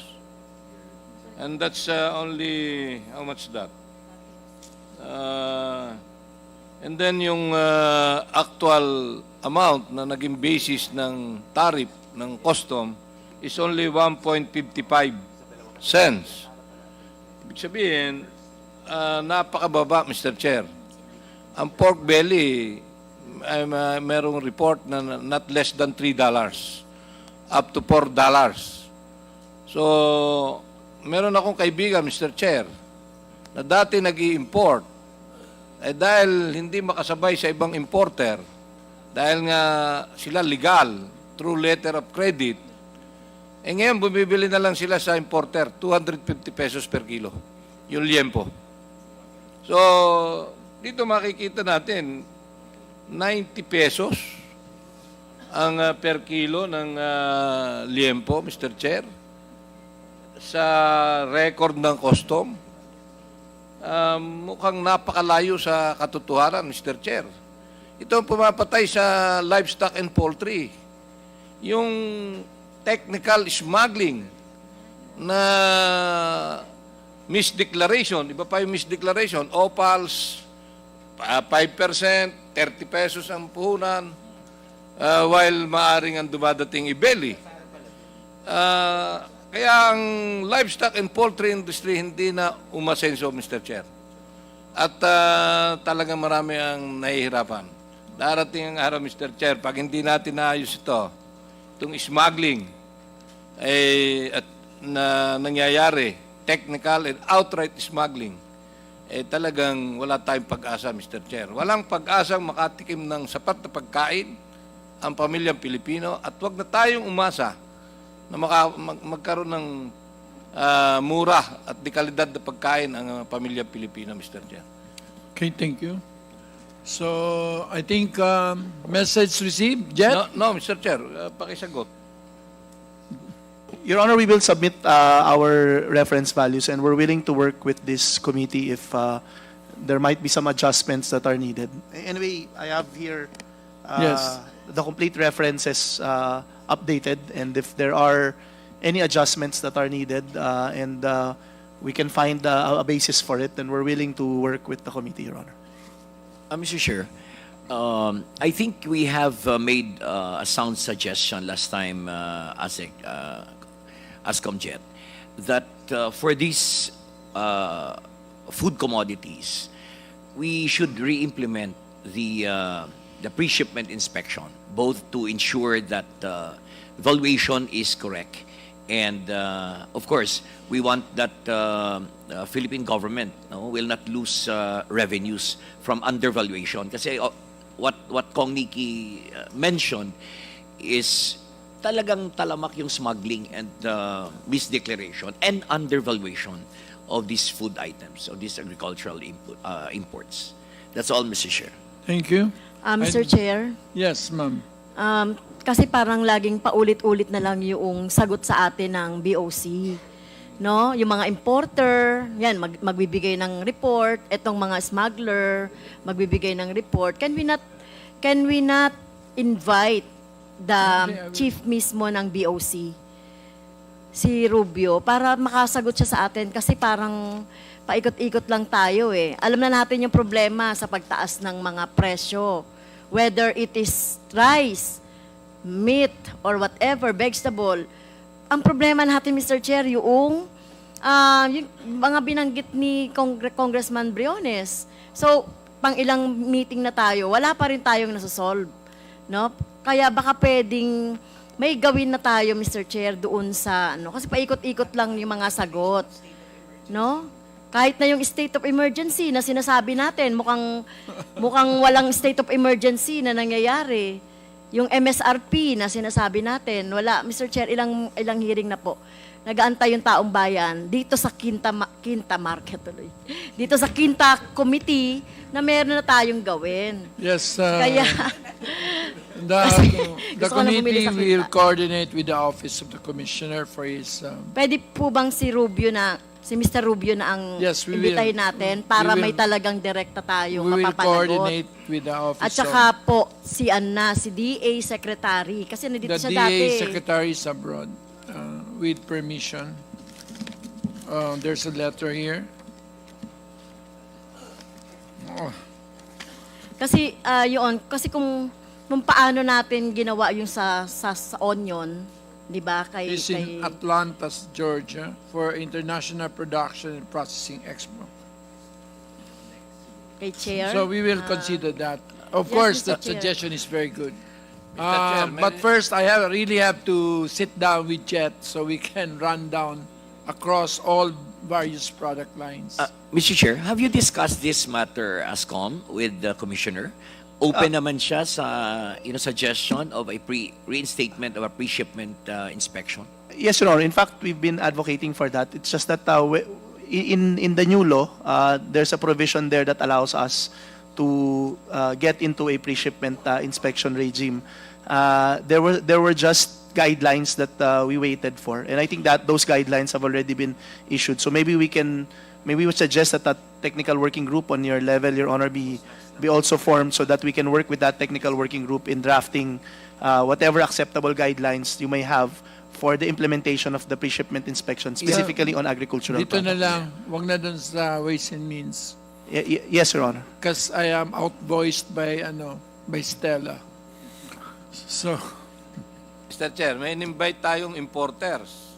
Top 10 importers na... yes, we did, sir. And individually, we asked for their documents, and those documents are with BIR and with AMLA. I am waiting for... I don't want to say make accusation that, of course. So, can we not ask them? Atkins, We've been number having one. them for the past 3, and this is the 6th meeting, 1, 2, 3, 4. We did not have the 5th last week. This is the 6th, Quinta. No, Mr. Chair. Importers of meat. Some meat, my goodness. Top 10. Jet, do you have a list of the top meat importers of meat? Yes, Your Honor, I have. For the chicken, hogs, swine, and beef. Yes, Your Honor. I think we were asked to produce also the top 20 importers for MDM, and I have here the data already, and I'll submit it, Your Honor. Did we officially invite them? So the official, the committee. Meat importers that May I know if we've invited several top meat importers.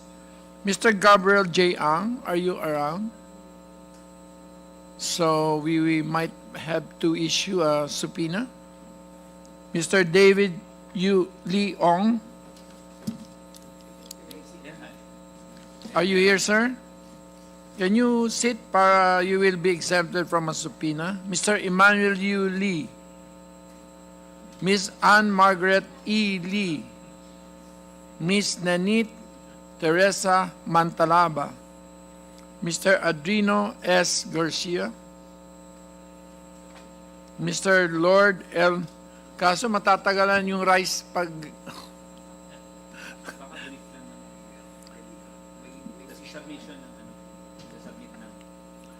Mr. Jeric P. Manaloto, Mr. Lord Ainer Upagay, Mr. Sanjeev Kumar, Mr. Nathaniel Caballero, Mr. Demetrio T. Asilo. Sino po? Gabriel Atkins, Import and Exports Resources. Number one importers ng pork meat, even sa chicken meat. Is Atkins represented today? Yeah, he's here. You have any questions, sir? Yes, Mr. Chair, before probably we go to the importers, may I just briefly seek clarification sa program ng DA lang, with the indulgence of Kong Nikki.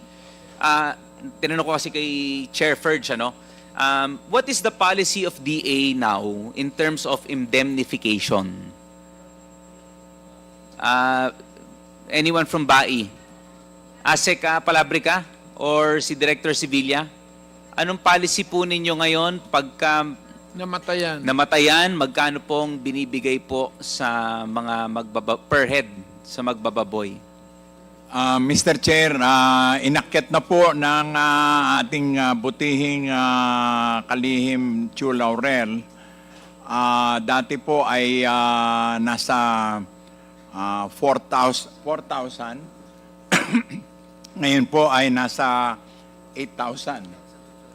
At kapag ka po inahin ang namatay ay ito po ay 12,000 po. Kamusta po yung yung payout po natin? Kasi kami po sa Quezon tinamaan po kami, portion lang ho. Baka ho 10% pa lang ang nababayaran. And correct me if I'm wrong, ASEC, chargeable po ito sa QRF po? O may separate fund po kayong ginagamit po para sa indemnification? Ito po ay charge sa QRF po. At naintindihan ko po yung inyong pahiwatig na napakabagal ng pagbibigay ng indemnification. Kaya po meron na kaming inaayos ngayon na para mapabilis. Dati kasi umaakyat pa sa Department of Agriculture. Ang inaayos namin ngayon ay ibaba na ang pondo sa Bureau of Animal Industry para doon pa lamang sa level ng Bureau of Animal Industry maibigay na namin yung pera. At ma-target man lang namin na 30 to 45 days ay maibigay ang pera sapagkat kung tutuusin yung sa Quezon, palagay ko meron na mga 6 na buwan o matagal na po bago nabigyan. Thank you, ASEC. Umaasa po kami dun sa pronouncement po ninyo. Sana po mabilis po yung pag-download at saka yung sistema po ninyo. Asahan nyo po na bibilisan po natin. Salamat po. Thank you, ASEC. Thank you, Mr. Chair. Okay. So everybody can work. We are discharging the DTI because she has a board meeting. The DOST because nobody asked questions. DSWD, boss. And DOJ. DSWD. And DSWD. And that's about it.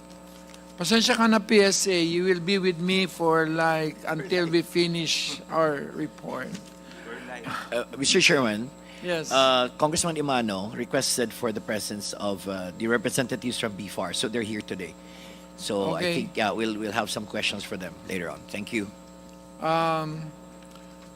May I now go to court? The livestock is hereby discharged. You have a question? I thought I will ask one of the importers. One Atkins. of the importers. Atkins, you're with, sir? What's your name? Position in the company? Are you a lawyer? Hindi po, sir. I'm Ikaw- Mike Gamora. I'm from Atkins Import and Export. So I'm the CFO, Chief Finance Officer Okay. of the company. What do you import? We import pork. Pork. Yes, Okay. sir. I think it's in your jurisdiction. Ano, Mr. Chair, they are importing pork, number one, Pork, chicken, beef. opals, mechanically deboned meat. Yeah. Not only pork. So, Pork, chicken, beef, Kong. ayan. Okay. Do you have questions? Mr. Chair, gusto ko lang ma-educate ng mga importers. Una, Mr. Chair, sa pork, ano po yung pinakamarami ninyong ini-import pagdating sa pork? Sa pork cuts, pork belly, pork ham. For the pork, Mr. Chair, we import pork jowls. We also import ham leg for processors, and also we import other staple pork cuts such as ham leg, shoulders. And pork belly. Yes, yes, Your Honor. Saan pong bansa kayo nag-import? Yung pinakamalaking pinanggagalingan na ini-import yung Currently, we import from Brazil. That was transitioned from Europe to now with Brazil. meron kayong particular supplier or company na kinukuhanan ng pork sa Brazil? Yes, Your Honor. We import from Brazil. We import from a lot of exporter, but we have a few majority exporter.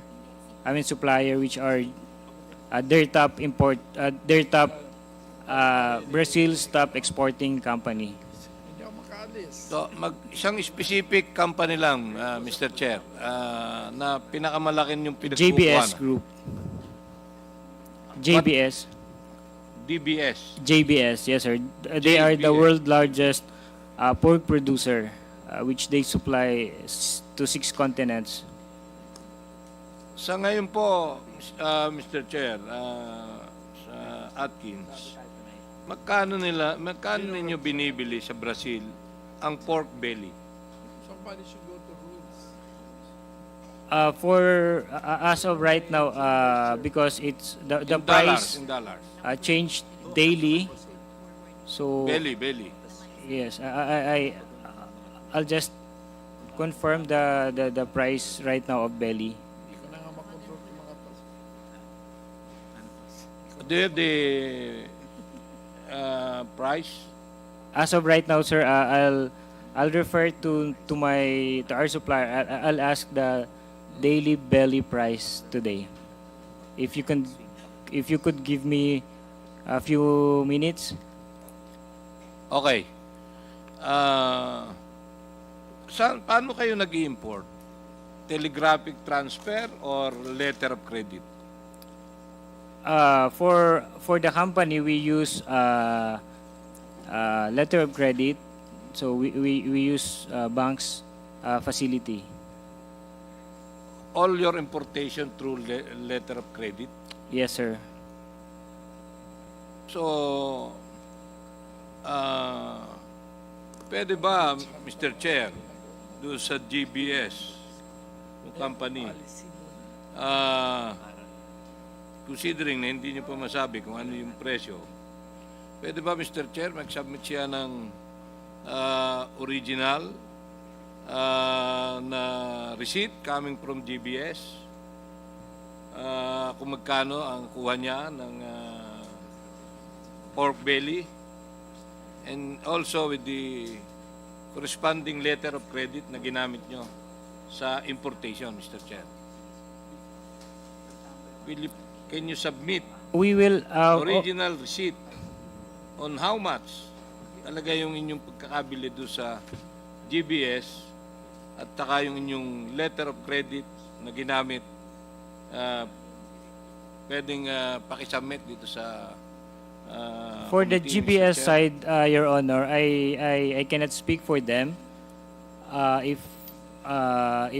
they can give us a copy of the transaction sent by the bank to them. But Definitely, pag nagbayad kayo, kukuha kayo ng receipt coming from your exporter. I think, Mr. Chairman, may I? Yeah. I think Kong Niki, Mr. Atkins, is requesting for your commercial invoice and your letter of credit and the corresponding BOC payment for the dutiable value. I think that's the most important documents that are needed by Congressman Briones. Can you provide? Because that's internal to you. if yes, sir, if that's the case, we'll provide, Your Honor. All right, thank you, Mr. Chair. Thank you. Sino po ang inyong broker? We have our in-house broker. Can you give the name of your broker, Mr. Chair? Our broker, we have, our own broker is Trident Supply Chain Solution. It's a company-owned broker. And at the same time, we have other broker, which is serving us. Yeah, can you submit the name of your broker, Mr. Chair? Yes, sir. We'll submit po, sir, with it's it's within the BOC data. In the BOC declaration, our broker. So we'll submit, Your Honor. Eh ba importer, traders, or meat processor? We are a meat importer, Your Honor. So traders kayo? Yes, sir. Okay. Saan ninyo dinadala yung mechanically deboned meat na inyong ini-import? For the MDM, Your Honor, we sell it to small processors. At the same time, these small processors, these are the company that cannot import on their own, and they don't have, because they don't have the capital requirements for them to import. So we're the one that imports for them, and we sell it to them. And at the same time, we also sell to some of the big processors. We serve as a buffer sometimes of their raw mats, especially when their importation does not align with their timing of production. Yeah, itong 5,585,000 kilos na mechanically deboned meat, supposed to be, ang nag-i-import talaga lang dito ay mga meat processors. Sila lang ang talagang nangangailangan dito. So, pwede ba magkaroon ka ng listahan ng lahat ng pinag-supplyan mo nitong 5,585,000 kilos na mechanically deboned meat? We can provide, Your Honor, the list of our suppliers, or sorry, our clients, where that 5 million kilos went to. This is between January to October. Yes, sir. We can provide the list to whom we sold those amount. Okay.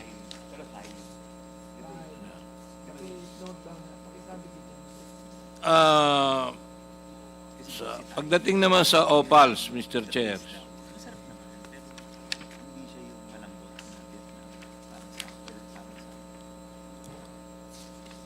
ang Atkins ay number 1 pagdating sa opals. Ito yung 5% ang tariff at napakababa ng value. 78,607,000 kilos.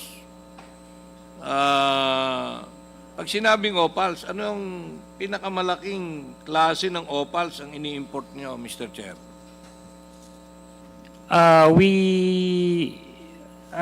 In terms of offals, we sell a lot of jowls. Jowls because with the it's a cheaper. Jowls is a cheaper alternative for a protein requirement of every Filipino. So it can be used for sisig, lechon kawali. I mean, those things. It's a staple pork or staple source of nutrients from pork. Ano yung jowls? Yung mukha? Sir, ito po sir yung jowls.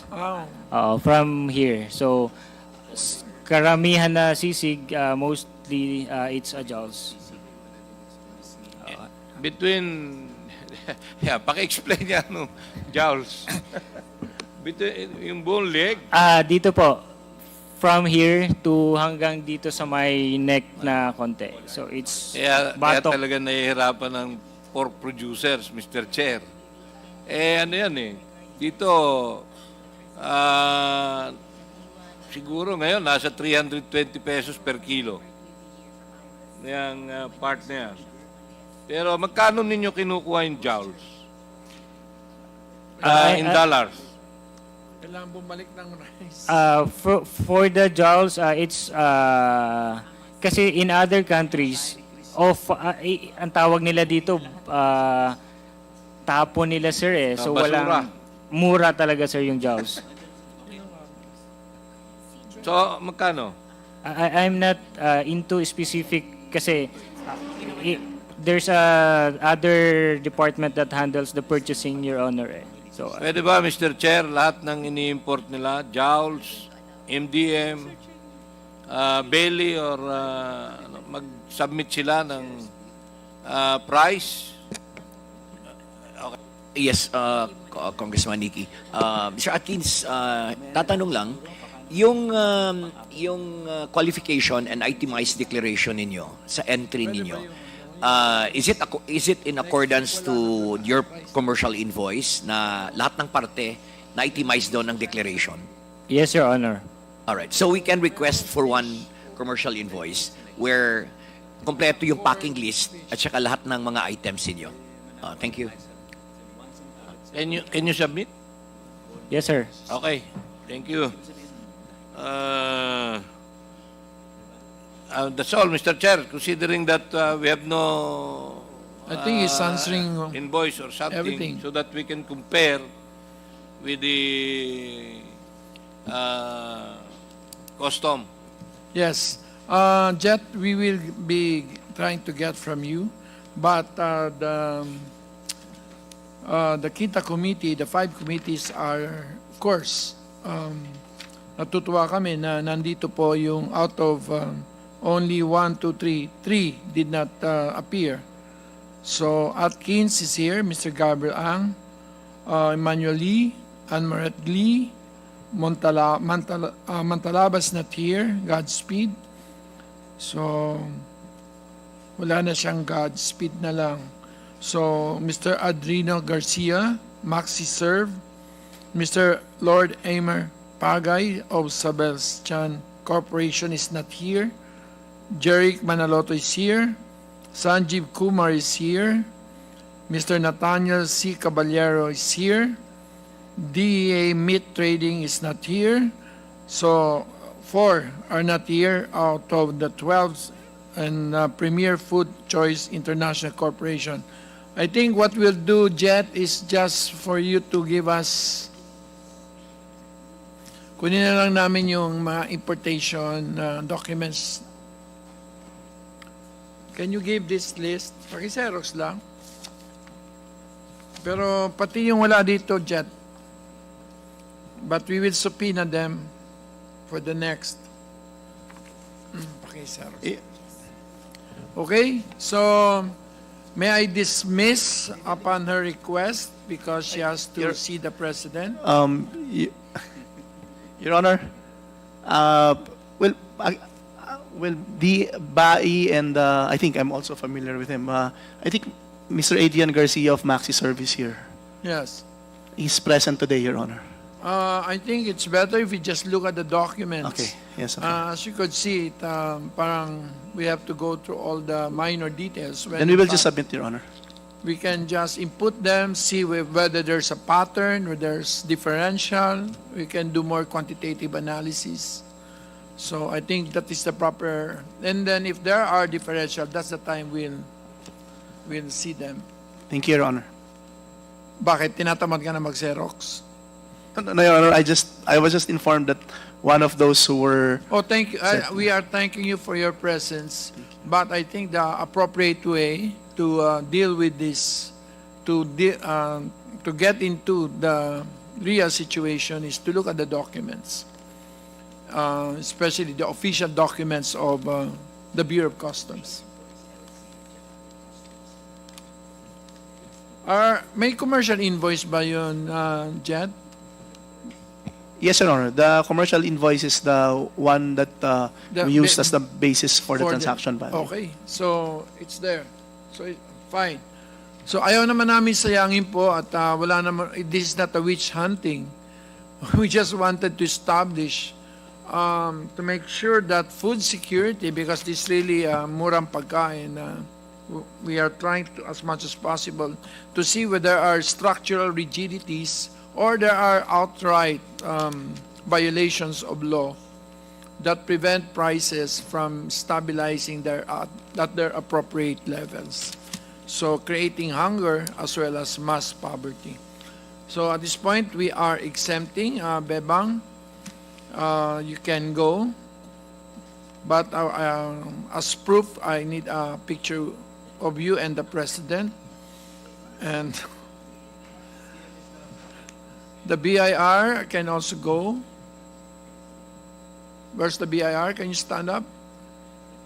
You can go. But I think we have a list of documents. Hindi pa naman kayo tapos, no? So when do we expect to see those documents with respect to the top 10 rice importers?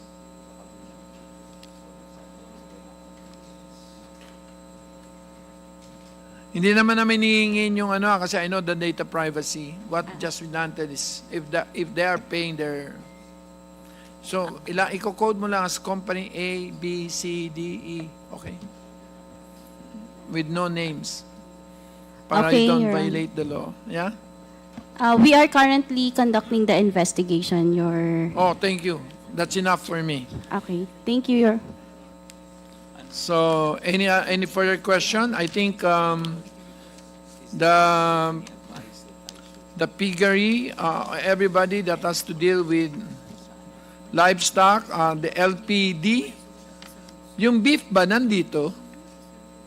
Is there any here that's president of any beef association? Jet, ano yung proportion ng beef? Because it's mostly imported. Ilang kilos ba yan? Bai? BAI would have the more accurate figure. Your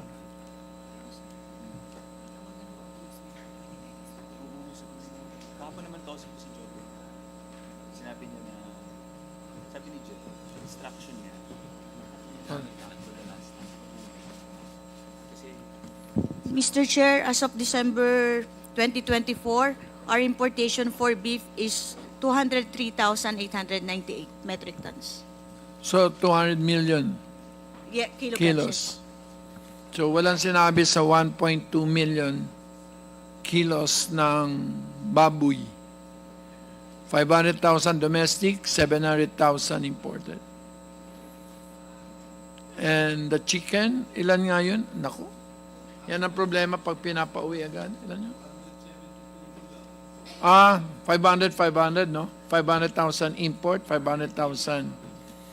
So, wala masyadong kumakain pala ng Carne Norte.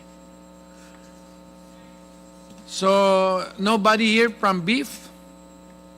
So, if you will have problems, then we will not be there to answer for you. Or if you have any... ikaw naman? So, you also... I'm sorry, sir, but I have to correct Bai there. There is no parity between the imported volume and the volume of production. The imports, at least the non-MDM, is about maybe 20%. There is no parity. That is, to say that there is parity is dangerous for the sector. Di naman, it's my fault.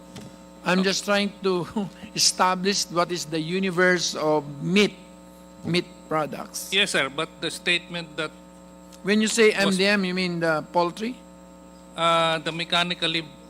when we consider kasi, sir, the imports, para naman apple to apple, we exclude the MDM kasi for processing, yung durog naman yun eh. Basta walang technical smuggling, okay. Pero ang problema, when you take into consideration just the real meat, meaning pwede mong iprito, pwede mong i-barbecue, that's about 230 to 250 million kilos only, yung imports. The problem is, when it is marketed, it is concentrated in a few areas only where it is profitable, whereas production is distributed all over the archipelago. So out of the 472,000 imported, which includes all... MDM is about 228, if I remember correctly, Your Honor. So, 240 in other million words, kilos. Does it bloat the universe for for chicken? In terms of... or makes it smaller? If you exclude MDM, it will be smaller, Your Honor. Yeah, but if you include it, it's not. Malaki rin, What is Your the Honor, parity? The reason why I intervene, Your Honor, was the statement earlier that there was parity.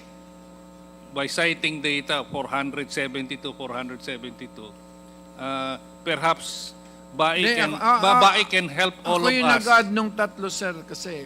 Perhaps, sir, with your permission, Bai can help us if they can seek clarity with the sector and with person, because I understand that Director Sevilla is relatively new.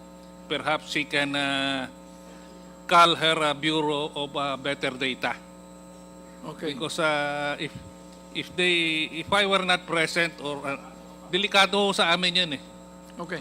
Delikado ho sa amin. I'm sorry, sir, if I am being very cautious, but dalan-dala na ho kami eh pagdating sa data.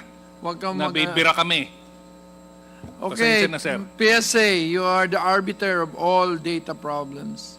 So, how many imported pork, chicken did we have in 2024? In tons or in kilos? All three types. CLQ, breasts, and offals. Mr. Chair, for chicken, January to December 2024, 477 million gross kilogram, or 477,000 That metric includes tons. MDM. This is overall, Mr. Chair.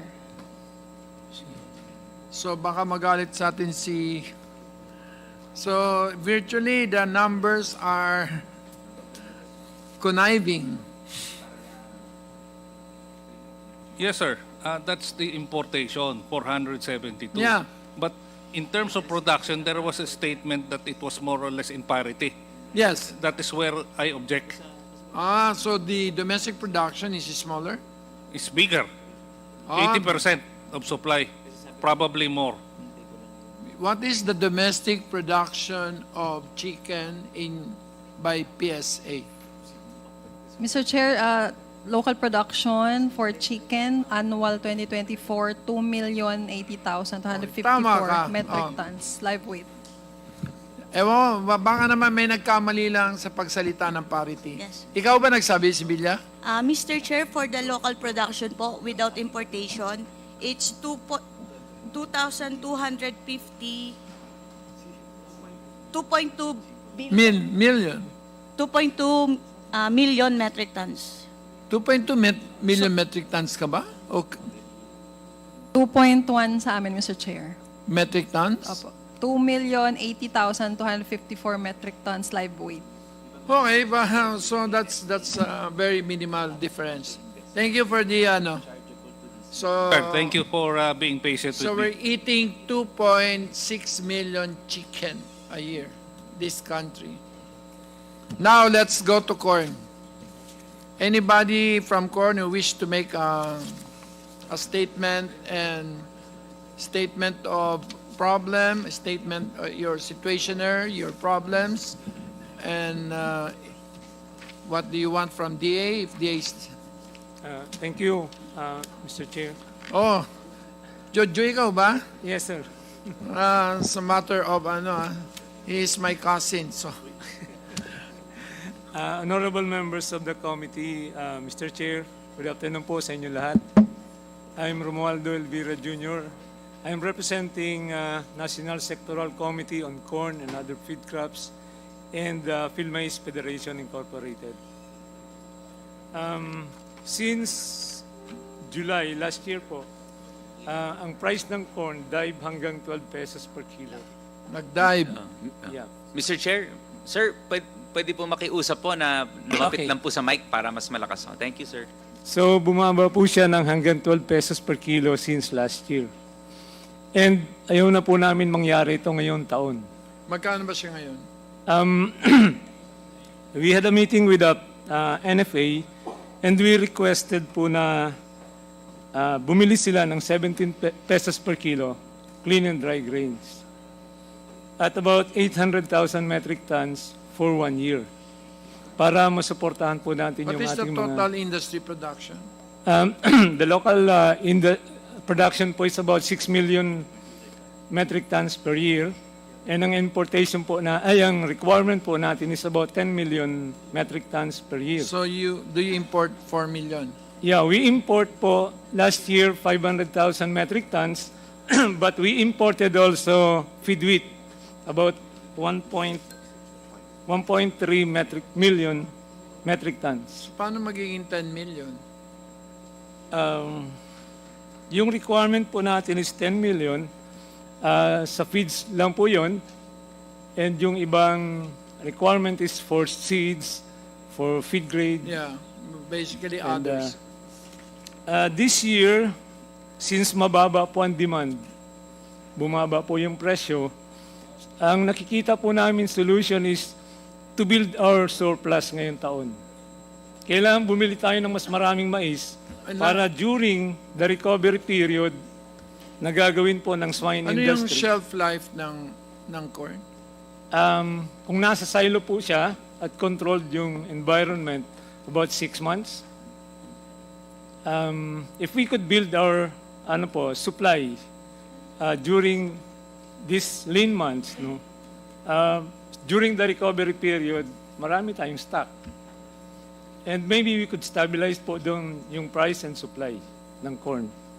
So we need to support yung ating pong mga corn growers ngayon by providing them subsidies sa corn seeds, corn seeds and fertilizer. Okay, who is in charge of corn in DA? Director de Los Reyes. Director? Milo. Director Milo. Your Honor, Milo de los Reyes po, So- of the National Corn Program. What? Yeah, sir. Yeah. Actually po, we support po the corn industry. the corn industry and the clamor of the PIL-mais. And tama po yung sinabi po na kailangan pong matulungan ang corn farmers, lalo na po dun sa procurement po ng NFA. Actually, meron na po kaming initial talks with NFA. And ang problema na lang po nila is yung pera kung saan kukunin yung pambili ng ng corn. But they are also supporting po the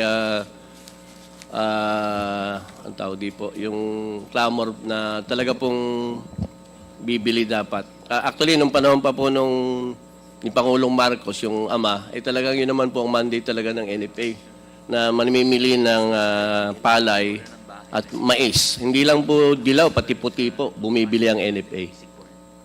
So, we are supporting po the statement po made by the Mr. Jojo Elvira. Nasa mandate mo pa ba ang corn? Hindi inalis? It was not repealed? Hindi po, Mr. Chair. Kasama pa rin po. May mais ka ba kahit 1 kilo ngayon? Sa ngayon po wala. Kasi wala pong pondo. Uunahin mo yung tao kaysa, okay. So, ano yung suporta mo sa corn sector? Sa ngayon po, we are providing seeds, fertilizer, and post-harvest facility Magkano equipment. yan? Ang budget po namin ngayon is only 5.3 billion approved by the GAA. Pero maliit po eh. Maliit po yung 5.3 billion. So you're providing 7 pesos per kilo as subsidy? Hindi lang po. Yung, yeah, you divide it. Ako ang i-divide po. 7 million divided by 2. Actually po, ang total corn area natin sa yellow is 1.5 billion. Ilan? 1.5 million hectares. Sa white naman, mga 1 million hectares din po. Mga 2.5 million in yung total white back, po. ginagamit din sa feeds? Hindi po. Ito po yung pagkain po ng ating mga kababayan ng mga Cebuano sa Visayas and Mindanao. Yung white corn. Pero yung iba rin po, ginagawang mga chicha corn. So, marami rin pong gamit yung white corn. But definitely, ito po yung pagkain po ng Mindanao and Visayas. Yun po ang staple nila. Ang yellow is for feeds po naman. Before I proceed, PSA, what is the price trend of corn? Come again, Mr. Chair. The price trend for corn. Price trend. Wala siya sa index, no? We have inflation for corn, Mr. Chair. It's okay, so that's better.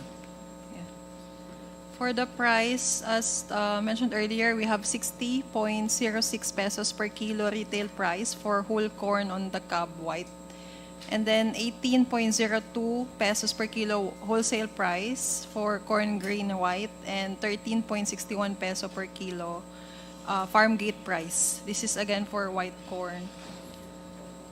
Kailan yan? December? December 2024, Mr. So, Chair. Jojo, 13 pa rin daw yung farm gate price? Yeah, mababa. Masyado pong mababa, Mr. Chair. Kasi ang production cost na namin sa yellow is about 12 pesos 70 centavos.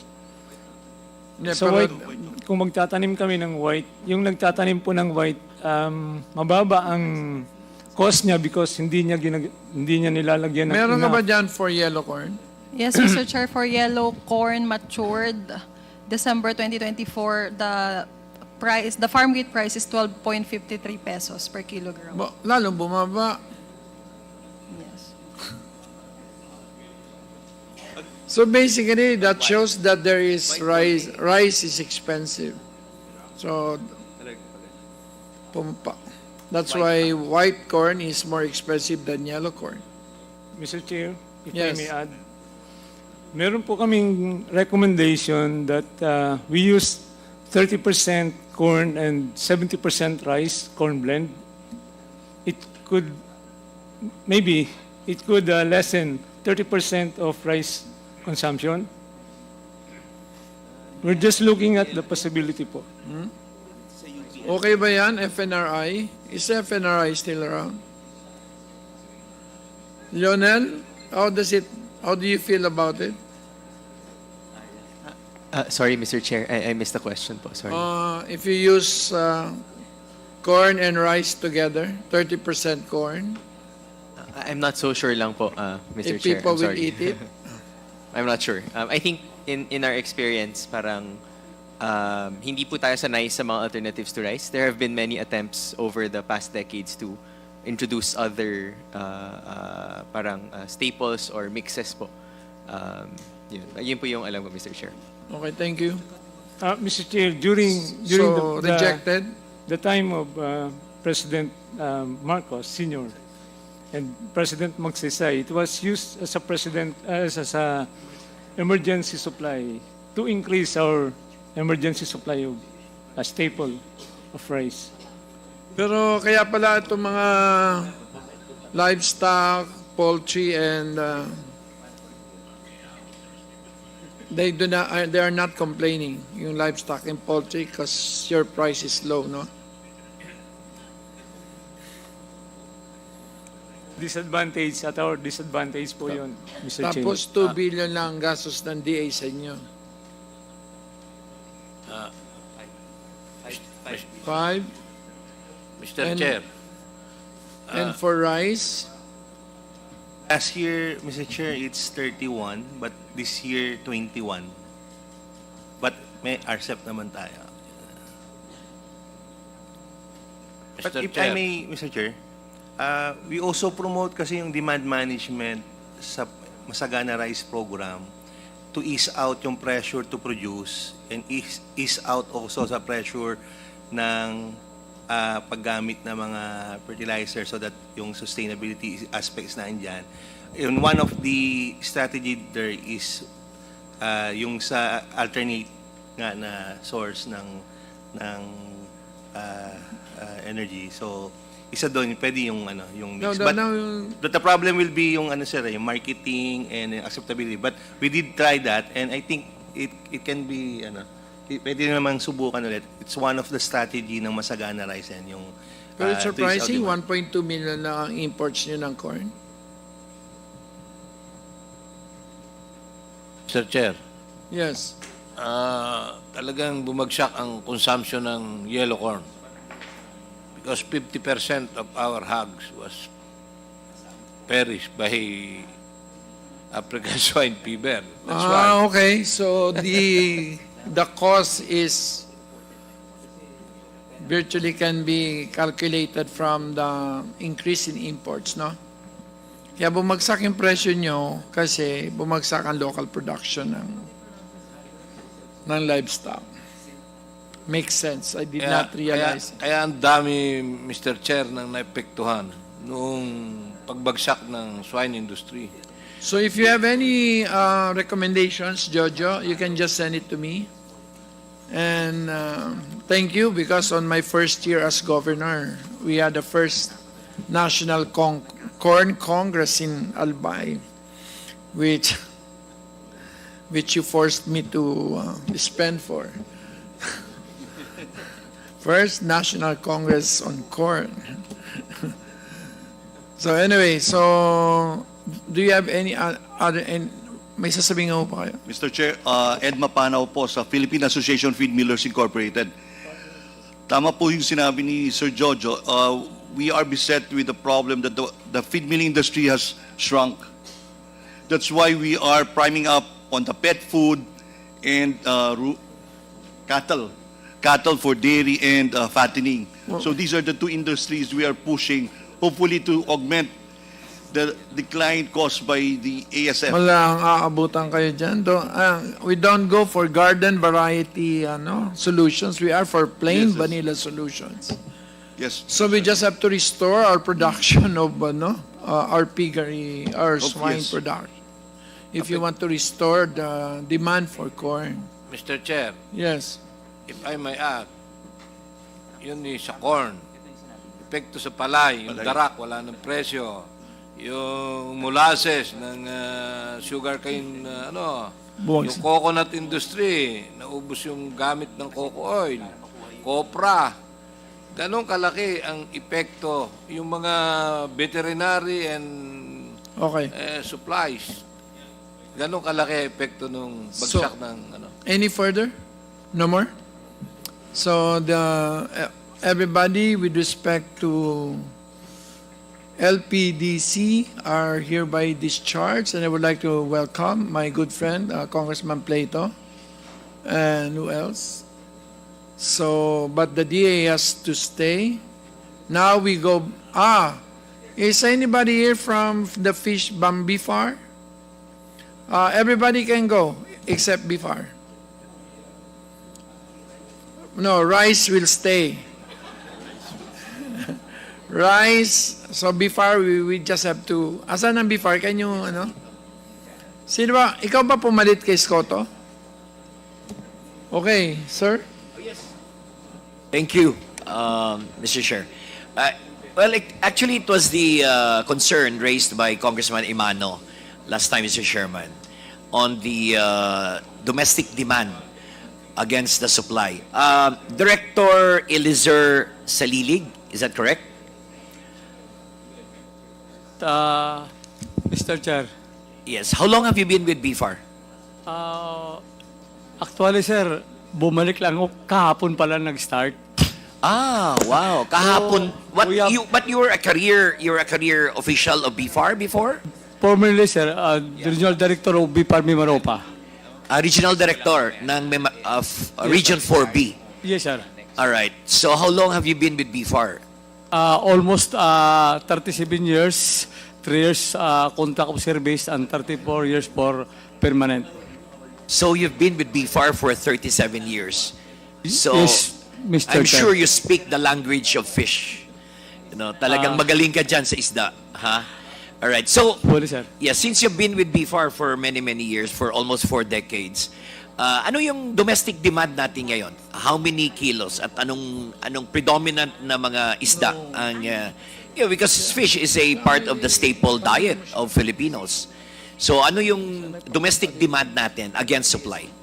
Sir, maybe ibigay ko kay Ma'am Dros kasi siya yung Ikaw yung director eh. Si Yusek Drus is Yusek for Fisheries. So please answer my question. 2025, ma'am.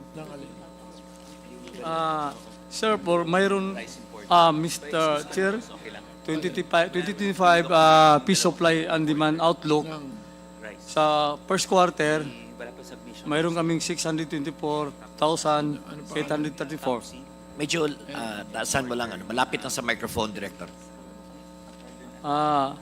Total annual production, sir. Annual production? Yes, sir. Nasa 2.7 million, 790,000 metric tons. Yes, sir. 2.7 approximately more or less, yes, sir. metric tons. Ang local production natin. Yes, sir, local yan. Local production. So, does that include the production from fish pond, from brackish water? Kasama na ba yan? Yes, sir. Lahat na. Anong percentage produced by fish ponds vis-a-vis what we can get from the ocean? More or less, sir, 50%. 50-50? Yes, sir. 50 sa brackish, 50 din sa ano? Yes, sir, including po yung freshwater. Freshwater? Yes, sir. Ganun ba? All right. So, we have 2.7 million metric tons domestic supply. What is the domestic demand? Domestic demand daw. Meron daw siyang presentation. Sino? Director, dapat mastirado mo yan. 40 years ka na sa BIFAR. Sir, sorry. Sa national kasi ito, sir, na production, but ang total demand po natin sa... The data that you have with you is, when was that? Anong year yan? 2024? 2023? Anong data ang hinahawakan ninyo, Director?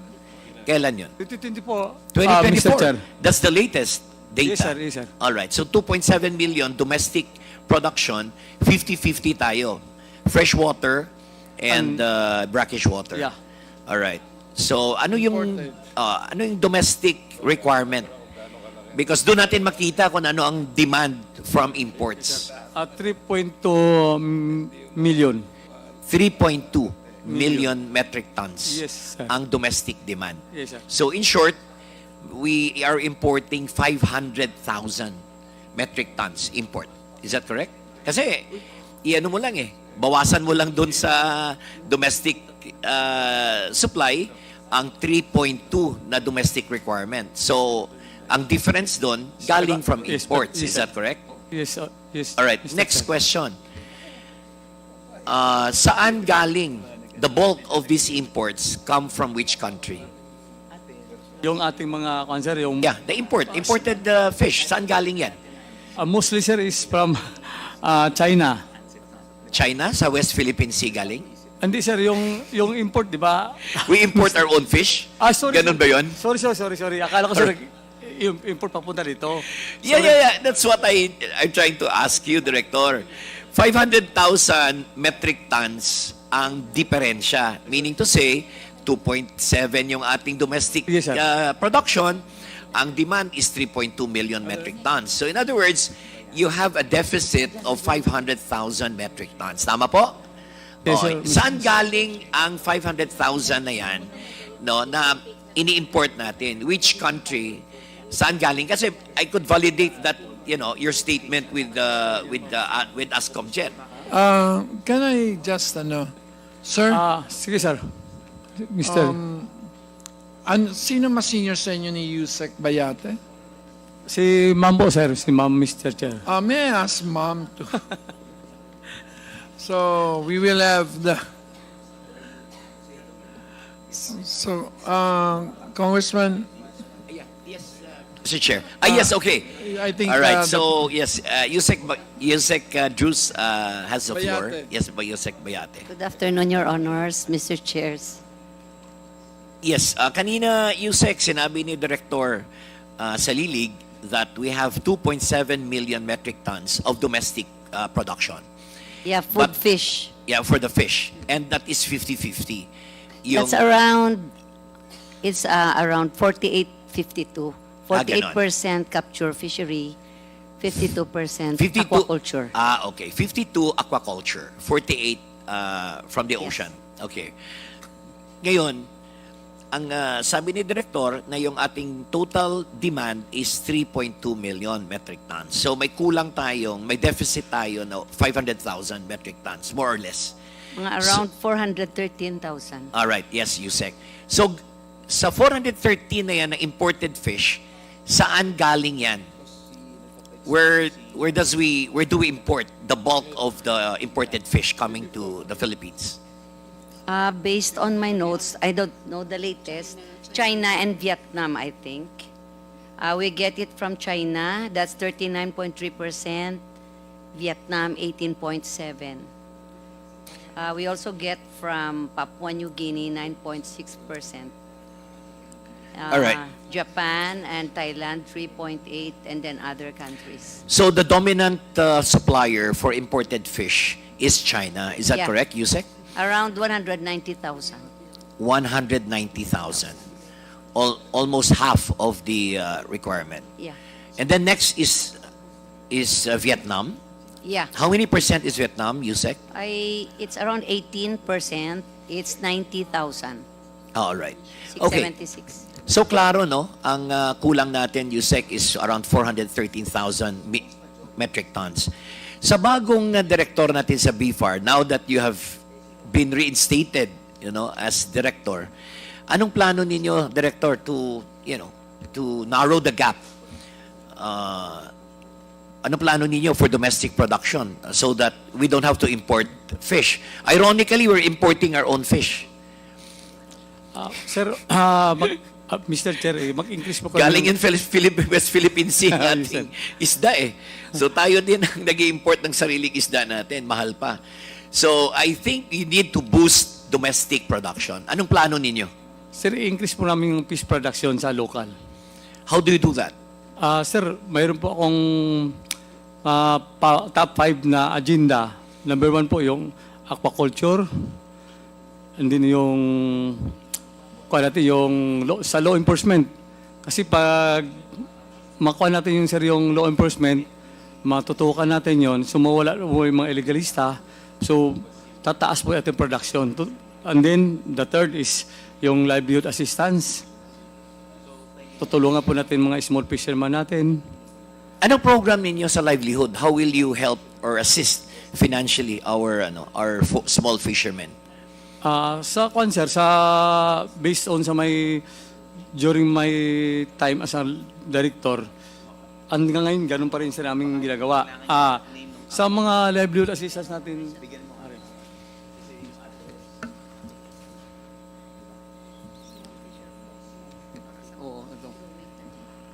okay na ito, ma'am. Memorize ko. Sir, Go ahead, Mr. go Chair, ahead, ganito. Director. Ang madadag po natin sa livelihood assistance, mag-provide po tayo ng, mag-boss po tayo ng tilapia fingerlings, i-increase po yung production natin sa freshwater. And then, mag-provide po tayo ng technical assistance, especially po sa aquaculture, sir, yung mag-establish po tayo ng mariculture parks.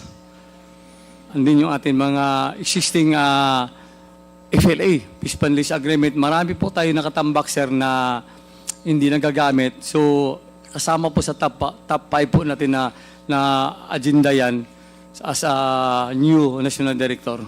Yeah, because I understand that the president has amended the guidelines for FLA. No? Di ba halos na ngayon? Perpetual use na ngayon ang FLA? Sir, marami yung gumagamit na hindi naman sila kailangan natin ng inventory. Kasi yung iba dyan expired na.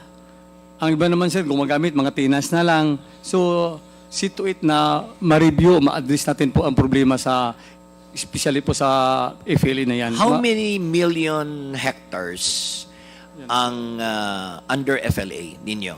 And what is the utilization rate? As of now, sir, wala pa akong data na hawakan. Wala ka pang data. Sorry. 37 years ka sa BFAR, dapat alam mo na yung coverage na buong Pilipinas ng FLA. Maybe Yusek Juice might have some knowledge on the... what is the area covered by FLA right now, Yusek? Actually, what was released to us was 110,000 hectares, but what was the areas that have been issued instruments really is mga around 57,000 to 58,000 hectares. So those are current occupants that are really holders of the FLA, Yusek. Yes, and you are right. The president, during his term, instructed us to utilize this land for food production. Yes. And that we studied and amended the regulation. And that it's a bit more stringent. Dapat na-utilize nila kaagad within a year or two, non-payment for 2 years, automatic cancellation, and that kailangan fully developed talaga siya. All right. In around 3 years. All right. And he instructed us to entertain serious investors to prove their financial capability and all that. So medyo it's moving. Na. And in 2022, when the new administration came in, there was some backlog of around 200 FLAs, and we were able to bridge that gap and update everything. So medyo ngayon mabilis and updated na konti yung all right. ating But is there areas. any, Yusek and Director, is there any financing component now that the guideline has been stricter and in pursuit of the direction of the President for food security? We have many credit windows now in DA, aside from our partnership with Land Bank. Okay. So up to what, meron bang computation kayo? How much is the loanable, if the FLA, if the lessee is eligible to secure financing, ano yung mix ng facility? I don't know how big is it now, but I used to lead the BFAR Land Bank Trust Fund. And I remember that time, I don't know now, we have some 100 million that time, and there was a move in the new administration to, I think it's now increased. I don't know the actual figure now because I'm no longer in operation. But the policy itself has been already finalized and is already effective. Okay. Thank you, Yusek. So, the utilization right now is around 57%, no? As mentioned by Yusek.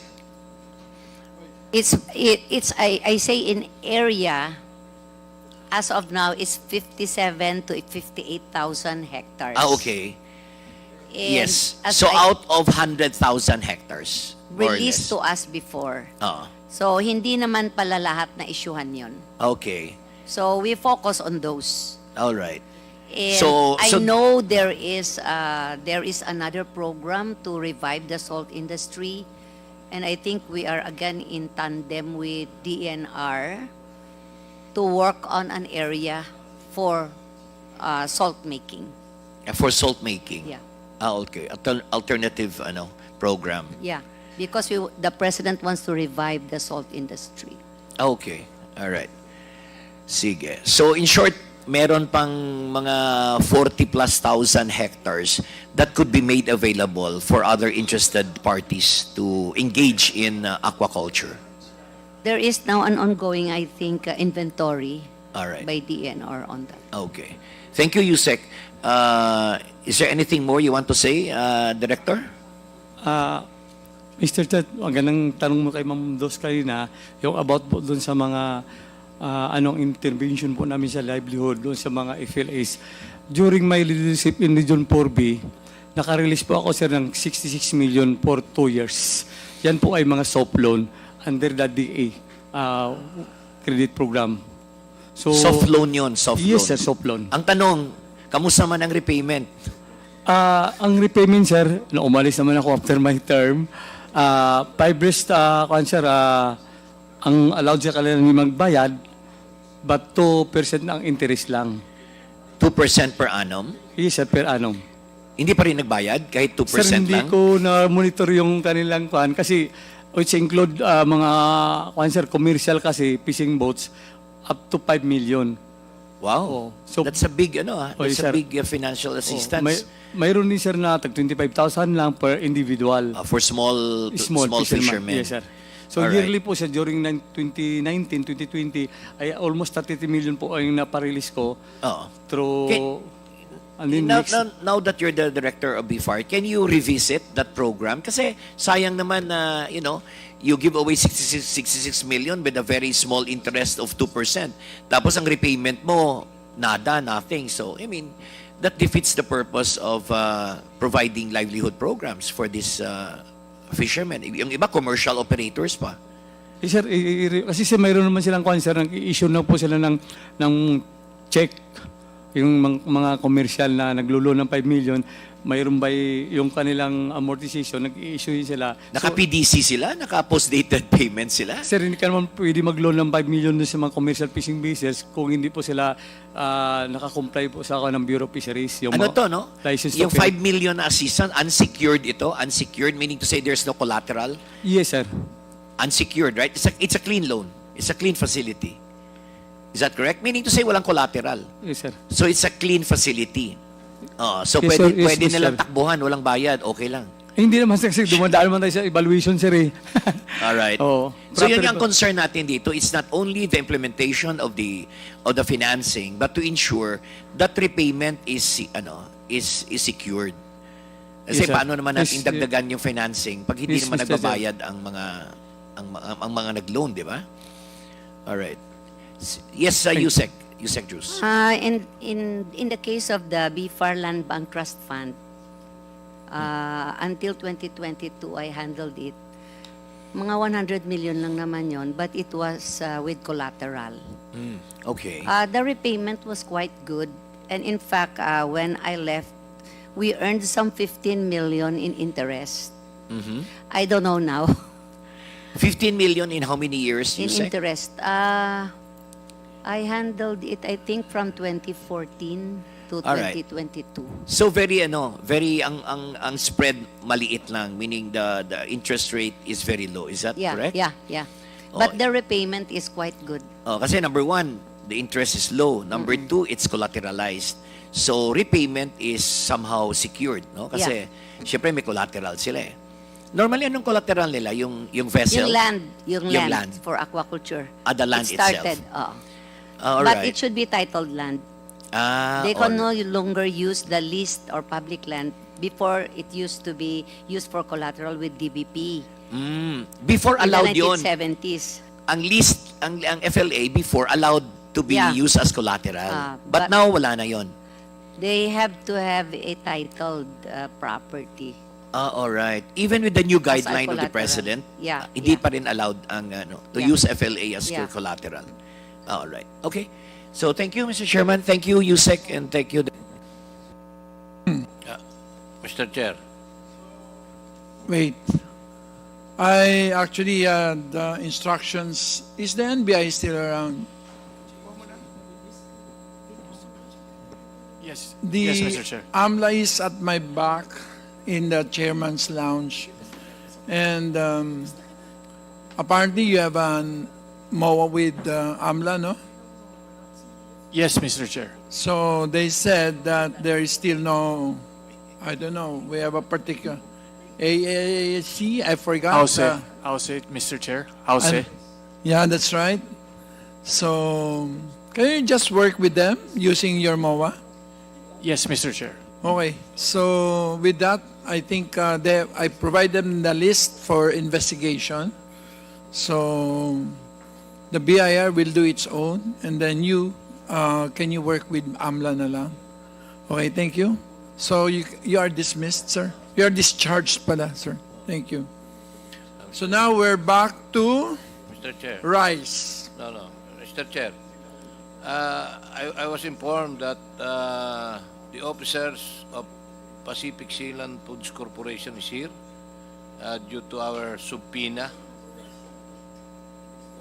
Wala pa man mga dokumento, sir. I was told that he was here. Come again? The officers of Pacific Sealand Corporation is now here. Is it?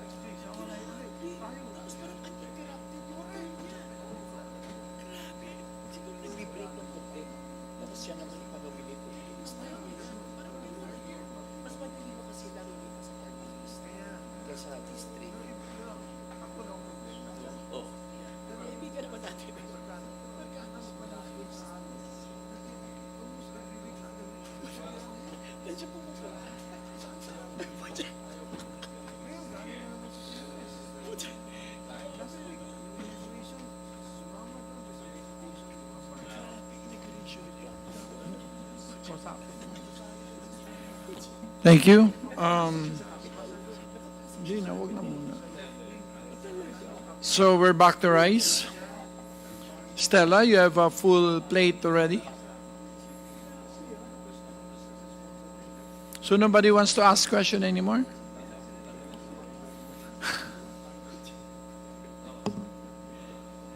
You want to go first? Mr. Chair.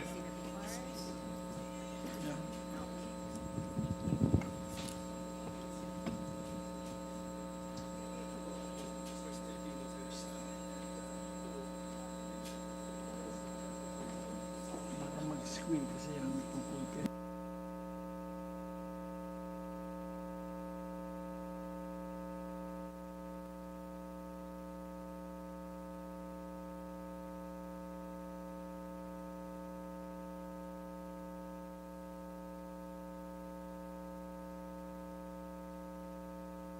Mr. Chair, can I be recognized, Mr. Chair? Mr. Chair, can I be Okay, ba't biglang umalis kasi si Brio? Actually, we called before rice sana, we would have completed the full range kasi yung on the last meeting, si Congressman Brion wanted the agricultural financing. So now I think instead of rice, would you like to shift to agriculture to AFRD essentially? We can Rice do muna, rice cordial. first and then Rice first. Konti lang, Okay, Mr. Chair. because Land Bank, BSP, yes. DBP are all here. All right. But Yes, rice. sir. Mr. Chair, Oh, yes, if you... Okay, BFAR is here, but Mr. is Chair, discharged. Mr. Chair.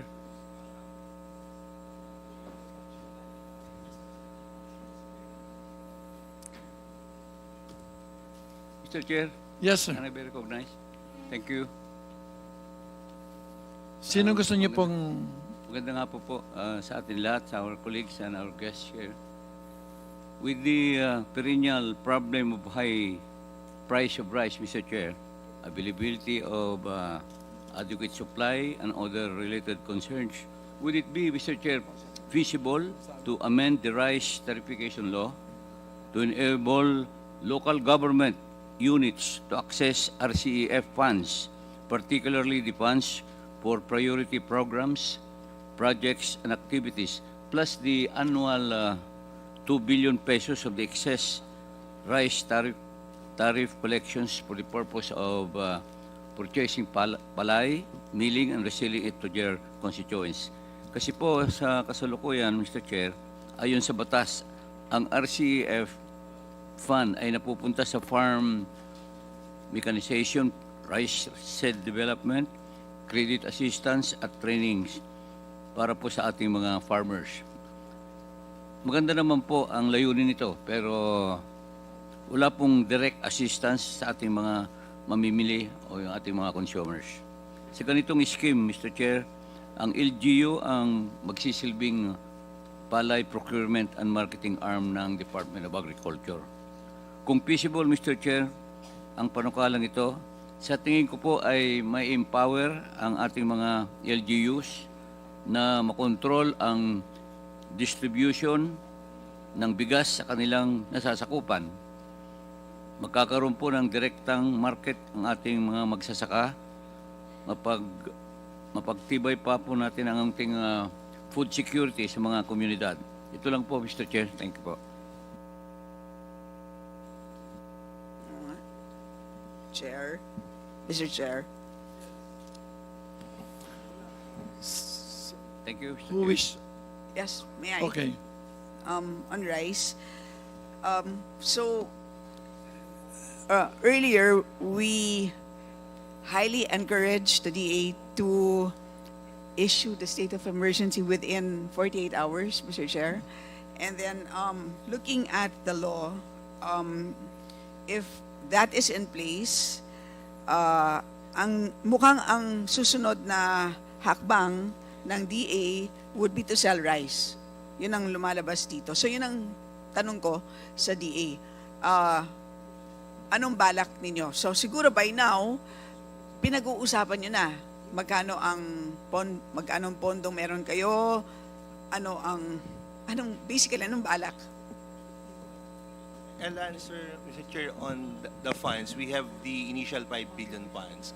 But on the distribution, kung sa mga outlets and kadiwa, I'll ask Pwede humingi ng konting detalye, like, kasi sa ngayon, 29 pesos, pero for selected sectors, saan nyo ilalagay? Para may konting detalye para sa mga nakikinig. Yes, ma'am. I'll ask our AMAS director to discuss yung details nung plan for the Kadiwa stores.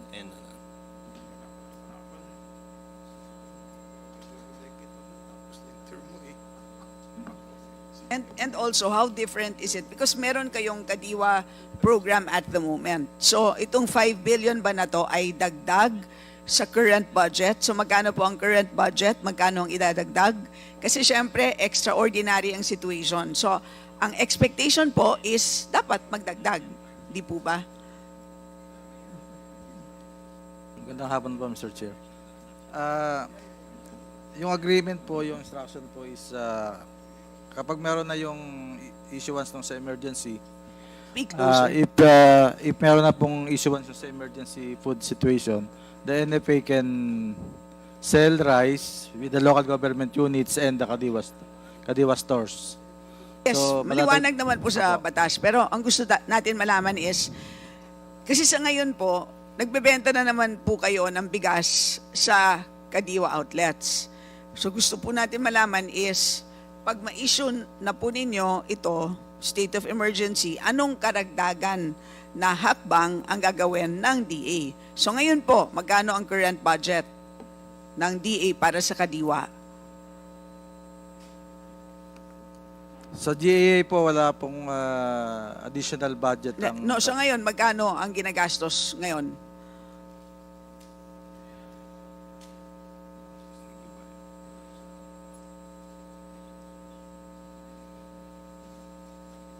Through the usual, Mr. Chair, it's through the usual operations ng Hindi, o nga, sige. ng Just give NFA us and- an idea po. Give us an idea. So right now, how much are we talking about? Hindi ko kabisahan yung much. Magkano?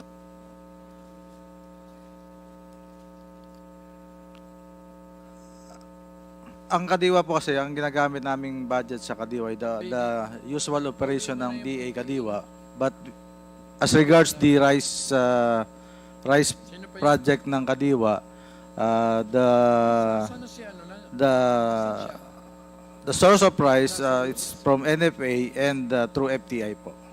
So ang ginagamit lang po yung Kadiwa stores as venue for the selling. But the Kadiwa per se, wala pong additional budget for the rice. So yung bigas is all NFA rice. So how much worth of stocks sa ngayon ang umiikot po sa Kadiwa outlets? Ang nasa Kadiwa outlets po ngayon, nanggagaling po siya through FTI and through NFA.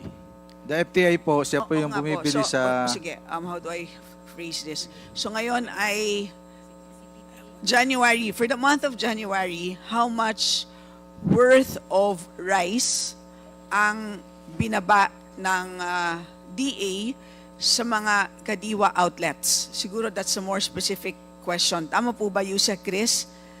Is that the question that you can answer?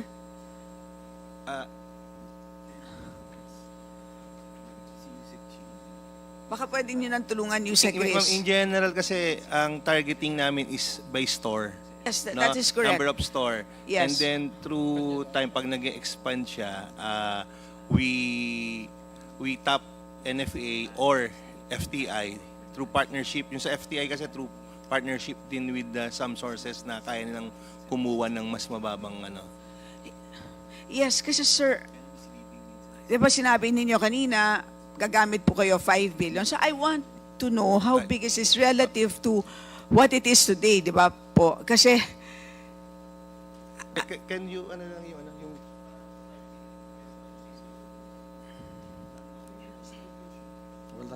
sino po bang sa inyong tatlo ang makakapagsagot ng mas specific, konkreto? Admin Larry or Yusek Chris? Siguro, let me just share some information. The volume that Kadiwa sells, meron po silang report niyan. Hanapin mo lang yung distribution. But as to the 5 billion provided to DA for this program na mapababa yung presyo ng bigas sa merkado, 1.5 billion of that will be sourced from NFA. Ito po yung mga aging stocks. And the 3 billion is for sourcing kung saan man mas economical mag-source. It could be sourced locally, bibilhin nila, or it can be imported. Yun nga po, ang tanong ko kasi is, yung actual stocks, di ba? So, January, sa buwan ng Enero, magkano po ang naibenta ng Kadiwa through Kadiwa outlets?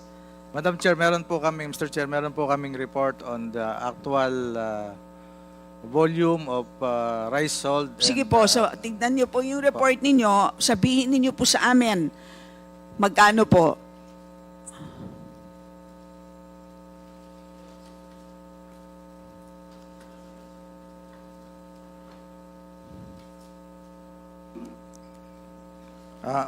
Mr. Chair, for the P29 rice selling program po, from July 5, 2024 to January 2024 of 2025, we have a total of 1,106 metric tons volume sold of P29. Ito po yung from NFA. The total sales amount po ay 32.1 million pesos. 22.1 32.1 million po. 32.1 million. 32.1 M. Yes po. Yan ang total sales. Sales ng from July to January 2025. Okay. Maliit lang pala, no? So, and in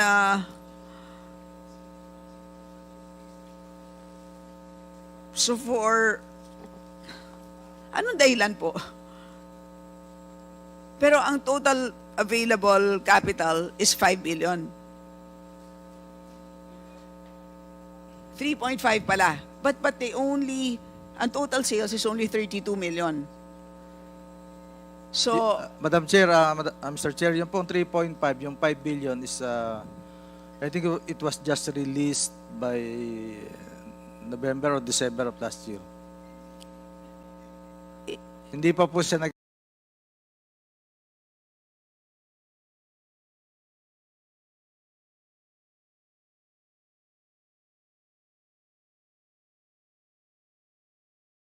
gagamit yung 5 billion.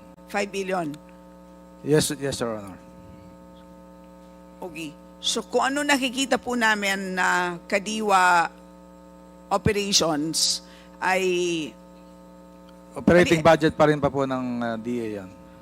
okay. So konting-konti pa lang, in short.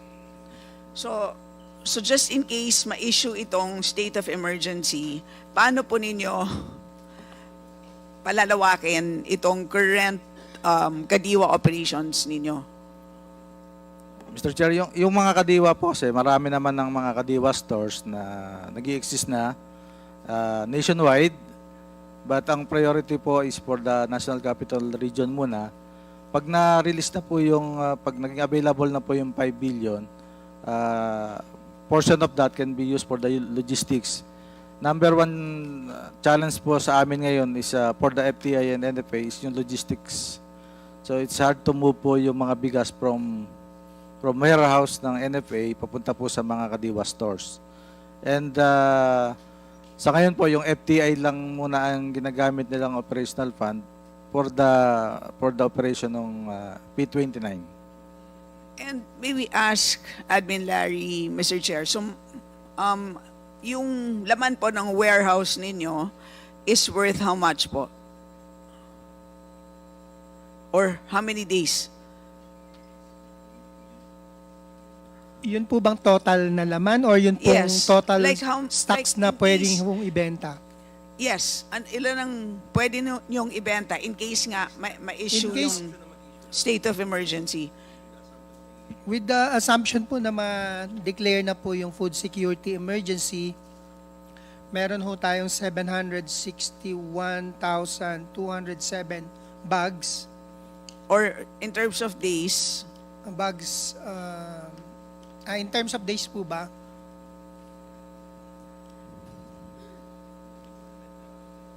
Or peso value? Ano po ito? Let's just use the average price of, let's say, 33 pesos per kilo. Ito po ay nasa 1.2 billion. So yan Worth of ay stocks. readily available for sale? Pag na-declare po. Pag ma-declare. So you will go from operations of about 32 M over 6 months, kaya nyo scale up immediately, ganon, to 1.2 billion immediately as long as maibaba nyo yan from your warehouses to all of the kadiwa outlets. Yes po, readily available ito, worth 1.2 billion. Ito po naman yung operation nitong food security emergency once declared. As far as I can recall sa mga meetings, it will not only be Kadiwa na organized ni DA, but we will go straight to the LGUs. That's why we will write LGUs kung sino po yung mga interested so that makount po namin sila. So, ang Kadiwa po na organized ng DA will just be assisting the LGUs in the implementation. So, mas may leeway po si LGU pag nagpatupad na po ito. Actually, just, Mr. Chair, for clarity, hindi lang LGUs kasi it's government agencies or entities such as DSWD, OCD, LGUs, and the public through Kadiwa outlets. So it's a broad list of kung saan kayo pwedeng magbenta. Tama po yun, pero we don't expect the DSWD and OCD na magbenta since they have their own stocks na kinukuha sa Pero amin. broadly speaking, pwede broadly po. speaking, as long as meron kayong mahanap na partners, ay pwede kayong magbenta Yes, ma'am. ng stocks ninyo. Yes, Mr. Chair. Kaya po na-mention ni Admin Larry yung sa LGU kasi present problem kasi namin yung logistics. Nag-inquire pa kami ng mga, I think we are in the process of procuring or renting, leasing yung mga kailangang mga for transport as well as sa NFA medyo hirap din. Kaya ang initial na naisip para makatulong din LGU, but we are not limited to LGU. Yes. By virtue ng RTL na pinasa ngayon. Yes. And then, by now, na-determine nyo na po ba ang presyo? Sa ngayon po yung dalawang presyo nakaset naman eh. The regular rice at 38 pesos per kilo. Tapos yung P29, ito po yung aging. Ang hindi pa lang po namin napapa-approve from the NFA Council na pinapaikot po natin through ad referendum ay yung more or less 33 pesos per kilo na bigas na in between. Ito po yung mga 2 months old rice natin. Ano yung naging determination ng 38 peso rice? Meron po tayong formula na in-approve ang NFA Council through the rice pricing framework. May computation po iyon. Cost. Is it based on your actual procurement? Kasi yung 1.2 billion worth of rice, so paano ninyo kinompute itong 38? Kasi may actual cost kayo ng pag-procure. Paano ninyo, how did you arrive at a 38 peso per kilo? Yung formula po nito na na-approve ng council is based on the actual price or cost ng palay na binili namin last year. Tapos, kinompute natin based on milling recovery of 63% plus 5 pesos per kilo na incidental expenses, logistics, handling, etc. Less 20%. Yun po yung na-approve ng council. Or kung titignan namin yung PSA data from yung pinaka-current data niya for well-milled rice, ililess din namin ng 20% po yun. So pag pinagkumpara po namin, kung sino po yung mas higher ang price, yun po yung isa-set nating price, selling price. You'll choose the higher. Why higher? For cost recovery po as a GOCC, kahit paano. For cost recovery. Kahit so magkano po ang kita ninyo dito sa 38 pesos? Wala pong kita, 10 pesos lugi po yan. 10 pesos lugi. So ibig sabihin 48 pesos ang cost. So from farm gate all the way down to for example, if yung average price niya is 27 pesos, to get yung actual value niya, 1 kilo ng into bigas, divide po ng 0.63, that's 48.85 plus yung 5 peso na sinabi. Hindi, plus yung 5 peso na sinabi mo na mga milling and all. So that's 47.85, almost 48, 48. Honorable Stella, Mr. Chair, may I just follow up lang that? Kasi, so pag nag-P29 kayo, ang lugin ninyo is 20 pesos pala, no? 20. I thought the 38 kasi somehow nahabol natin yung ano eh. Unless, Mr. Chair, yung 29 pesos is from imported. O nga pala, hindi kayo pwede mag-import. Yun naman po, yung 29, ang laki ng lugi, no po? Pero that's better na ngayon. Kasi last time nga, 25 lang yan.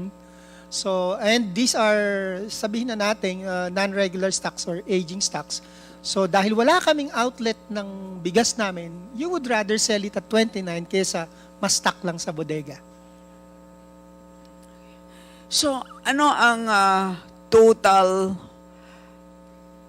losses na binook ninyo as a result of the subsidized programs? Yun po yung estimation namin, around 20% No, loss. total in pesos. Kasi In kunwari, peso.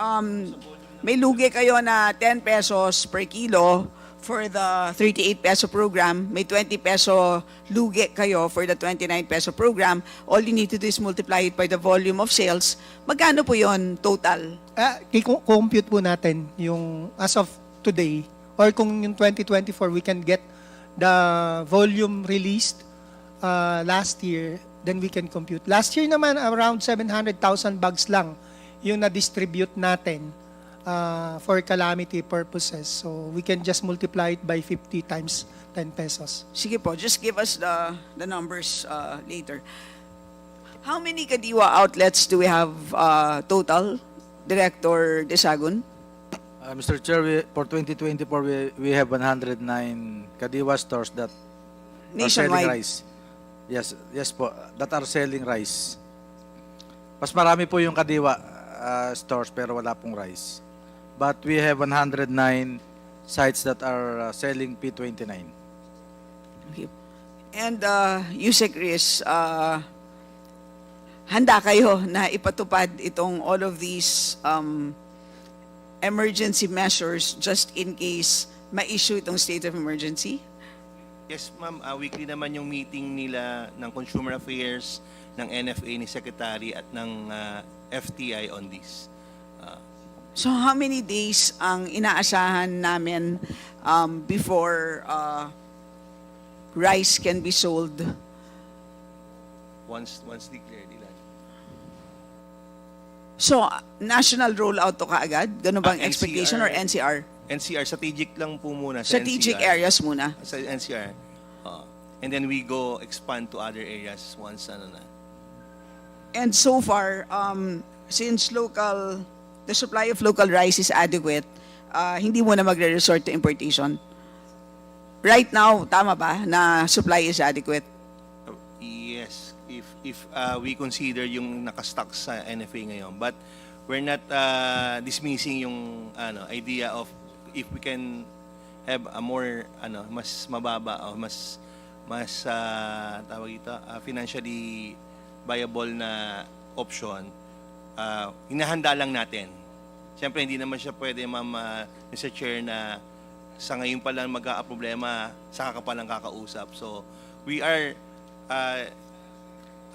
discussing it with other sources na rin sa ngayon. But for the meantime, na available yung stocks ng NFA, we can use it. Kasi siyempre, ma'am, hindi naman pwedeng ma-deplete yung resources o buffer stock ng NFA because we need to prepare din pag may certain calamity na dumating.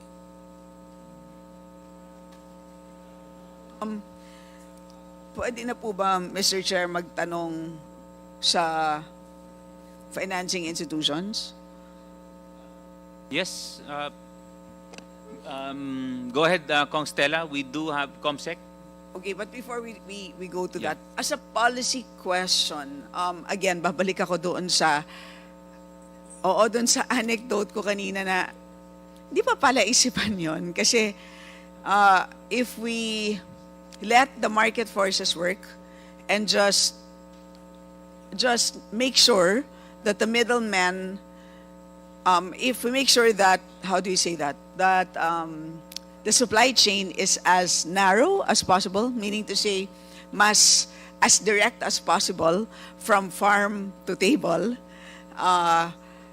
nakakabenta ng bigas at as low as 38 pesos, kitang-kita ko talaga with my own eyes na makakabili ka ng 38 pesos per kilo. Versus if we do it through the government because of the various subsidies that we need to give, ang lumalabas, 48 pesos per kilo ang pinaka mura. Pero 38 pero may subsidiya na 10 pesos. 'Di ba? So hindi ba pala isipan 'yon? Parang we're better off just giving the 10 pesos as a cash transfer, 'di ba? Yes, ma'am, Mr. Chair. Hindi If ba we parang look with- hindi ba parang magandang gawin na lang is to just facilitate that to make that happen in a broader scale, ibig sabihin, to just facilitate that.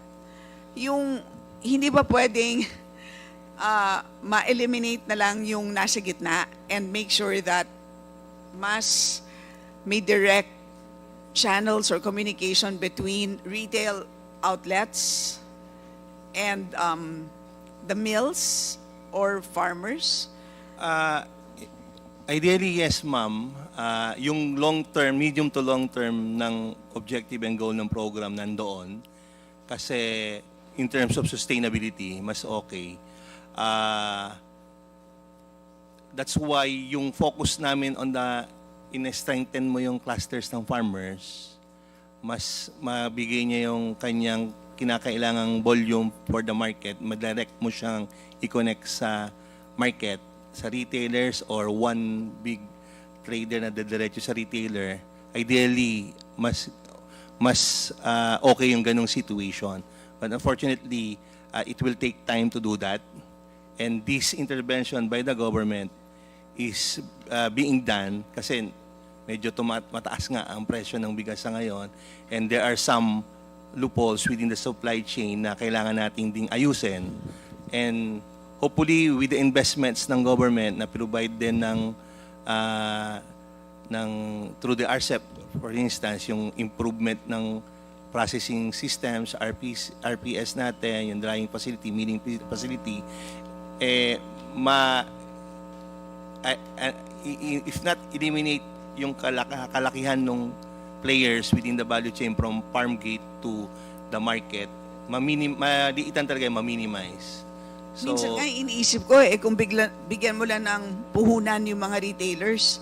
Ma'am, actually both side we can. Kasi nga, like in this case nga, which I chanced upon, they just on their own, they made it happen on their own.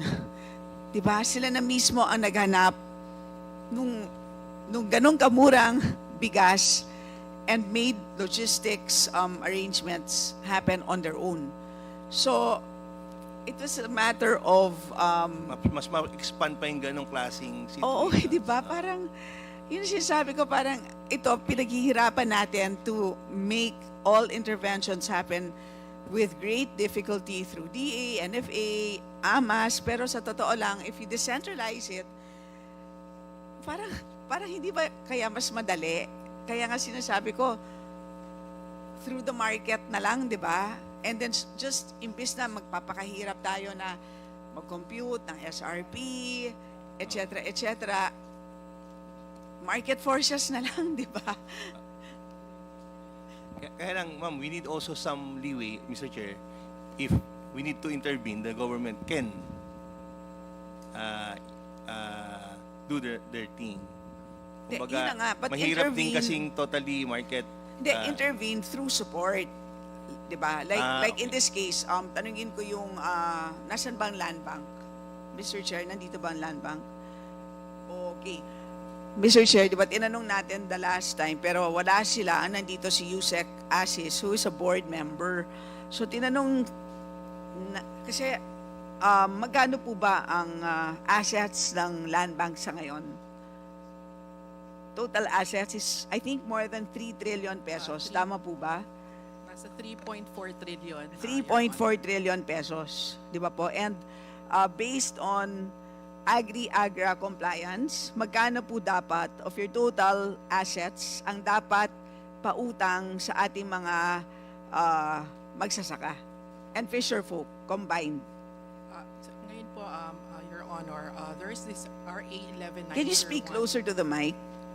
The RA 11901 po directs all banks to allocate 25% of their funds to the AFRD, so Agriculture, Fisheries, and Rural Development.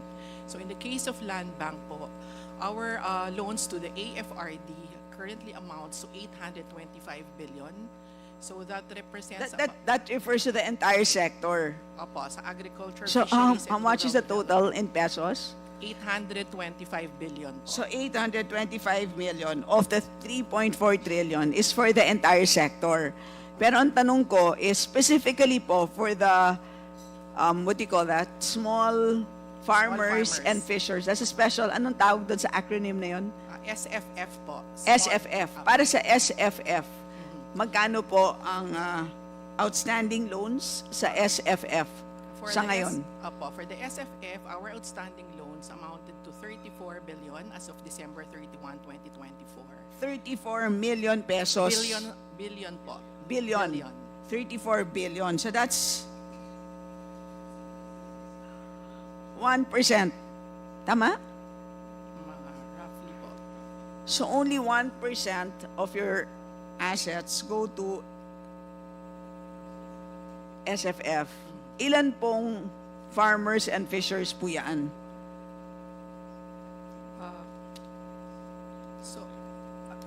As of December 31, 2024 po, we have assisted a total of 2.7 million farmers. Hindi, that's cumulative.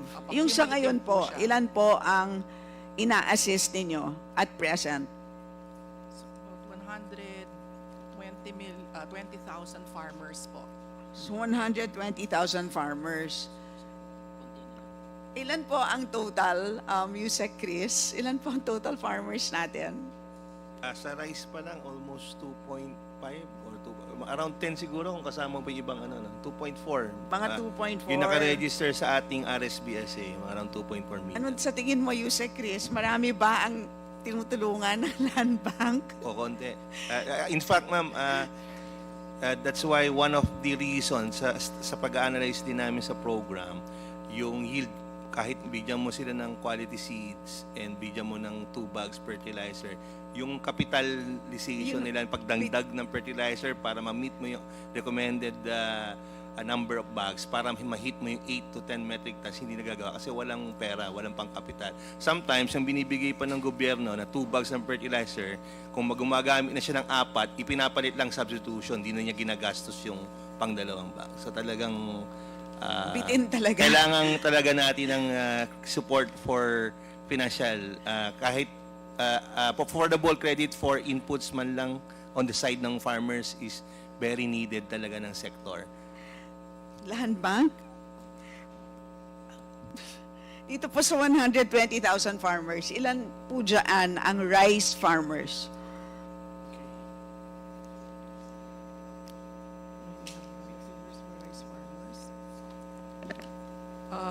Your Honor, I have put the figures for our exposure to rice production, but I don't have now the figures for Yes, but your number of rice farmers production for pertains rice. to the entire sector. So kasama dyan, yung for crop logistics, etc.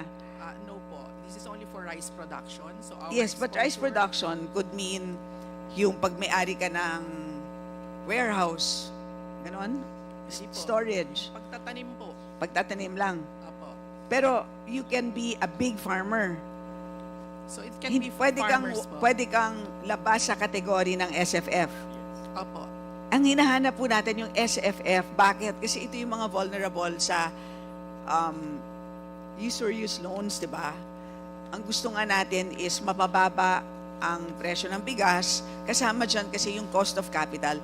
Yusek, Chris, sa pag-analyze po ninyo ng cost of production, magkano po ba doon sa 48 pesos ang attributable to cost of credit? Kasi for sure, may portion dyan ay binabayad po sa pinagkakautangan nila, di ba? At the data, ma'am, hindi pa namin. Hindi. At, Pero marami sa kanila ang nagbabayad ng utang. Tama ba? yes. Sa pagkakaalam ninyo, marami sa kanila ay talagang nangangailangan umutang, di ba? Kasi to front-load their capital at the start of planting season. Yes, Tama ba yon? yes, That's a ma'am. typical farmer, hindi po ba? Especially through, kung dadaan naman ng land bank through the cooperatives, yung success rate of prepayment mas mataas. Meron po ba dito na resource person ang may alam kung magkano doon sa cost of production ng rice ang attributable to credit? So ilang porsyento doon sa cost of rice ang ibinabayad po sa pinagkakautangan nila? Walang may alam. 76%. 7, sir, how much? 76%. 76? Attributed to loan. So, around 56,000 ang nila, gastos dun sa total of 65,000 ang cost per hectare. Sir Sendo, these are through informal channels. Sa labas. Sa labas, di ba? Yeah. Yung parang trader. Sorry, please explain the 76%. Yan yung ginamit na cash flow. Oo, dun sa Yan. cash flow niya, for every Pero 100 kung pesos na nilalabas niya, 76% Pero is yung inuutang. cost nun, siguro mga 7,600 sa 10%. So about 10% of your Basically, cost. basically 7,600. Servicing interest payments, basically. Yeah, so how much is that service? 10%. So of the 48 pesos, roughly 5 pesos, 4 pesos 80 centavos is for debt Correct. service, about 10%. Cost of production, ha? Yes, of cost of production. Not percent of revenues, ha? Ang 48 pesos is at cost of production of rice. Ano bang cost of production per kilo? 40. So 4 pesos, 40. 1.4. Oh, but that's palay. Hindi, pero rice, yung milled rice. Times 2. Times 2, 28. So, Mataas, 10. 20%. 10%. So, 25%. yeah. Okay. So, malaking bagay, di ba? Kung Malaking makapag... bagay talagang credit. Malaking bagay ang credit, land bank. Ang konti-konti naman ang pinapautang natin sa ating rice farmers. Pwede bang... Wala ba tayong pwedeng gawin? Parang, hindi ba yan ang ating primary mandate? Ano, pwede nyo bang sabihin sa amin? Ano bang primary mandate ng land bank? Our primary mandate po is to support the agricultural sector, Ayun. particularly the small farmers and Ulitin, fishers. to support the agricultural sector and Particularly po the small farmers and fishers. particularly, And the with emphasis on the word you said, Chris, particularly the SFF. Apo. Okay, but only 120,000 farmers benefit from your 3.4 trillion pesos. May we know what's the total number of, how many borrowers do you have? Total. You mean the entire portfolio, Your Honor? Doon sa lahat ng pinapautang ninyo, magkano lahat? Total. Balance sheet. Mga trust funds. Ang pinapautang ninyo sa SFF ay 34 billion. Magkano ang total loans ng land bank?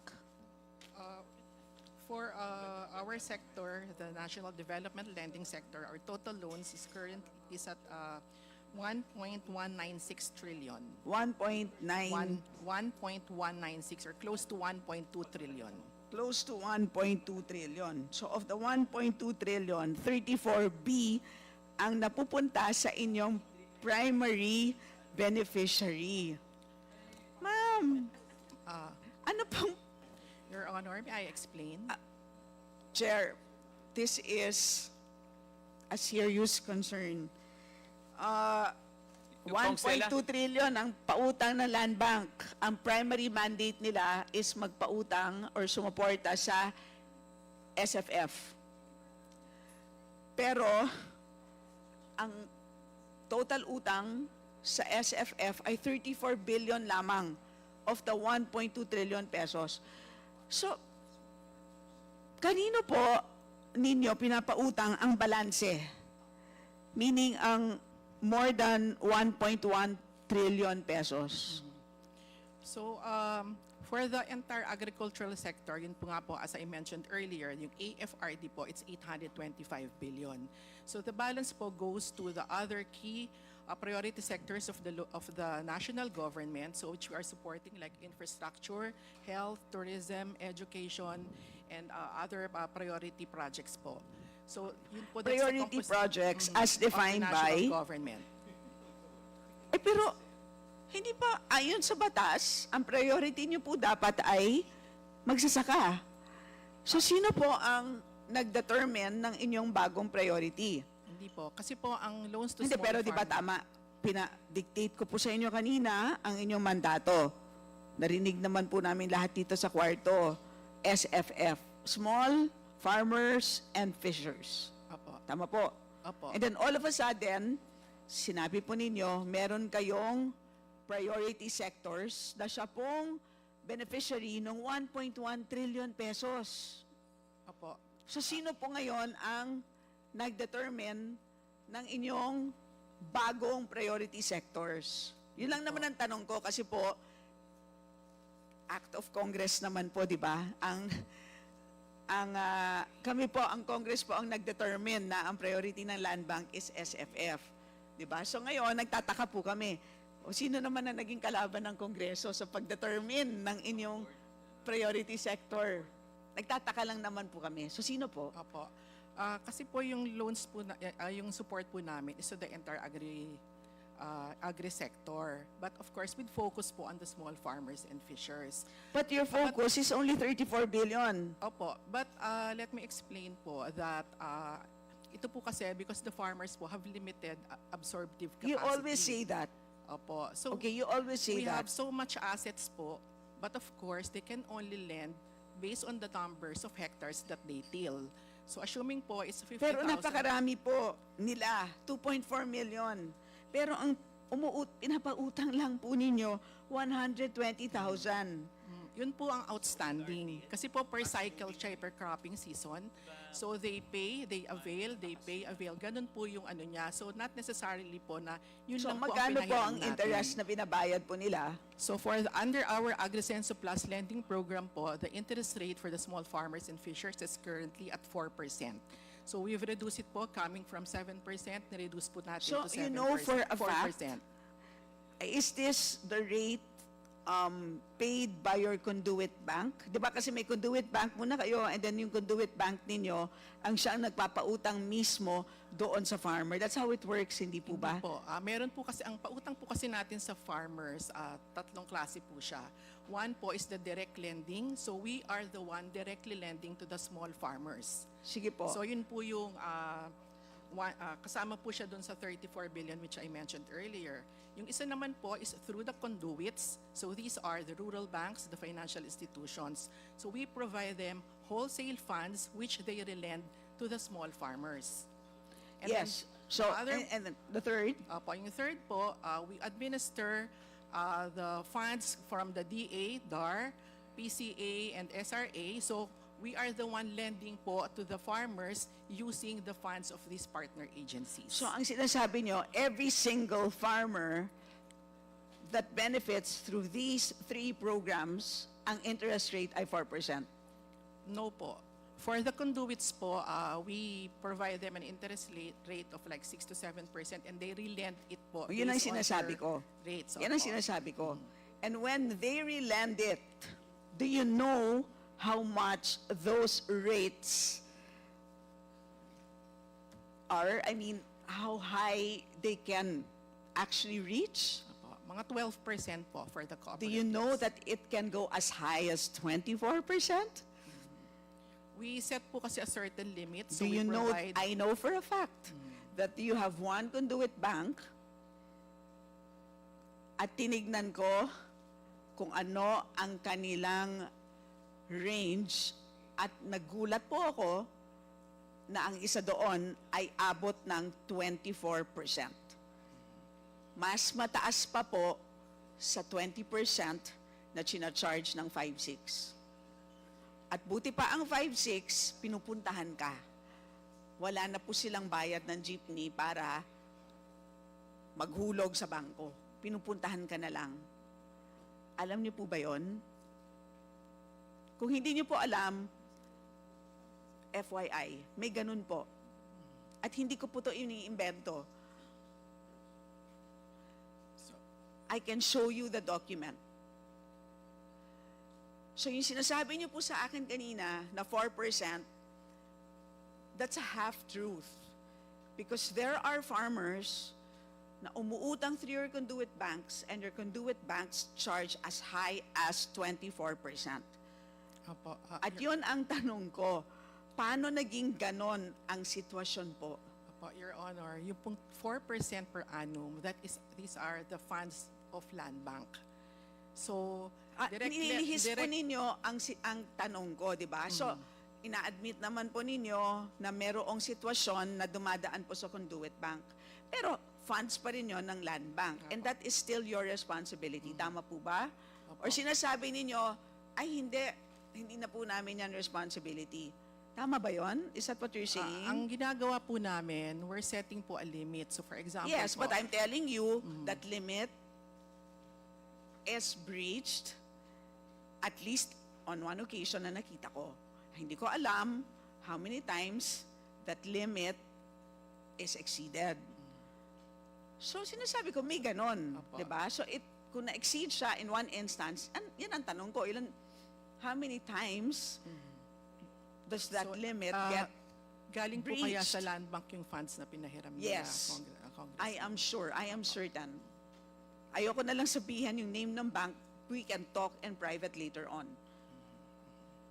But I am certain it is your conduit bank. So, pwede pong ipaliwanag. At I am sure you know this. So, tignan po ninyo sa inyong records. Ilan ang conduit banks ninyo? At magkano ang pondong pumapasok sa conduit banks ninyo? Ilan ang borrowers na sakop ng conduit banks ninyo? Ano ang average rates dito sa mga conduit banks ninyo? So, ano ang effective interest rates pag nagpapautang ang conduit banks ninyo? Yun ang tanong. Para malaman natin, ano po talaga ang kalidad ng suporta na binibigay ng isang land bank? Okay. So, for the financial institutions po, we have 205 borrowers.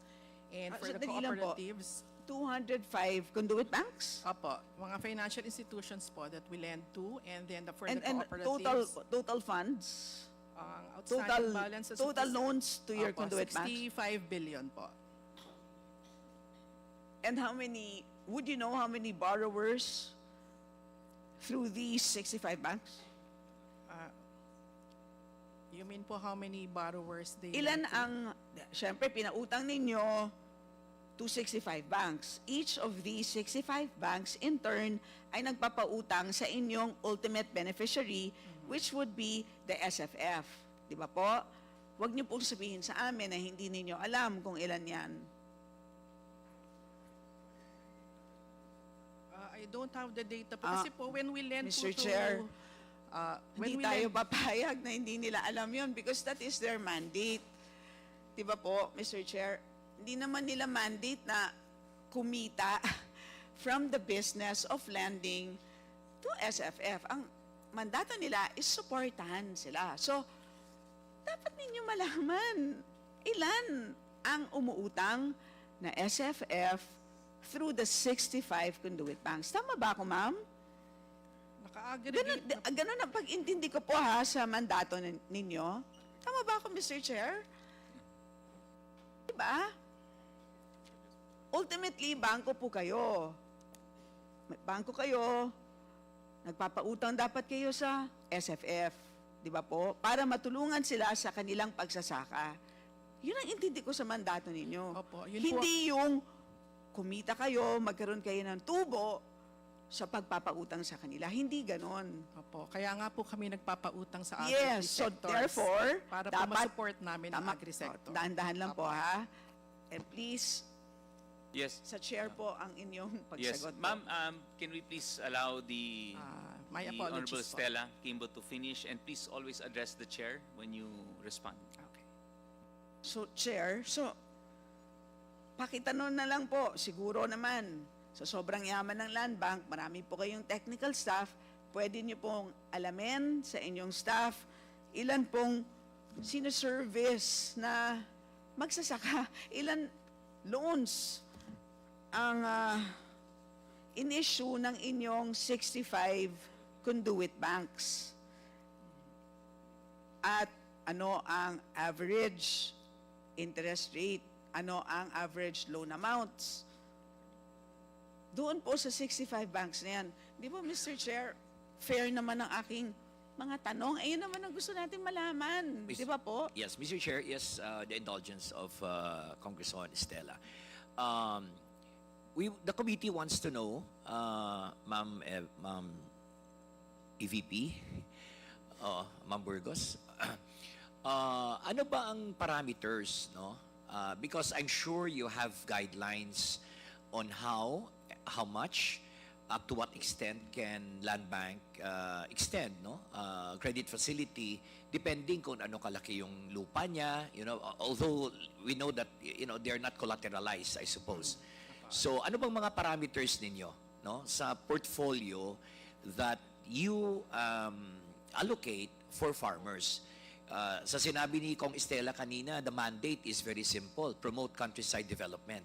And primarily, agribusiness, agri-sector, ang investment dapat ng Land Bank, hindi yung commercial lending. So can we get that information, data from you? Ano ba mga guidelines dito? At sabi ni Kong Stella, ilan ito ang mga beneficiaries of your credit facility that are being lent by your conduit banks? Because napakamura ng cost ng pera ninyo for directly lent to farmers. However, pagdating doon sa conduit banks, ang spread nila masyadong malaki. So that really defeats the purpose of financing our farmers. Kasi 24% na yan per annum. And the cost is very small. So yung kumikita dito are the rural banks, are your conduit banks. Please respond. Thank you. So, Your Honor, for the small farmers po, our criteria or our parameters is that we lend based on the hectares that they till. So for it averages to 45 to 60,000 depending po on the type of seed. So like for example, for hybrid, it's about 60,000 per hectare, and for inbred, it's about 45 to 50,000. So yun po yung basihan natin. So we finance 90% of the total production cost. Ano po yung repayment term niyan? How long do they need to pay? Is it per harvest cycle? Ano ba yun? What are the guidelines? After the harvest po, ang repayment of the loan. So repayment is 6 months. Ganon? Ganon ba yun? Yes, Ganon ba yun? opo. Repayment? Opo. All right. At 4% per annum. What is the cost of your money? What is your spread? At 4% lending rate, magkano yung spread ninyo? It's actually below market po yung 4%. That's why this is nga po is very affordable. Because if we price our loans, it's currently, of course, it's going to be based on the BVAL rates, which are the market rates. But this one, we are pricing it below market, which is Below 4%. market. Opo. Pero may spread pa rin kayo, kahit papano. If we compute for the entire cost of funds of the bank, baka, Kahit 1.5%, meron pa rin kayong kita, kahit papano. Hindi naman kayo mag-ooperate na bangko pag wala kayong kita di ba? Even if the spread is 1.5%, but you're talking of billions. So I'm sure you have, no? But of course, syempre hindi kayo pwedeng magpahiram ng sobra sa 4% below market because you're servicing the farmers, you're servicing the agri-industry, agri-sector. So yan, balik tayo doon sa tanong ko kanina, no? Ano yung you defined already the guidelines na 50 to 60,000 and then the repayment cycle is every 6 months. Kamusta naman? How many percent naman success rate doon sa repayment ninyo, Ma'am Burgos? Apo. For the direct loans po to the small farmers, we have a high past due rate. It actually reached more than 50%. That's why po we're enhancing our direct lending program for the small farmers. So we've simplified it. We made it more affordable for the farmers, like nga po, reducing the interest rate, simplify the process so that it's going to be very accessible and yun, even documentary requirements simplified. So para po mas maka-reach kami to more farmers. Okay, so meaning to say, doon sa credit financing done through conduits, yung past due ninyo mas mataas? Mas lower po siya. Kasi kasi po siya direct farmers. We know naman po how risky it is to lend to the small farmers. It even to the entire agri-sector because nga po of weather disturbances, mga natural calamities, pests and diseases. Pag po nabagyo, hindi na po talaga makakabayad ang farmer. So saan kayo successful sa lending program ninyo? Direct lending or done through conduit banks? So sa mga conduit banks naman po, of course po mas mababa ang rate namin. Because apart from the conduit banks, we also have cooperatives po. So these are our conduits, the co-ops Sabi ni and the Kong FIs. Estela kanina that she has an idea, she has a validated report that while your lending rate is 4% direct to farmers, if it goes through conduit banks or like rural banks, ang rate ng rural bank, alam naman natin, napakataas. 2% per month, so that's 24%. So that defeats the purpose of financing farmers. So sa observation ninyo, sa data ninyo, I'm sure you have it, ano yung default rate dito sa direct lending, anong default rate dito sa conduit banks? Okay. For the individual farmers po, ang aming past due rate is 59%. Individual farmers, 59%. Individual po. So Sa direct lending lending po yun. Opo. Alright, dito sa conduit, For the cooperatives po, our past due rate is 5.55%. okay, may pera kasing kooperatiba eh. Opo. So they're liquid. So syempre the default rate is lower. Pero kung individual ang farmer dito sa conduit bank, what is the default rate? For our conduit banks po. Yeah, through conduit. I'm sure they have individual clients.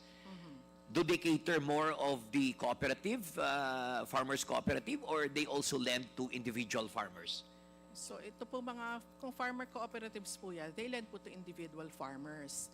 So what we do po kasi, just to ensure lang po that yung rates to the farmers are still affordable, for our conduits, like for the cooperatives, we provide po a cap. So we provide you 6% interest rate, okay, you will lend, but at a maximum only of like say 12%. Because po yun nga po, but some cooperatives po or some conduits, they actually don't want po na lang to access those funds because it actually limits po yung spread nila. Because masyado po daw po, nga po kasing risky ang magpahiram at costly magpahiram sa mga small farmers. Kasi po nasa mga malalayong lugar yan. So that's why po kailangan nilang maglagay ng spread para po makover yung operating cost nila. Alright. So klaro, Kong Stella, na okay, dito sa individual farmers, 4% yung rate ninyo for direct lending. Dito naman sa conduit, majority of the clients of conduit banks, your conduit banks, are the cooperatives. Tama po ba yan? Okay, and in turn, the cooperatives are the ones lending to individual farmers. Is that correct? Correct po. Okay, pero 6% ang binibigay ninyo ng rate ni conduit papuntang cooperative. So may spread siya na 2%. Tama po? May spread ang rural bank na 2%. Kung ang lending rate niya is 6% to the cooperatives. Tama? Hindi po. Sabi mo kanina, 6% ang lending rate ni Conduit 6% Bank. we pass it on at 6%. You pass it on to the rural bank at 6%. Yes. Magkano naman ang rate ng rural bank papuntang cooperative? Ay, hindi po.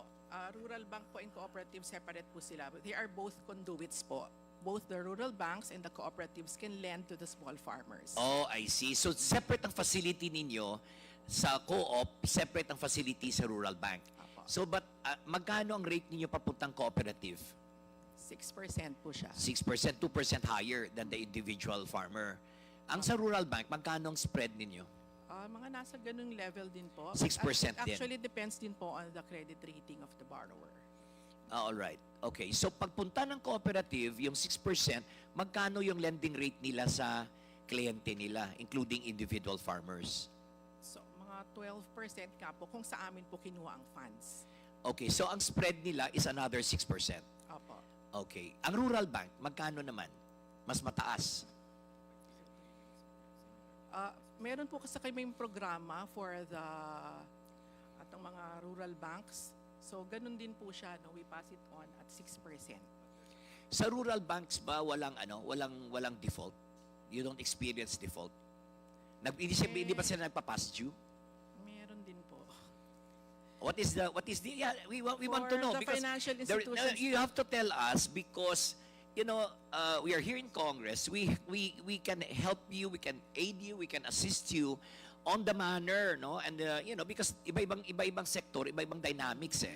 So that's why nagtatanong kami ni Kong Stella and the committee, ano ang default rate ninyo, which mataas ang default rate, 59%, masyadong mataas 'yon. So that discourages land bank now. Very clear na ayaw magpautang ang land bank sa individual farmers because the repayment, the default rate is very high. 59% o 40% lang ang nagbabayad ng tama and on time. Tama? Opo. So dito sa rural bank, okay, anong default rate ng mga rural bank? Anong default rate ng cooperatives? For the cooperatives po, 5.55%. Oh, mababa. Yes, kasi may For pera the- sila eh. Okay, ang Opo. rural bank, For the rural banks or the other financial institutions, 3.38%. oh, mas mababa din. So that is why land bank, alam na natin na they are more inclined to lend to cooperatives and rural bank kasi ang default rate nila mababa. Rather than, am I correct, Ma'am Burgos? Mr. Chair? Is that your motivation why you want to lend more to no po. cooperatives and rural Actually banks, po- which is now a defiance of your own mandate? May I explain po? Yes, opo. Go ahead. So previously po, ang land bank only lends to cooperatives. So kooperatiba na po ang nagpapahiram sa mga small farmers. Yan po before talaga ang mandato ng bangko, talagang tulungan ang mga kooperatiba. So ngayon po, we saw the need po that we go also direct lending because some of these mga farmers po are not members of cooperatives. That's correct. And we want to make it cheaper po for the small farmers. That's why in 2012, we established po yung Sikat Saka lending program which is in partnership with the Department of Agriculture. So yun po yung naging program natin until 2022. So initially po, there was a good repayment rate, but later on, yun, tumataas na po because of several reasons like yun nga po, natural calamities, some naman po mga willful default. But despite po that, we still establish a new program which we call the Agri-Senso Plus Lending Program because we want to cater to all these farmers. We want to expand po our reach to the small farmers even in the far-flung areas. Talaga pong that's our mandate. Kaya po, regardless po of the past due rate, even if it's at high, we still continue po to lend to the small farmers. All right. So for those na nag-default na, anong ginagawa? After 5 years, ni-write-off nyo na lang yan? Nire-restructure po natin yung loans. So nila. there's restructuring, walang right, hindi nire-write off ang utang. Depends po yung write-off kung talaga pong sobrang tagal na. If it stays with our books for a very long time, then yun po, that's the time that we write it off. But we give chance po to these farmers. That's why po as much as possible, we restructure these loans so that they will be able to borrow again for their production. So pag i-restructure, you allow them to borrow again and refinance the old loan. Yes, refinance po. Ganon. Okay. So balik naman tayo doon sa kay Kong Estela. Basically, with the portfolio that is reserved for farmers, only 120,000 individual farmers are beneficiaries of this agri-financing. Is that correct? Apo, that's based on the outstanding loans po. Based on the outstanding loans. So how do we expand, and allow more farmers to benefit from this financing? So, kaya po right now we have 11 agricultural lending programs. So 5 of which po are 6 po are internally funded while the remaining 5 are external po. Ito po yung legislated lending programs. So all these programs po are tailored fit para po sa mga ating farmers and even the MSMEs and all other players po under the agri-value chain. All right. So for these farmers, it's unsecured facility, right? Unsecured po. sila. Because hindi man pwede i-collateralize yung CLOA, di ba? So ito. So anyway, yeah, thank you, Mr. Chair. Thank you, Kong Estela. You may proceed. Chair? Yes, before Honorable Stella, we have a comment also from Mr. Rosendo Soano. Pero before that, Kasendo, may I just briefly ask? Kasi, ma'am, under the old RTL, may 1 billion credit for individual farmers. 3 billion yata. Ha? Sorry? 3 billion, di ba? Parang 1 lang. 1 billion. So 1 billion in the old RTL. So to our surprise during nung hearing, nagulat ako napakataas ng utilization rate for individual farmers. And we discovered that you were very much lenient with regards to requirements for farmers to acquire certain loans from the bank. So, may I know kung ano yung repayment rate nun sa inyo?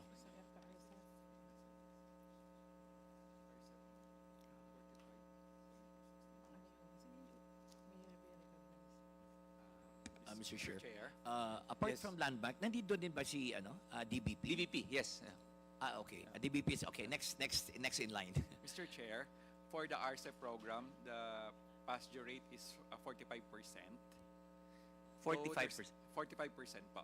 Though there's a higher utilization of the fund, that's why Ma'am Tel said that in the event that the farmer is being hit by a typhoon, and then it's a valid reason for us to restructure the loan and even to refinance. So that's why we keep on assisting the farmers so that they be able to access the funds from even using the internal funds of the bank and other funds such as from DA po. So mababa rin pala repayment. Yes sir, for individual. Most of this kasi po are individual farmers po. It's based on our experience talaga. Consistent po yun. Even if you're using the internal funds or using the legislated funds coming from our partner agencies, pag individual farmers po, medyo mataas po talaga ang pasture rate. Okay. Kasi I think the reason why is that for co-ops kasi they have established and they have their monitoring systems on the ground, and these are actually members, and the co-ops kasi has its own policy that sometimes it's being connected to the amount of patronage refund which they receive from the co-ops. That's why the members are actually encouraged to repay their loans with the co-op. Okay. So anyway, established yung same experience with Land Bank. May we hear just comment from Kasendo? Yun din tatanungin ko. Kasi yung 1 billion, mga 15,000 hectares yun di ba? More or less kung 65,000 ang loan. How many % naman ang babayad ng farmers? Kasi binigay yan as zero interest May charge bang Land Bank? Sir, ang pautang po sa legislated under RCEP is 2% per annum po ang interest rate. That's actually agreed between DA and Land Bank and even with DBP. So similar po ang interest rate among the two financial institutions. Yeah, okay. Anyway, Kasendo, pa-address ng chair pagka may mga katanungan. Please, thank you. Kong Stella, we have Dr. Frontuna who would like to comment with your indulgence. Okay, thank you. Yes. Doc, please proceed. Thank you, Your Honor. Yung, ma'am, nung nakaraan, nagkaroon kayo ng program. Doc, can you please speak closer po sa mic para mas malakas po? Sorry. Nagkaroon tayo ng program na you are giving... Doc, can you please address the chair po with regards to your question? Yes. Padirect na lang po sa chair. Okay. Ang question ko dito, Mr. Chair, is that last time, during the outbreak ng ASF, so that we can more repopulate, they have a program of about 4%. Totoo po ba yun? 4% ang ating interest given to those who will avail Yeah. Doc, is that the yung for the recovery for Yes, for the recovery. loans? Yeah. A program ng DA Yeah. rin po. Yes, Ma'am Burgos. Mr. Chair, are you referring po ba to swine? Yes, sa lending swine. program? Yes, Opo, yeah. previously po we had this swine lending program. During the time po yan ng pandemic at Yeah. 3% po yung interest rate at that time. Ang tanong ko dito, Mr. Chair, is that how many did avail, no? Doon sa program na yun. I mean, for the purpose of increasing, repopulating swine, how many farms did avail of this interest?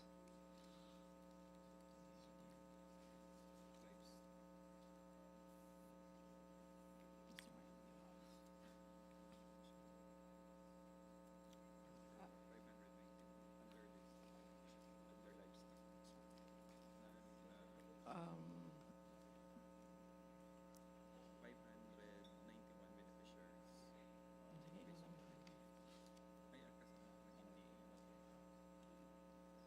So, Mr. Chair, we Yes, just don't have po the exact figure now for the specific for the swine lending program, but we have po not really a number of borrowers po under that program.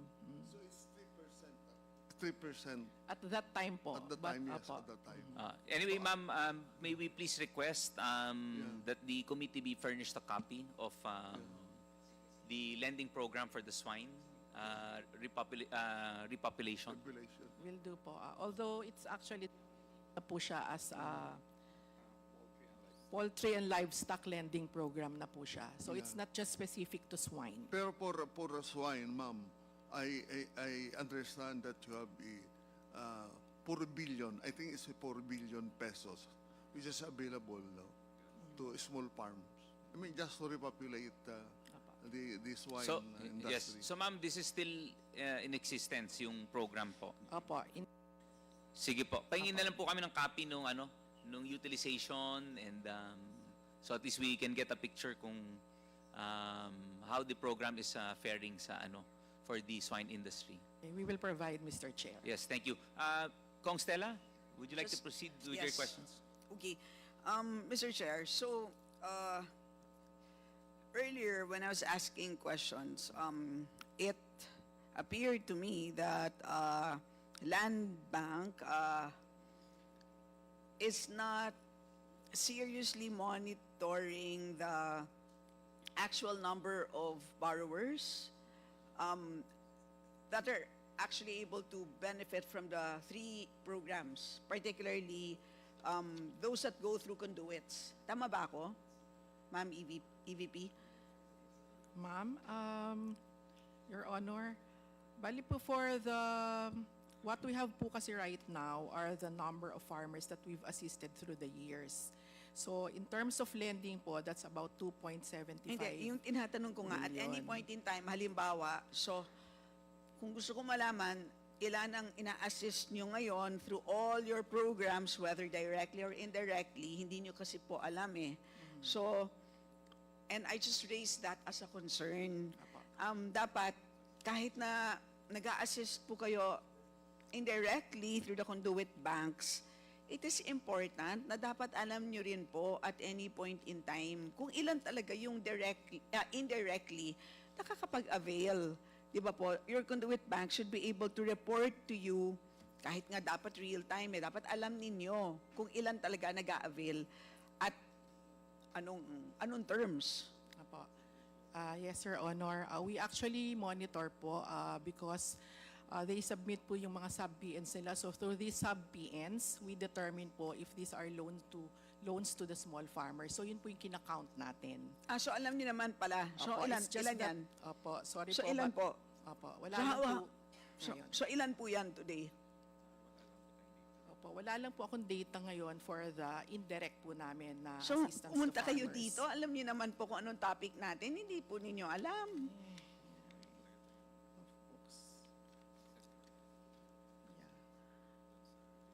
So sige po, hanapin po ninyo. That's important to us because I would like to know nga. So, yun. And then, ano yung terms? Okay, so hanapin ninyo. And then, So siguro naman po alam ninyo yung data tungkol sa direct borrowers. Alam po ninyo? Yun nga. So ang hindi nyo alam ngayon, yung indirect, right? Apo. Pero yung direct, alam po ninyo? Opo. Sa O direct- ilan po yaan ngayon? For the direct borrowers po,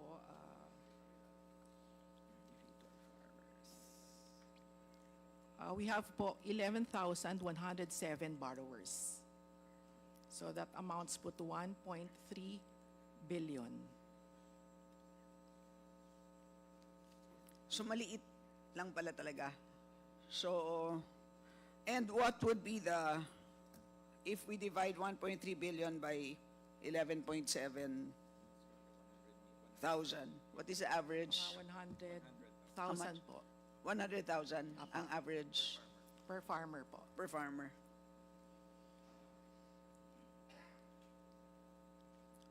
Can you just submit to us yung report? I suppose you have that by region or by province? Yes po. Submit na lang po yung... We can provide po. Yes. Ang next na question ko po, Mr. Chair, is it would seem like, kasi ito pong direct borrowers, ang main problem dito is payment. Only about half would pay. Tama? Pataas ang default rate.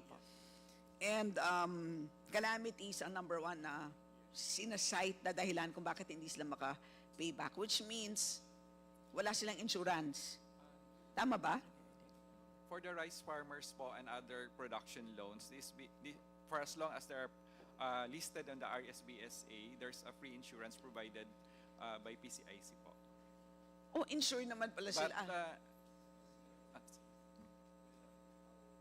Mr. Chair, Yes, may we ask you, Chris? You, Chris? Sige, please, can you please further explain? Yes, sir. Yung the Nakalagay parameter. naman po sa GAA, under the special provision na under sa PCIC, those 2 hectares and below for rice are free automatically. Pero Since may process 20 pa rin yun, sir. Pero na, since 2019, yun na? Tama ba? I think so. Meron sir. silang libreng insurance. Nung 20, yes, ma'am. Pero may process pa rin na kailangan nila mag-apply and kasi kailangan i-geotag yung mga farmlands and all. Process po ng PCIC. So Mr. would you Chair. know, Land Bank, Mr. Chair, kung ilan porsyento dito sa 11,700 direct borrowers ninyo ang merong insurance? Madam Chair, Mr. Chair, for all the production loans of Land Bank, we require PCIC insurance. O yun naman po. pala. Yes, So ma'am. lahat sila ay required ng insurance. So, di ba nakakapagtaka? Kasi insured naman pala sila, which means kapag may calamity, masira ang kanilang crops, ang ibig sabihin nun ay meron silang makukuhang reimbursement, which I suppose is some amount that is proportional to the value of the crops destroyed, di ba? So, ibig sabihin nun, meron sila dapat, at least on paper or in theory, kakayahan na makapagbayad pa rin ng utang. Mr. Chair, if I may, actually, ma'am, nakakabayad po kasi the insurance indemnity po kasi is naka-assign po sa Land Bank or sa DBP for that matter. So sa inyo napupunta? Yes, pumupunta po sa amin. It's just that the indemnity is not enough to pay off the loan. Because like, for example, if the cost of production is already 60,000, nabuhos na po lahat, about to harvest na po sila, tapos biglang tinamaan ng bagyo, kunti lang kasi ang marirecover doon eh. Or So ibig practically sabihin wala. nun, insufficient, Mr. Chair, yung insurance cover. Tama ba yon? O so hindi ba dapat policy yon ng Land Bank na dapat i-reassess?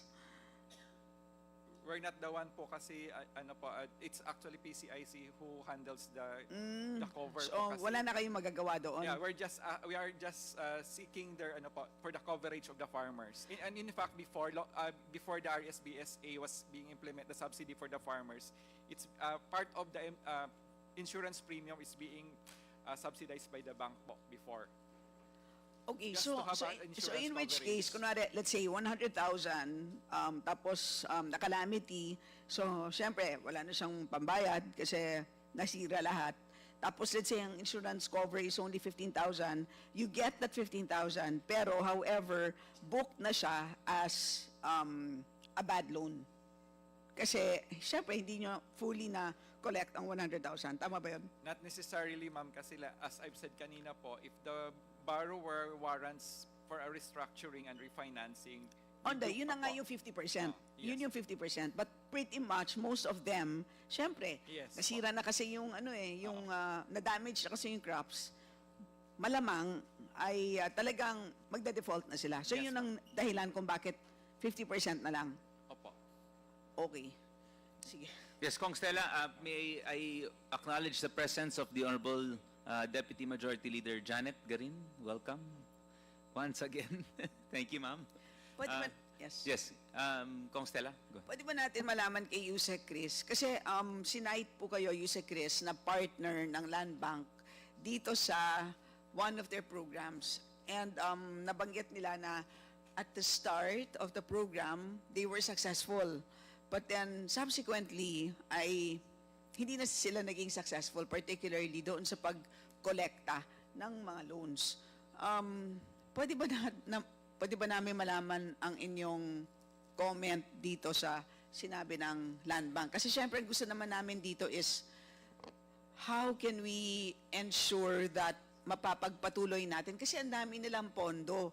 Tapos ang problema naman ninyo is ang dami ninyong farmers na gusto ninyong tulungan, hindi natin matulungan. Di ba? Paano natin pagsasama kayong dalawa? Siguro, Mr. Chair, kasi pag yung uptake ng loans, kasi may different interest rates na pinapatong ang Land Bank. If it's coming from DA or RCEP per se, mas mababa eh.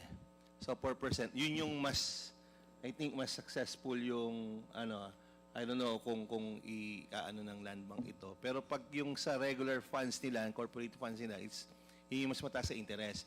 But in terms of doon sa repayment, kadalasan kasi ng reason nga, yung pagka binagyo na, yung amount cannot cover doon sa sa amount ng amortization. So lalo na kung talagang totally devastated, and it's enough only to cover yung quick turnaround ng kanilang planting. So, wala pa, Mr. Chair, na solution from within Land Bank? I mean, can't you provide extra insurance cover? Kasi ma'am, limited din, Mr. Chair, sorry. Limited din kasi yung ng PCIC. I don't know kung how much is ang exact amount, hindi lang ako familiar. Pero nga, yung 2 hectares and below lang yung kino-cover nila, and considering yung kalakihan ng area. So tingin ko it's yung coverage ng PCIC will not be enough, yung amount na meron sila to cover all the insurance, lahat ng areas na at risk in different types of calamities. Kasi di ba, Mr. Chair, so kunwari sa utang na 100,000, tapos 50% lang ang magbabayad. So ang laki ng lugi, di ba? So hindi ba, EVP, kinompute nyo na ba yan?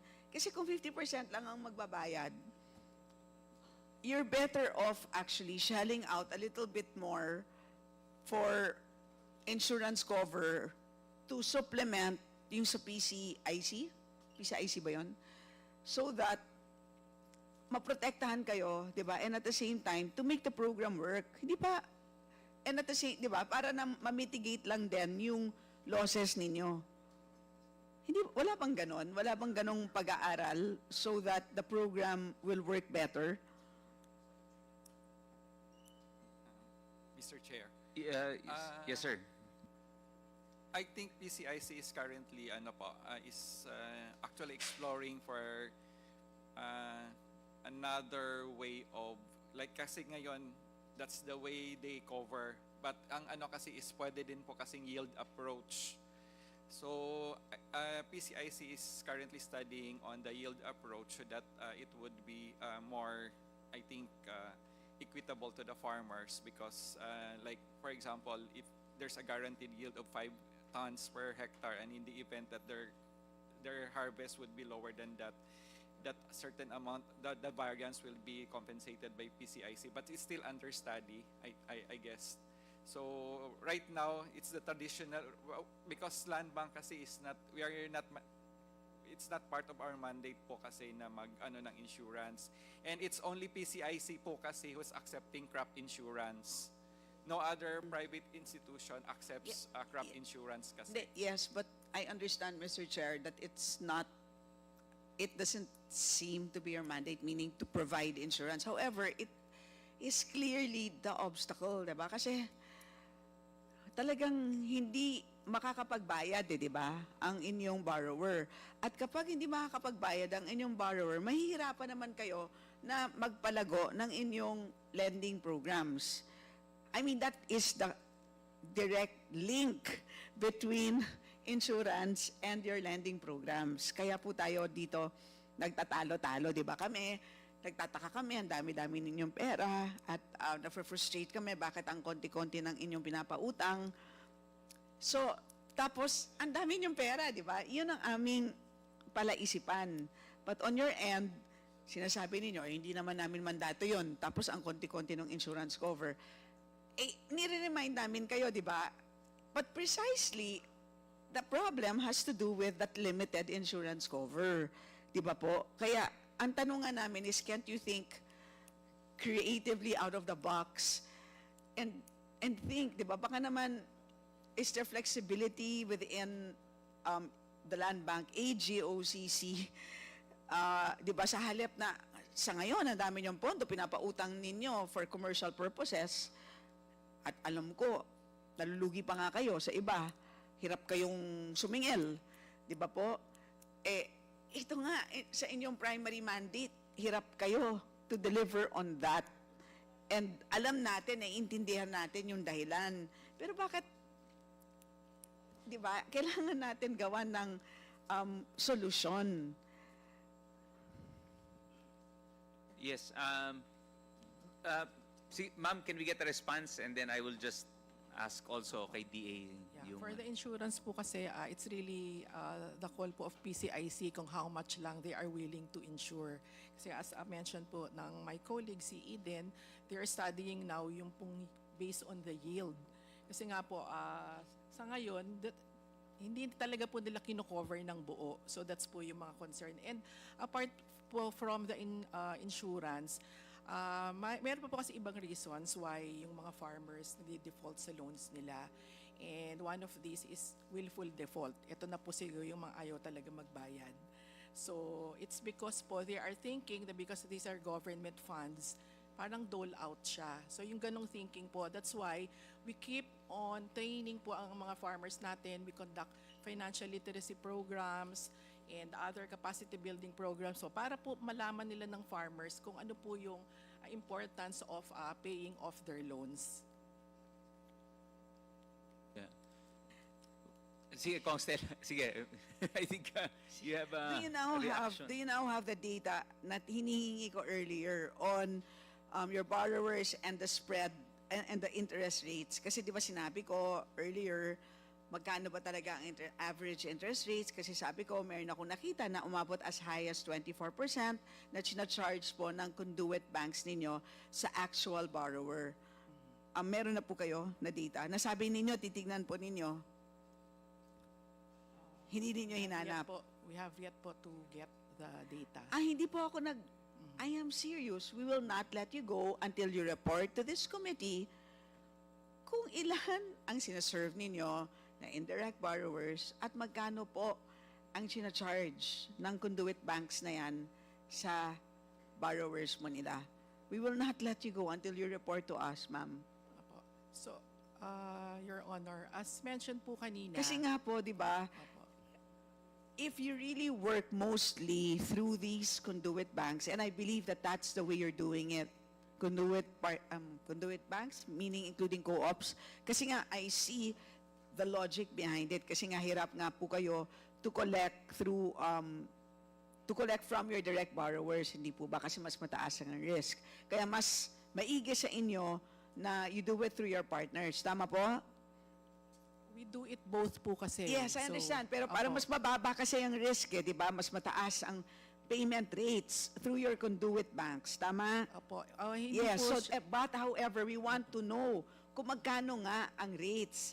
Pag tinatanong ko kasi sa inyo, magkano ang interest rate, ang report ninyo sa amin is 4%, but that's to your direct borrowers. Natatago po yung totoong interest rate na na-charge doon po sa farmer kasi it is through the conduit banks. Kaya po, pasensya na po ha, pero that's the only way that we will know kung magkano ba talaga ang interest rate if you report to us kung magkano ang charge ng conduit banks ninyo. So pasensya na po. I will yield first momentarily to my colleagues, but please get that info. Salamat po, Mr. Chair. Yes, thank you. Ma'am, we will need that data. So kung may kailangan pong tawagan, pakitawagan naman po Yes, to Mr. Chair. supply the necessary data requested by the Honorable Kimbo. Yes, Mr. Chair. Yes, thank you. I just, anyway, as far as I know, PCIC is working with the Bureau of Treasury formerly, given that it was attached to the Department of Finance. So I know very well. I've met them. They are working with the World Bank para mapaganda nila yung kanilang system. Yes, baka you can enlighten us. I think there's an ongoing project with ERI as well, yung using remote satellite image and yield-based yung kanyang sa insurance premium and insurance claims.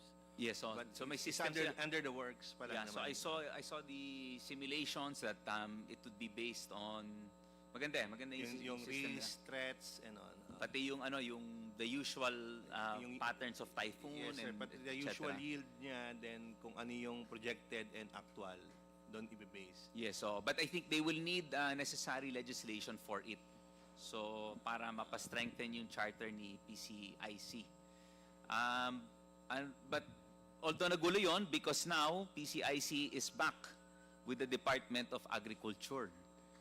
Binalik from DOF to be attached again to the Department of Agriculture. Anyway, we will await. I hope you sa Chris ma-update kami doon.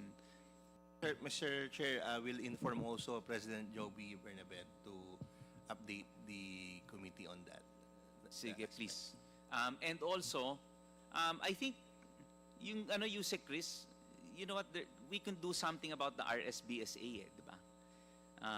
I know that we are trying to consolidate our farmers, di ba? Para magsama-sama, di ba? That's for the machinery and everything, etc. So, ito yung gusto natin, na mapagsama-sama sila. And eventually, maging isang kooperatiba. So, I hope DA can also spearhead the program na kung saan kayo yung magpupush, yung tulak nyo yung consolidation para pagdating sa mga loans, I think, I'm sure nahihirapan si Land Bank kasi pag individual talaga napakahirap although sabihin na natin nga they lacks the rules for the RCEP beneficiaries, pero kailangan ma-consolidate natin siguro sila and then ma-guide natin sila with regards to yung financial capabilities, ma-enhance natin, and baka sakali mas ma-improve natin yung mga repayment issues of Land Bank. Mr. Chair, that's the way we go.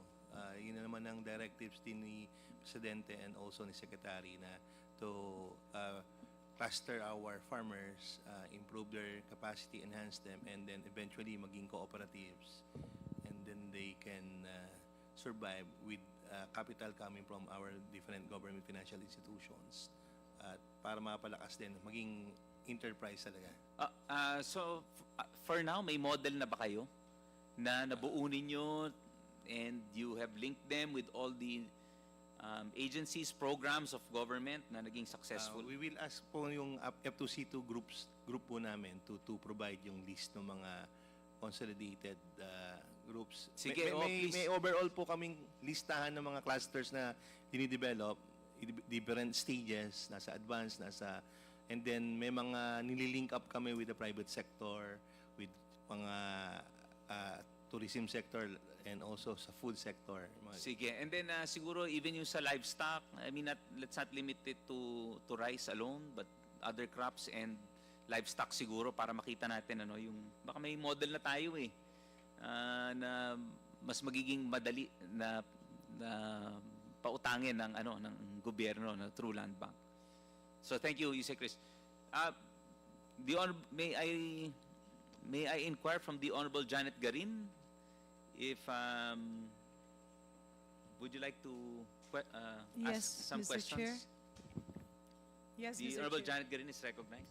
Thank you, Mr. Chair. Mr. Chair, distinguished resource persons, nakita ko po yung presensya ng ating former NFA administrator, hence my interest to ask questions because I really believe na hindi po natin masusolusyonan yung presyo ng bigas at yung ating kakayanang mag-imbak ng bigas if we don't see the bigger and the real picture.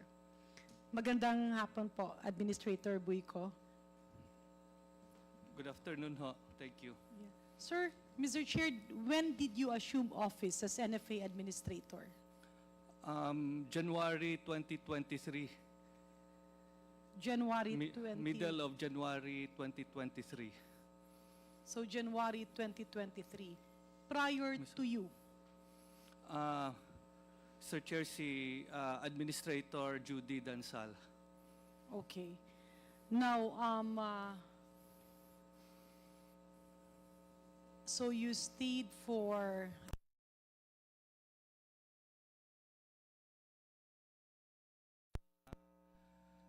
March 2, when the suspension was served in March 2, 2024. Okay. Mr. Chair, can we request Administrator Buico to Bioko, sorry. Former Administrator Rod Bioko. Yeah, Bioko. Thank you. Can you lay down to us the challenges that you encountered in your more than a year of stint in the National Food Authority? Mr. Chair, if I may, no, I've been in the industry, practically of my adult life. No? Ibig po sabihin, Mr. Chair, just to lay down the parameters, career po kayo? Hindi, from the private sector. No? Okay. So, but basically, I run a grain company, no, with a mechanical post-harvest facility and modern. And this bulk is your storage. first entry to the government, or you have been with government before?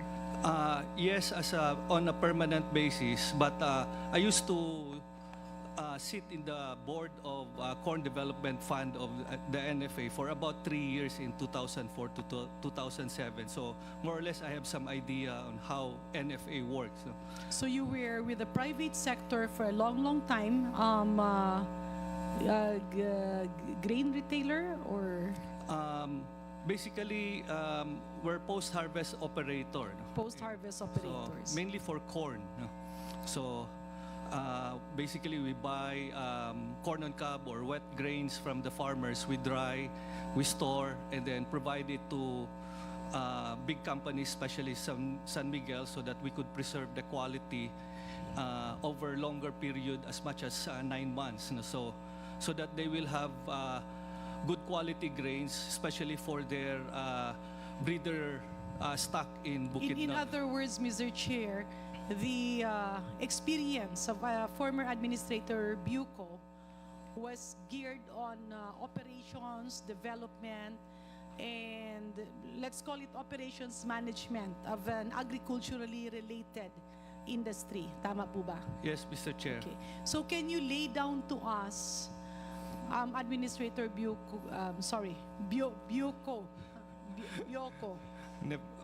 Bisaya naman tayo. Bisaya talaga yun. Yeah.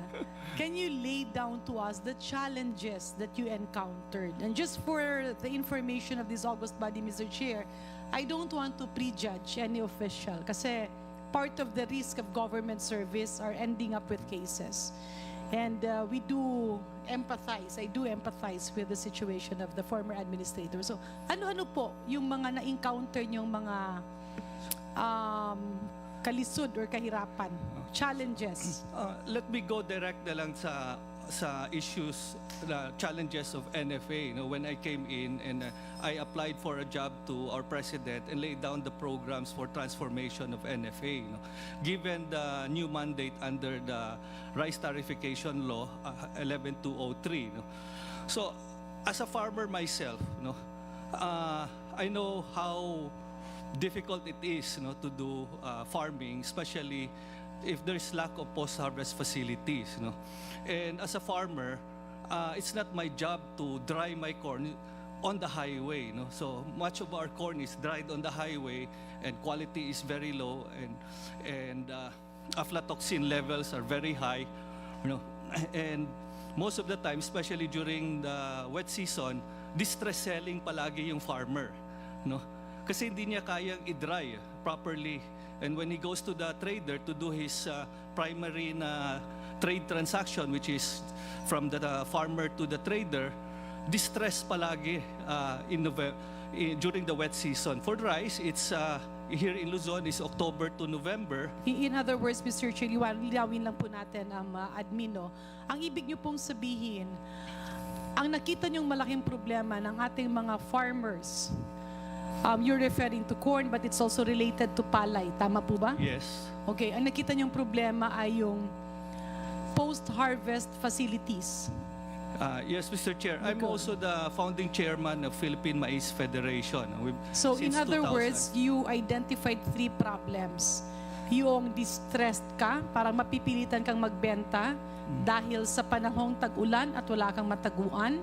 Ando doon naman yung magdra-dry ka sa mga kalye na mahirap naman kasi unang-una, andun yung, let's go, I'm not sure how you call it in agricultural terms, but on the health perspective, syempre hindi po ganun ka-ideal at hindi ganun ka-healthy yung nangyayari kasi dadaanan niya ng mga pusa, dadaanan niya ng mga aso, mga daga, or minsan yung mga dalang mga mikrobyo at mga dumi.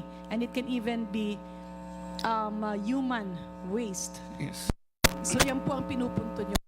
So in other words, you were saying na etong challenges na ito are also the same challenges that is being encountered by NFA. Tama po ba o hindi?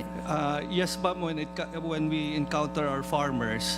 So, ang una talagang problema is post-harvest, So, tawag nito, there was a time na pumunta ako sa Mindoro Occidental to talk to the farmers, tawag dito, October yon, and we tried to increase our cost. But ang iniiyakan ng mga farmers kasi hindi sila maka-harvest on time, especially sa rice, kailangan mo within 2 weeks ma-harvest mo yan, otherwise you will have precocious germination, tumutubo in the panicle pa lang yung palay. Tapos sa NFA, ang tawag namin dyan, kung mag-deliver sila, kahit ma-dry mo pa yan, PD3 na yan, kasi hindi mo siya ma-store. Tapos kung Sir, i-mill just siya, to align, admin, meron po ba kayong timing ng pagbili ng palay or wala naman?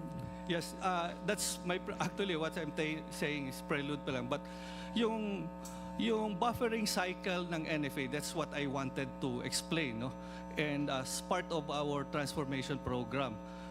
Now, yung role ng NFA kasi dalawa yung balancing act na gagawin niya, di ba? Meron siyang consumer wherein you want to sell at a low price yung bigas, and then you also have a responsibility to make sure that your farmers are also happy, So under sa Magna Carta of Small Farmers, RA 7607, wherein the government guarantees the right of the farmer to a minimum price and provide post-harvest facilities, and perhaps services.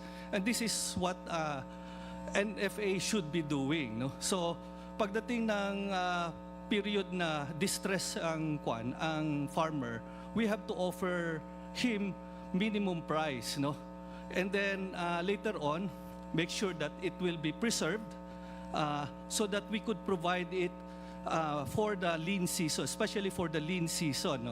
So yung buffering cycle ng NFA, we buy most of our palay during the wet season normally, So sometimes hindi nasusunod yan or there's some more intervention, but 70% of what we buy is during the wet season. Mura kasi during that time, And tawag nito, ang wet season natin can produce about 5 to 6 months of consumption. But the next harvest season is only 4 or 5 months away. So magkakaroon ng natural na surplus towards the next harvest season. And that's the subject supposedly of what NFA is going to map out in the market, yung excess na yan, kasi aabot yan lalampas sa next season. Especially na meron pang importation in between na around 2 million metric tons, no, from October to early March, no. So nagkakaroon tayo ng 4.4 million metric tons of importation, relatively spread over the throughout the year, no, divided throughout the year. So total of 4.4, which is about mga 1.1 million tons per quarter, Yeah, no? Mr. Chair, per month. pasensya na po, Sorry, Admino. We need to go straight to the point. Kasi Yeah, okay. para po maintindihan ng mga namin at ng mga nakikinig at ng taong bayan, ano ang mga problema sa NFA na kailangang solusyonan. Okay. So I do understand your wisdom of pointing out the difficulties in post-harvest facilities. Pero balik po tayo. Kapag po kayo ba'y pumibili ng palay, meron po bang talagang schedule na kailangan or you can buy anytime? We buy, of course, there is seasonality sa harvest season, no? Sa rice, it's September, October, November. So, sa wet season, and then February, March, April sa dry Okay, season. so bumibili kayo sa wet season kalimitan. Yes, Okay. Mr. Chair. How about the price? Sa price, Is it flexible or is it mandated by your board or by any other rules and regulations? Mr. Chair, it is set by the council. No? Sometimes it's a fixed price. Sometimes we're given a range. Minimum, for example, 23, and you can buy up to 30 pesos, no? Depending What's on... the current situation during your time? Was it a range or was it a fixed price? We're given a fixed price at that time, 20 up to, if I'm not mistaken. So is it a range or a fixed price? Fixed price. Fixed price, magkano? 23 pesos. So 23 pesos. Clean and dry. Clean and dry. Okay. In fact, I started, if I'm not mistaken, Mr. Chair, no? Kasi I'm trying to... Balikan lang natin, no? Yung rice tarification law started in 2019. Yes. Okay. Nawala ang mga NFA rice retailers. Tama po ba? Yes, ma'am. Okay. Yes, Mr. Chair. Although you were not yet there as administrator during that time, sa mga nakahalubilo mo at sa experience mo, what were the challenges when the rice tarification law removed the NFA rice retailers in the public markets? Well, If we can go direct to the point, sir. No? we're basically, by law kasi, we're basically supposed to limit to calamity relief, no? Ang buffer stock ng NFA. That's why it was defined as equivalent to 9 days of consumption. And that is equivalent to how many kilos? That's about 330,000 tons or 330 million kilos, no? Or So 6.6. ang buffer nyo is 300, let's talk about kilos kasi para mas madaling maintindihan ng masa.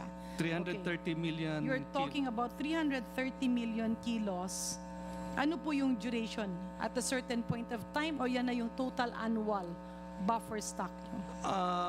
Supposedly in the law it is at any given time, but in practice that is the total that more or less that are being Annual. targeted annual. Okay. Then in So yung terms- binibili nyo is 330 million kilos equivalent of rice, not Yes. the palay kasi Yeah. iba yun. Okay. Palay is about 475,000 tons in terms of palay, or 475 million kilos of palay. Okay.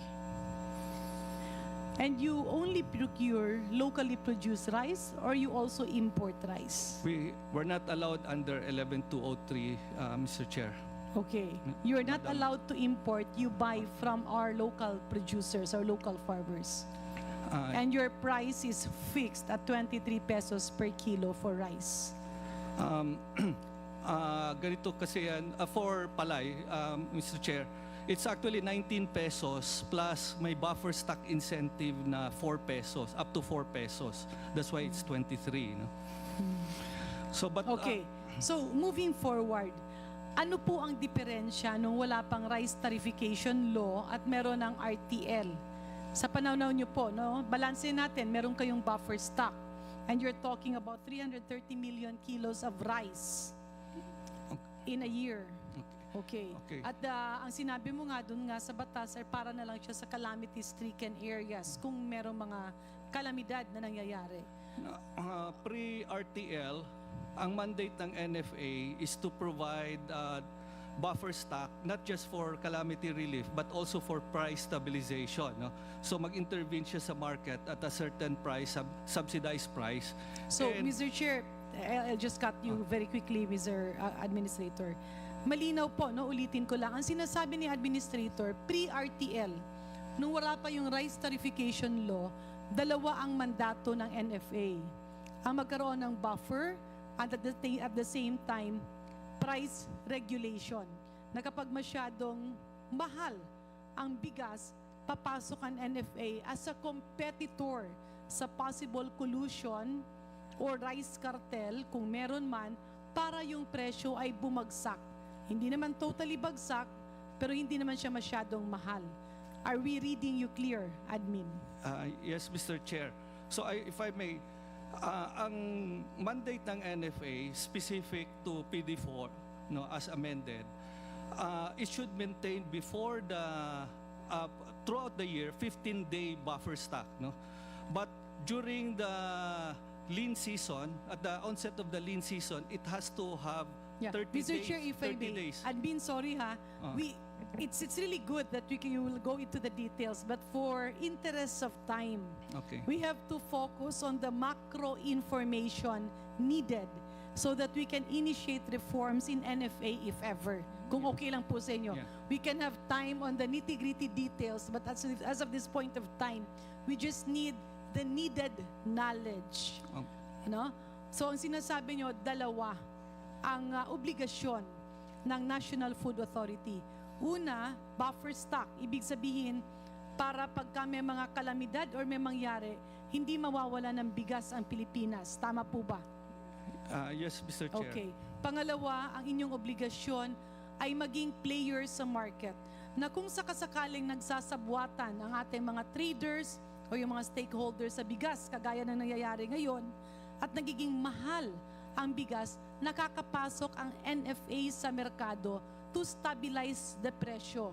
Laymanizing it, ang NFA ay palaging handa na maging competitor ng mga nagbebenta na bigas na kung sakasakaling nagkaroon sila ng usap-usapan at agreement na maging mahal ang presyo, ay papasok kayo para kahit papano ay mababa at maibsan yung presyo.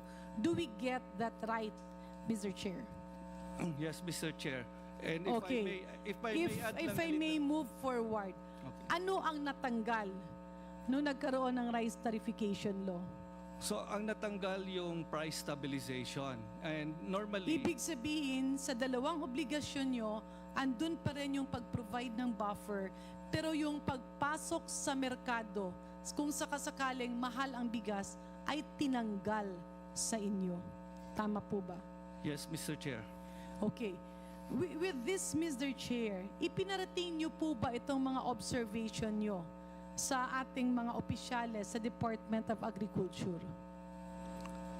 Yes, yes, Mr. Chair. Nakarating ito sa kanila? Yes, even to our former secretary, the Yes. president himself, no. In fact, Mr. Chair, that's the reason why there were really extreme measures taken to amend the law.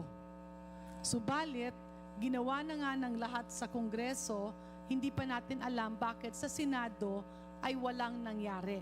And that is why we are in this situation now. Let's move forward, Mr. Chair, dun sa kaso na nadamay nga si admin at ilan po kayo, sir?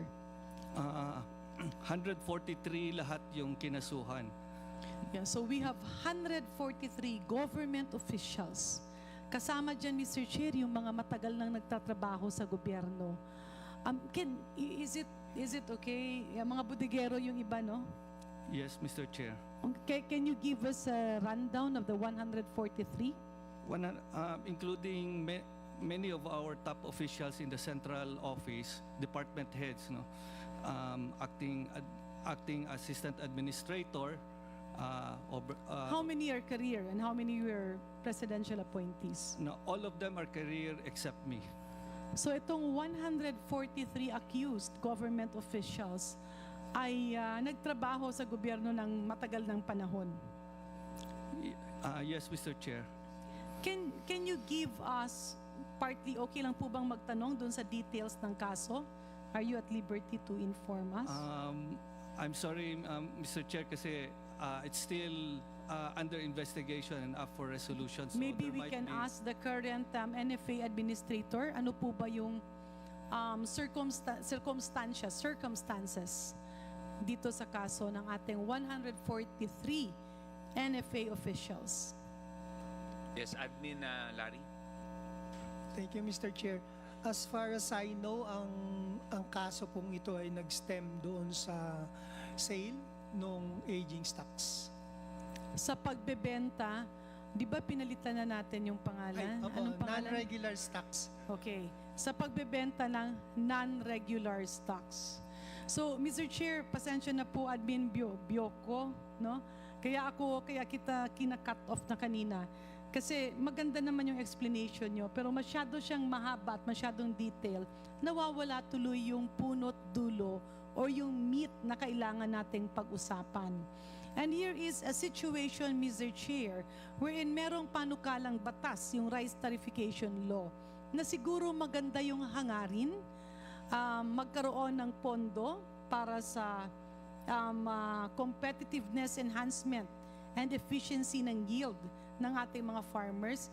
However, there were unexpected consequences.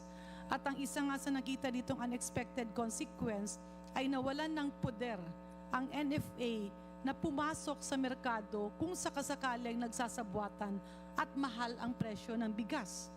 Kaya maski presidente sa administrasyong ito at sa panahong ito ay hindi kaya basta-basta sugpuin at pababain ang presyo ng bigas dahil natanggalan hindi lamang po ng pakpak kundi paa at kamay. Kulang na lang ang ulo ng NFA. Kaya ngayon, beholden tayo sa mga traders na nagmamanipulate ng presyo ng bigas. Number 2, nakitaan rin na dahil buffer ang kanilang obligasyon, merong nakaimbak dyan. And we are referring to around 330 million kilos of rice annually. Ang tanong, Mr. Chair, bigas kasi yan eh. Ang sabi, regular stock, ibig sabihin fresh. Non-regular stock, ibig sabihin 3 buwan na. Tama po ba? Ano po ang mangyayari sa bigas pag pinalampas mo ng 3 buwan? What are the risks, Mr. Chair? Mr. Chair, after 3 months, actually it's still in good condition, no? Even up to 6 months if it's stored properly. But at some point in between, magkaroon na siya ng grayish color and powdery substance, and kailangan siya i-remill bago ibenta sa palengke para appealing naman to the consumers, para hindi masyadong hindi pangit tingnan, no? To laymanise it, pwede ba nating sabihin pagkatapos ng 3 buwan, ang posibilidad na pakonti-konti nasisira ang bigas? Or wala nang bibili ng bigas kasi umiba na yung kulay, syempre matatakot yung kakain. Not to mention the fact that there can really be health implications there. Yung po ba ang tinutumbok nyo, Admin? Yes, Mr. Chair, especially walang post-harvest NFA. Walang post-harvest. Okay, next question. Kapag ang bigas, kunyari meron ka dyang 200 million kilos ng rice at nasira, ano naman po ang liability ng NFA? He will be liable doon sa ombudsman for irresponsibility. So because nakatakda sa batas sa 11203 na you have to dispose of that before it becomes unsafe. Paano naman pag walang kalamidad? Well, walang bagyo? In other words, Mr. Chair, ang tinutumbok ko dito, nilagay natin ang ating mga opisyales, career officials, career employees, even yung mga bodegero, sa sitwasyon na damn if you do, damn if you don't. Na parang ikaw ay nakatayo doon sa isang bangka at ang bangka ay palubog. So pwede ka bang tumalon sa tubig, wala ring sasalo sa'yo, or hihintayin mo na lang lumubog ang bangka? Ang resulta ng dalawa ay pareho ring mamamatay ang pasahero ng bangka. Can the Honorable Administrator confirm this? Yes, Mr. Chair. So as per law, we have to sell it, but So sa pananaw niyo po ba, Mr. Chair, kung hindi nagkaroon ng pagbabago na nawalan ng poder ang NFA na pumasok sa mga nagko-collusion para sa mas mahal na bigas, hindi mangyayari ang ganitong sitwasyon sa inyong mga kasamahan at lalo na dun sa ating mga bodigero at career employees. yes, Mr. Chair, NFA used to have 68,000 licensed retailers. 68,000 licensed retailers. Yes, Mr. Kaya Chair. Mr. Chair, 68,000 na legal na maliliit na negosyante ang nawalan ng oportunidad. 143 NFA employees ngayon ang talagang nahihirapan at personal po ba kayong gumagastos ng inyong mga abogado? Yes, Mr. Chair. So Mr. Chair, nailagay sa isang sitwasyon na hindi pa natin maintindihan, I believe, Mr. Chair, ang kailangang tumbukin ng Kintakom ay ang naging utak, whether it's intentional or not intentional, to clip the powers of the government to enter the market.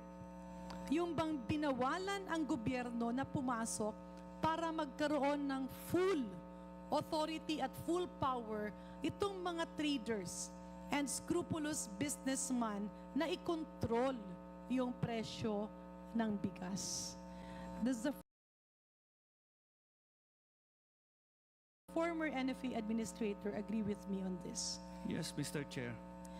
And my question, Mr. Chair, to DA and to the current NFA leadership, kayo po ba ay sumasang-ayon sa sinabi nating merong mga, whether intentional or not intentional, merong nakatagong kamay na sana yung isang magandang batas na rice tariffication law kung saan may suporta at competitiveness sa ating local farmers ay pinasukan para tanggalan ng poder ang gobyerno na pigilin ang kartel sa bigas.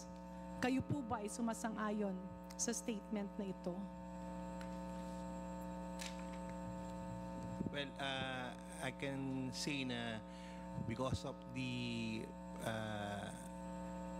passage of the law, the power of the government to intervene, especially on price stabilization, was clipped. No, doon kami nahirapan. And did it open, Mr. Chair? Did the situation open to the possibility of massive abuse? At nakikita po ba ng Department of Agriculture na ito ngayon ang isang major setback? Kaya napakamahal ng bigas. At ang kaninang sinasabi ni Congresswoman Stella Kimbo na bakit meron siya nakikitang kaya pamura ng bigas at hindi nangyayari sa iba ay dahil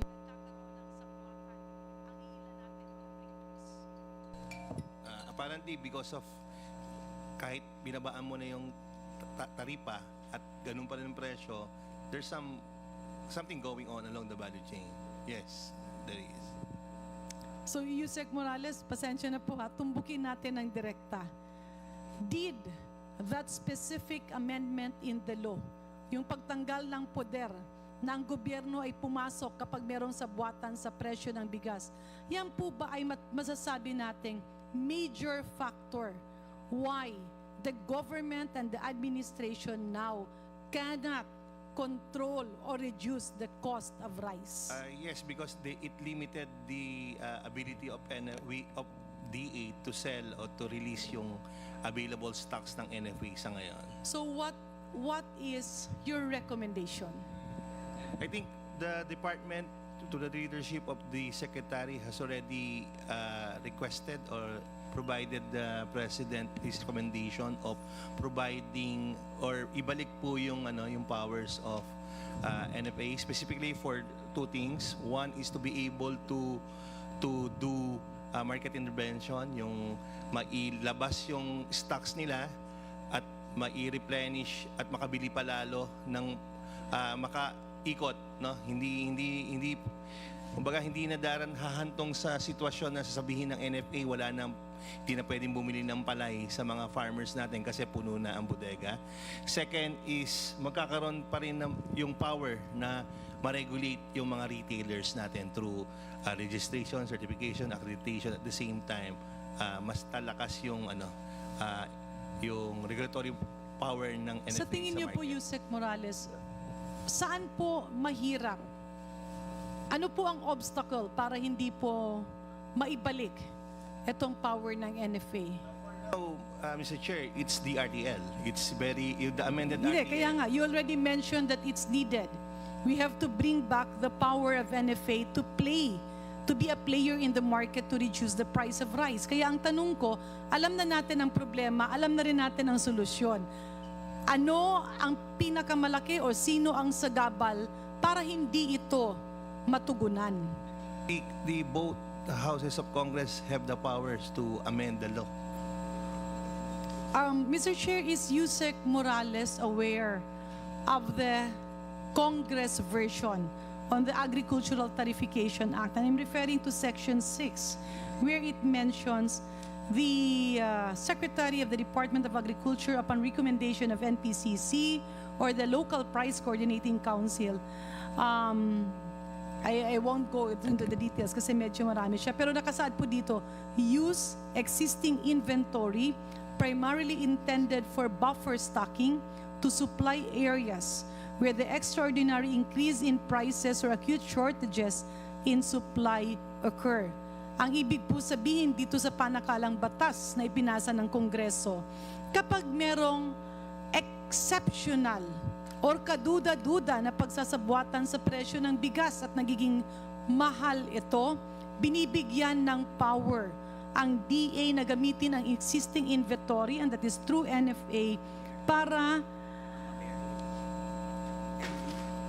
isupply ito, ibenta, at aksyonan yung acute shortages. Are you aware of this, Yusek Morales?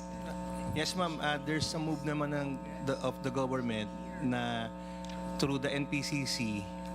Bakit po hindi ito bakit po natanggal ito sa pagkakaalam nyo? Kasi ako, I'm not sure, no? Because at the level of Congress, ipinasa na namin to last year. It's in, Mr. Chair, it's in the approved or the signed RTL. But we can release stocks of NFA, but during certain food security emergency. Ang iniintay na lang po ng DA is makuha ni Secretary recommendation ng NPCC. No, Mr. Chair, I believe that Yusek is not answering my question. Napakasimple po ng tanong ko, Yusek. Ma'am, it's in the law. So it is in the law that was passed. Yung Section 6. Pero DA, yes, Honorable Janet. Okay. Sorry. Yes. It's in the law, but it's DA, not NFA. Okay. So you have to convene. The NPCC. Okay. It's In other words, DA ang gagalaw at hindi yung NFA. Ma'am, it's, if I may, Mr. Chair, it's not an actively na pwedeng i-release ng NFA. Kailangan it's either calamity pa rin or meron food Ibig security sabihin, emergency. Yusek, correct me if I'm wrong, no? Andun nagsasabuatan yung mga traders. Inakyat nila yung presyo ng bigas sa 60 or 58 pesos, where in fact kaya naman sana sa 45. Ngayon, pupunta pa sa DA, tatagal pa yan, ilang mga meeting, syempre makakaalis na or makakatago or iibahin. By the time na maging epektibo na yung gagawin nyo, wala na yung sindikato doon. Yan po ba ang ini-imply nyo? No, ma'am. We're just stating what is written in the law. Yeah, precisely. Kasi nga hindi NFA. Kung NFA yung empowered, kapag kagaya nung Congress version, nung lower house version, kapag nakita natin na mahal, talagang makakapasok na agad yung NFA.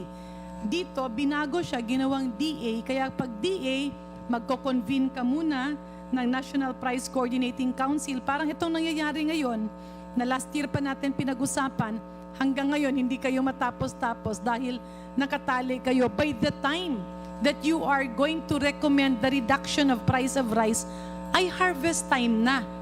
So it defeats the purpose. Tama po ba, Yusek? Ma'am, kahit... Yes, sige, Yusek, please.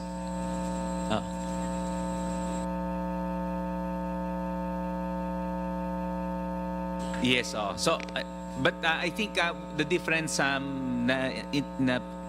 ini-impress ni Honorable Janet Garin, iba rin kasi because here in the House version may NFA, it's through NFA, and then it expands the market for NFA. Pwedeng grains retailers, NFA Yes, can retail accredit grains outlets and retailers, even organized women's groups. which would make it more easier and more effective to intervene in the market. So, correct me if I'm wrong, Honorable. Para pong Mr. Chair, ganito, nagkaroon ng baha doon sa probinsya ng Iloilo. Ngayon, yung ginawang batas, dapat national muna yung magre-respond. So, national yung gagalaw, tapos yung baha, tuloy-tuloy doon na nahihirapan yung mga tao. Pagdating ng national government doon, tapos na yung baha, malaki ng epekto sa tao. And by the time na tutulungan mo, halos wala ng epekto.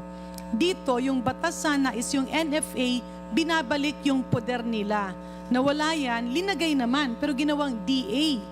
However, ang mangyayari niyan, dadaan muna sa National Price Coordinating Council or Local Price Coordinating Council, magko-convene ka pa sang katutak na meeting, tapos hindi pa available minsan yung iba. By the time na nagkaroon na ng difference or galaw, wala na. Parang babalik tayo dun sa anin mo pang damo kung patay ng kabayo. If I may, Chair. Yes. Ma'am, the only difference that I can see in the House version and the Act is, one, powers of NFA as against powers of DA. Two, the inclusion of LPCC in the House version as against sa batas na wala na yon. But for both case, there's a need for a price coordinating council recommendation before the Secretary of the Department can act on it. So the difference before and now, dati-rate, kapag mahal ang bigas, NFA agad-agad makakatugon. Pre-RTL. Okay. Ngayon, kung may problema at mahal yung bigas, iikot pa muna. At yung desisyon ay masyadong delayed at mahirap gawin dahil sa maraming legal impediments. Food emergency, yes, ma'am. Tama Mr. po ba? Chair, before, every day, merong available NFA rice just for the purpose of price stabilization. Okay. Moving forward, Mr. Chair, idagdag pa natin dyan yung malaking problema kaya nagkakaso-kaso yung ating mga bodigero. Kasi nga, meron kang buffer. Kung hindi ka mag-imbak ng bigas, pwede ka namang makasuhan at makulong. Kung mag-imbak ka naman at hindi mo ginamit, makukulong ka pa rin at makakasuhan. Tanong, dun sa ating buffer stocks, which was pegged at 330 million kilos on an annual basis, ilan po doon ang nagagamit sa experience nyo para sa mga kalamidad? Tanggalin mo si Kadiwa, ha? Kalamidad. Thank you, Mr. Chair. Ang nagamit po last year ay 700,000 bags lamang. So out of 330 million kilo, that's bags, in kilos. In kilos. 7 para isa Ang bags natin kung full,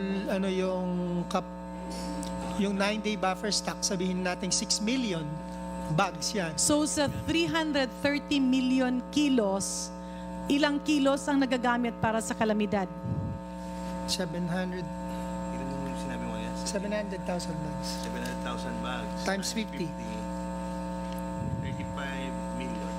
So sa 330 million kilos, makakagamit ka ng 35 million kilos, meron kang 295 million kilos of rice na pwedeng masira.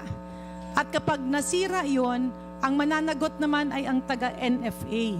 Ito ba ang ating sitwasyon ngayon? Admin Lacson.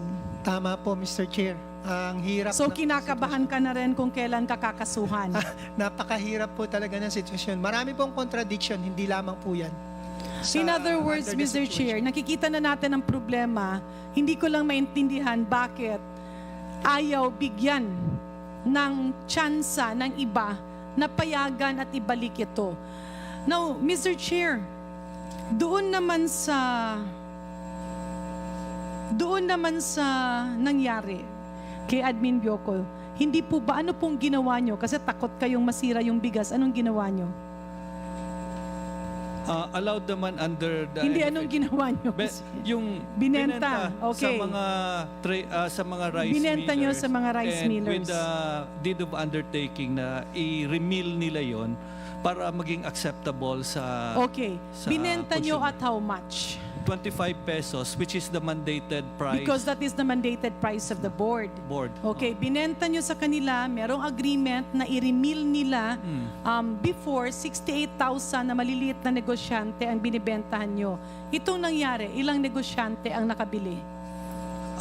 I'm not Estimate, more or less siguro mga around 50. 50. So, Mr. May Chair, mga patingi-tingi. yun yung difference. 68,000 maliliit na mga negosyante na binigyan mo ng kabuhayan. At wala pang nasasayang na bigas sa gobyerno. Vis-a-vis dito sa 50 malalaking negosyante na sila ang binigyan mo ng pangkabuhayan. The question is, if government sold it at 25 pesos, magkano naman ang naging benta ng ating mga traders or rice millers na sinasabi nyo? I'm not absolutely aware, but as much as 40, 42 after remilling. Okay. So, 25 pesos, binenta ng 40, 42. Ang naging kasagutan kasi sa amin, admin, nung nakaraang mga hearings ay 45.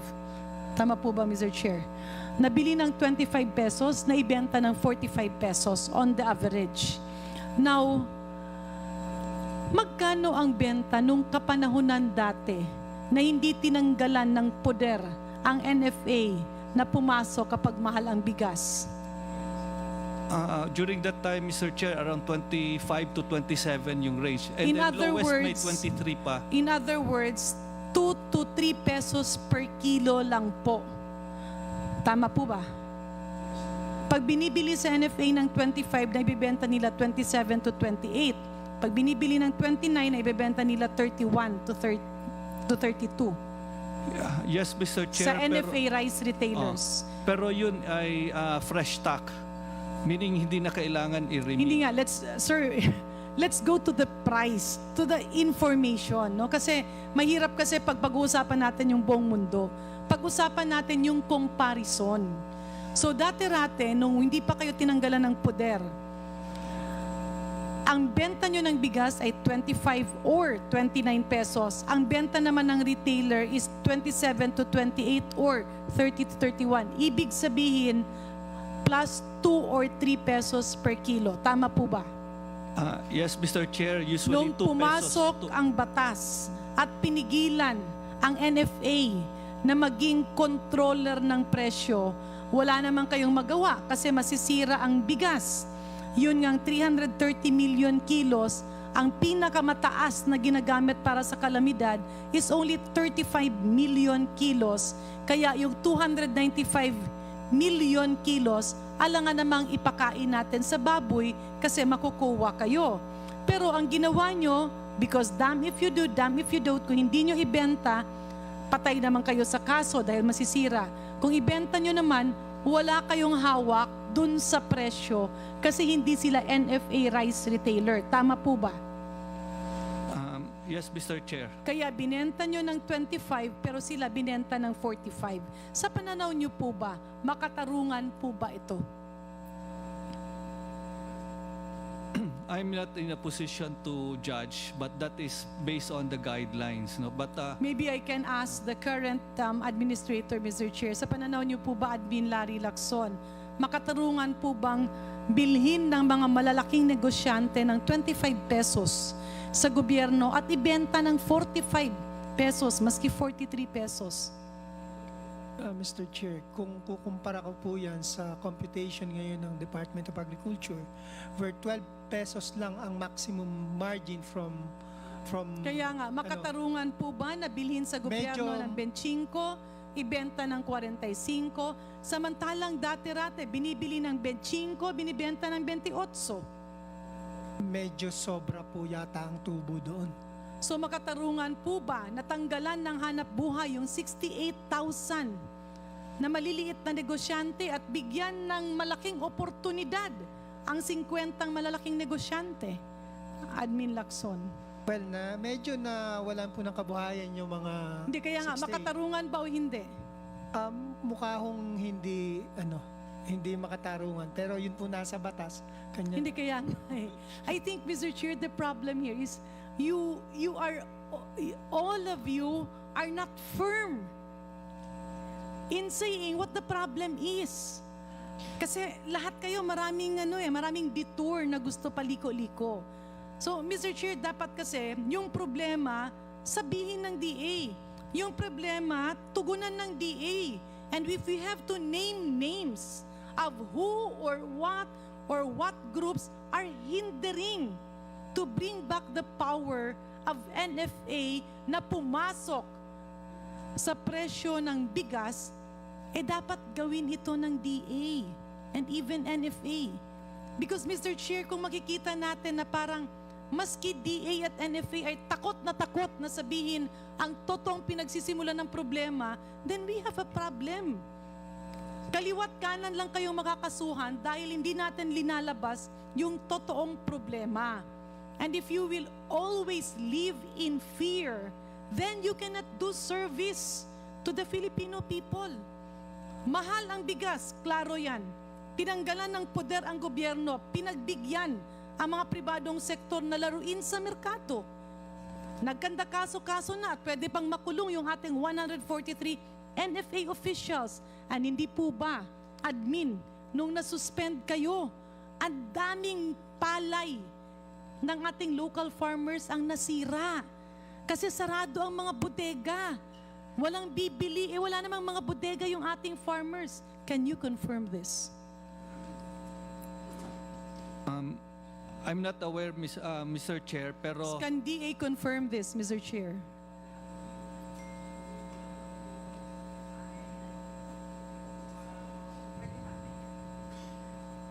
Mr. Chair, nagkaroon po ng limitation sa pagbili dahil po sa Sorry, pakiulit po. Nagkaroon po ng limitation sa pagbili ng palay dahil nga po ang ating mga bodega ay puno. Can we further laymanize it? Let me reiterate my question.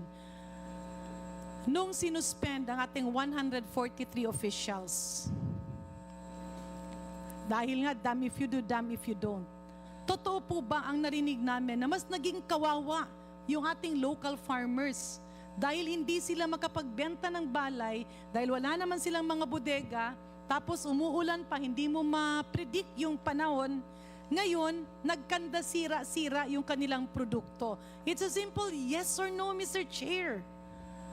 Mr. Chair, tama po yun. Hindi po nakapagbenta yung ating mga magsasaka dahil nakasarado po yung mga warehouses nung mga nasuspend. Kasi po pinapadla. At halos lahat sila yun. Marami po halos lahat ng NFA official yun. Kaya nga, Mr. Chair, Admin Bioco, bakit po hindi nyo maamin na ganyan ang sitwasyon? Mr. Chair, at that time, April-May 2023, nakabili ng halos 9 million bags of palay ang NFA. So, marami ho yun, significant ho yun. So, that's why I cannot immediately qualify. No? Maybe some areas, dahil sarado ang NFA, that are affected, but almost 90% ng target ng NFA with the hard work of our administrator, NFA was able to buy close to its target. How long was the suspension, Mr. Chair? 6 months. 6 months. Ang ibig niyo ba sabihin, Admin Buyko, dahil sa isang taon, 6 na buwan lang kayo namili ng bigas? Paano naman yung inani ng ating mga farmers? Tila hindi naman po kasi tugma sa katotohanan nangyayari yung mga sinasagot nyo. Mr. Chair, I'm only aware of what was reported publicly that na-meet yung target na 9 million, more or less almost 9 million. Let's talk about the actual situation on the grounds. Kasi wala na yun sa record nyo eh. Pero kasi kami, lumapit yung mga farmers, hindi sila makapagbenta dahil sarado yung NFA. Kaya napilitan na lang silang maghanap kung sino yung pwede. And yun na yung sinasabi mo, distress selling. Ibenta mo na lang kahit kanino dyan kasi ulan ng ulan, wala ka namang covered court na mapaglalagyan. Or kung sa covered court mo naman ilagay, syempre, piyepiestahan naman yan ni Mickey Mouse. Mr. Chair, if NFA was able to buy 9 million bags in April, May, dapat by June, July, minimil na yan para ready na yan for calamity relief. Kaya nga ang July tanong nga to kasi nasuspend nga kayo lahat eh. You're talking about the ideal situation. What I am referring to is the situation where all of you didn't have a choice but to get sued, be suspended, and now face cases simply because yung magandang panukalang batas na rice tariffication law ay hinaluan ng something na intentionally or unintentionally ay napilay ang gobyerno kaya pwedeng magsabwatan sa presyo ng bigas at takot na takot lang palagi ang opisyalis ng NFA kasi you have been open or prone to cases. Not to mention the loss of opportunity for the 68,000 small micro-entrepreneurs and the waste of government money. I think Admin Lacson would like to... Yes, Admin Larry. Thank you, Mr. Chair. Para lang ho, mas clear kasi I know former Admin Bioco hindi niya na alam yung details after nun ngang nangyari yung suspension. 6 months po yung suspension but yung mga warehouse supervisor natin nakabalik po sila, hindi po natapos yung 6 months. Pinabalik po ni Ombudsman. Bakit? Nilift na po ni Ombudsman yung kanilang suspension. Yes, ilan na Admin Larry yung mga nakabalik? Yung first batch, It was 300 I think from the very beginning, 300. 143 yan, na minus yung sa 142. Tapos yung mga warehouse supervisor, mga para nasa 70 if I'm not mistaken. Pero marami sila. So, during those times, nakapag-open na rin yung mga bodega nila kasi nakapag-transfer ng mga responsibilities. So, nakapamili po tayo noon. And at the same time, dahil, if I'm not mistaken, mga 90 bodegas itong naipadlock. Ang bodega po natin nationwide, roughly 288. So the bodegas na nakakapamili, 288 ang napadlock 90. Mga ganun po, opo. Roughly ganun po. So, na-stop dun sa 90 dahil nakasara, pero the rest, namili po kami. Kanya po, tama yung sinasabi ni former Admin Bioco, nakapamili po kami up to, actually, na-over pa namin yung target namin for the first half of the year.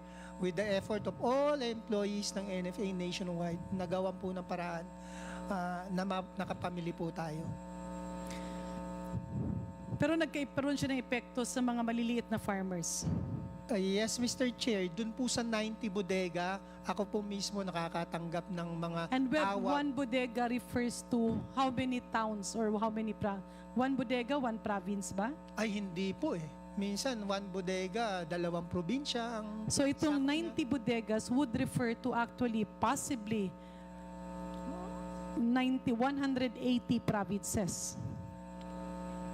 Medyo ganun. Hindi, 80 lang yung probinsya eh.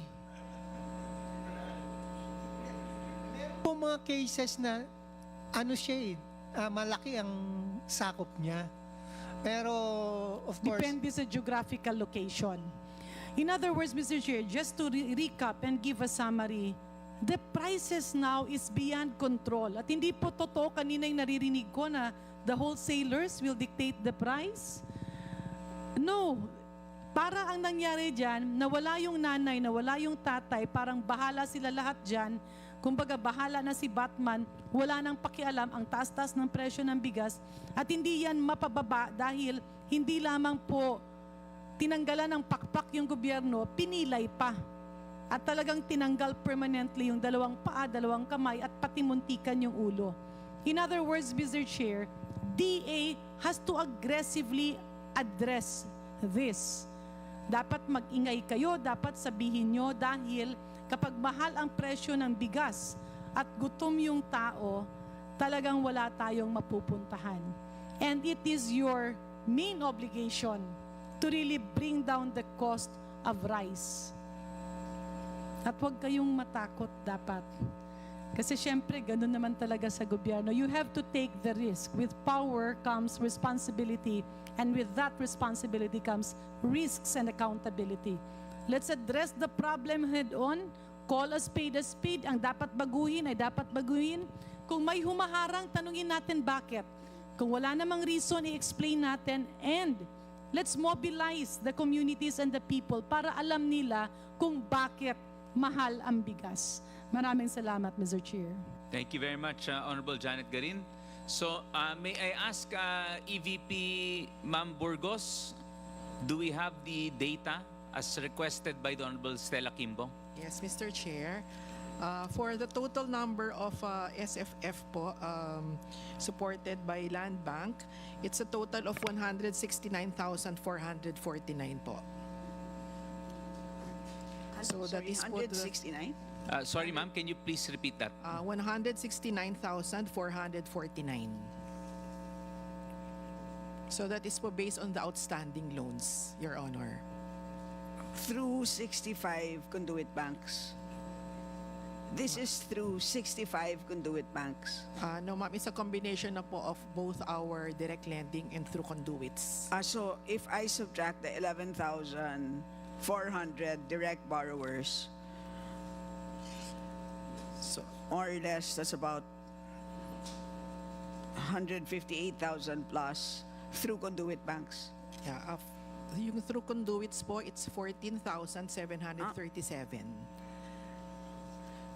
Sorry, 169,449. Apo. Akala ko ba po yung direct borrowers is 11,400? Saan na ba siya?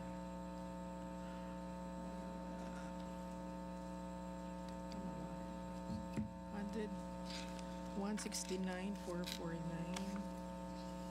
Tama ba? Yes, ma'am. Yes, ma'am. It's 169,449 po.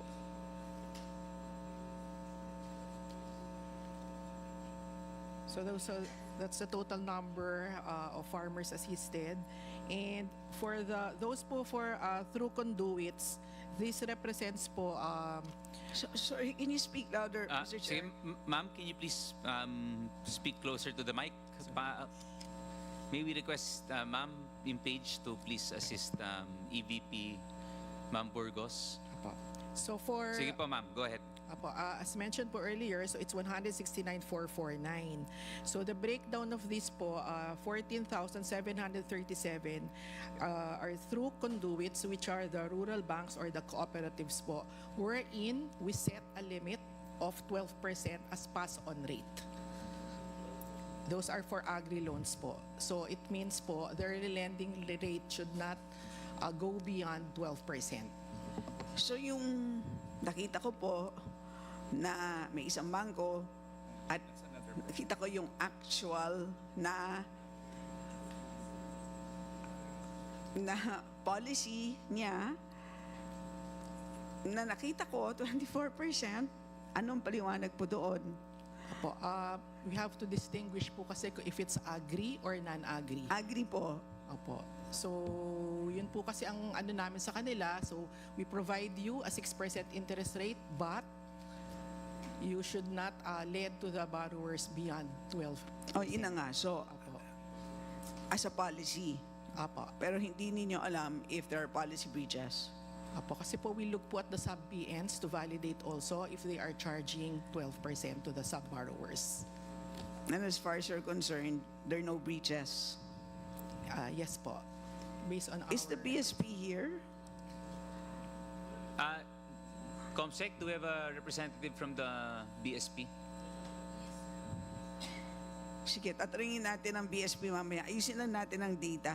169,449 total borrowers. Akala ko po kasi kanina ang narinig ko, doon sa direct borrowers ninyo, about 11,000. Apo. Akala ko, meron lang po kayong direct at indirect. So, paano po magiging total 169 kung ang indirect is 14,000 at ang direct is 11,000? Opo. Kasama na rin po dito yung through our yung legislated lending programs wherein we lend po using the funds of DA, DAR, SRA, and ano ba isa? PCA. Ilan po yun?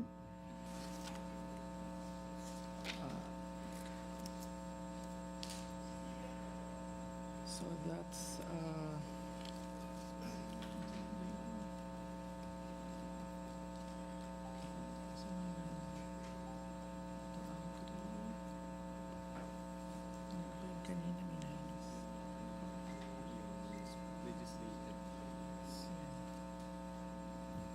So yun ang pinakamarami, over 100,000. Opo, yun po. So can we have the exact number po? For the legislated lending programs po, it's 147,000. So legislated lending programs. Opo. So it's through the DA, ano pa po? DA po, DAR, SRA, and PCA. So sa DA, ito po yung through which program? RCEF po. RCEF. Ito yung sinasabi ni Chair. Yes. Of these 4 programs, ano po yung pinakamalaki dyan? RCEF po yung biggest. And how many borrowers? 61,792. Can you give us a breakdown for DAR? For DAR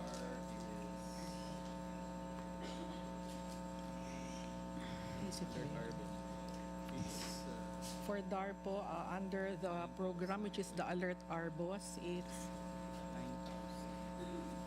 9,229. SRA? Sorry po, 9,289. And for SRA? For SRA po, it's 4,366. And PCA?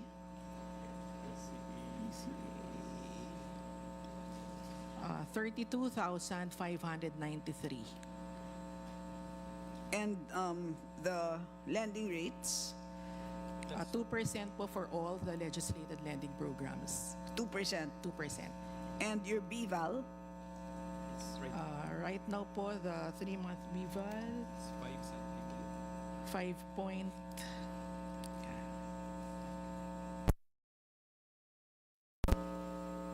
Yesterday's BVAL po, 3-month BVAL is 5.5721.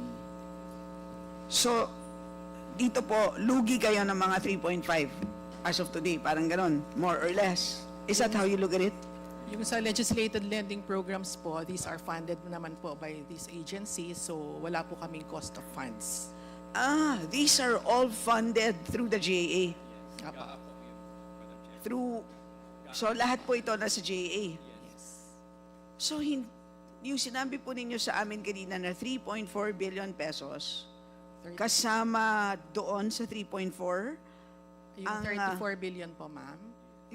You told me earlier The total loans po to the SFF is 34 billion. 34 billion. Kasama po dun sa 34 billion ang value, ang loan values ng programs na to. Hindi po. Hindi. Apo. The outstanding loans po for the legislated lending programs is about 11 billion.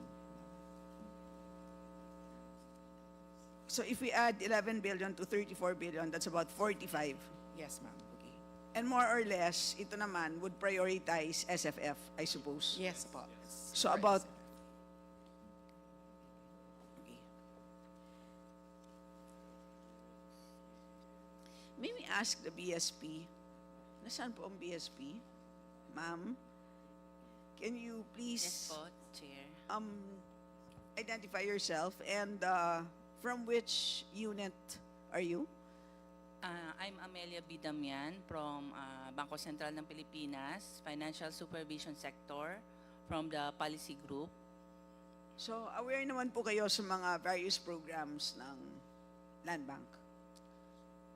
Sa RISE programs po ng Land Bank, I guess sa operations po, sa Yes. Financial Supervision Department. So, I suppose you were listening to our Yes, discussion yes. earlier. Yes, Chair.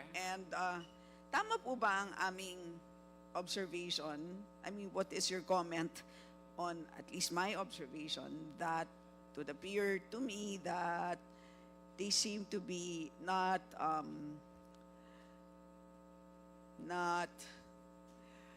focusing on their primary mandate, which is to support the SFFs, at least on the basis of the amounts that they put into their lending programs for the SFFs, considering that 34 billion of the 1.2 trillion pesos as of the moment for total loans. Ano, may mga observations po ba kayo na ganyan? I guess, can I ask the help of the Financial Supervision Department po that handles the supervision of the land bank? They are Hindi more po ba kayo knowledgeable. yun? Yes. O sige po, kung I'm sino more po on the ang policy side po. Sige, so on what the can you... AFRD. Ano pong pwede ninyong makontribute dito sa discussion po, ma'am? Since you are seated already, ma'am. I was just called because of the AFRD policy, ma'am, yung law implementation. Dun sa spread. Yeah. No. Ano po? Anong specific ang pwede po ninyo masabi? Compliance under the law po sa AFRD. Ano Which yung they are IFRD? required, agricultural, yung financing po, yung the new law, that they are required for the 25% to set loan from their loanable funds. The new law po. On compliance of the banks from that. Sige po. Is this Agri-Agra? Yes po. Yung old na Agri-Agra now is the new law po, yung Sige AFRD. po. Anong findings po ninyo on the compliance? On aggregate po na data of the banks sa industry, right now po, complied naman po yung mga banks po natin. So, Mostly. compliant sila. Yes, ma'am. Kasi po, 800 billion naman. Kasi it's the way, tama po. Kasi sabi naman nila, if, ito yung understanding ko, di ba? 800 plus billion ang nakalaan for agri-sector. If you look at it broadly, di ba? Kasi it's broadly defined.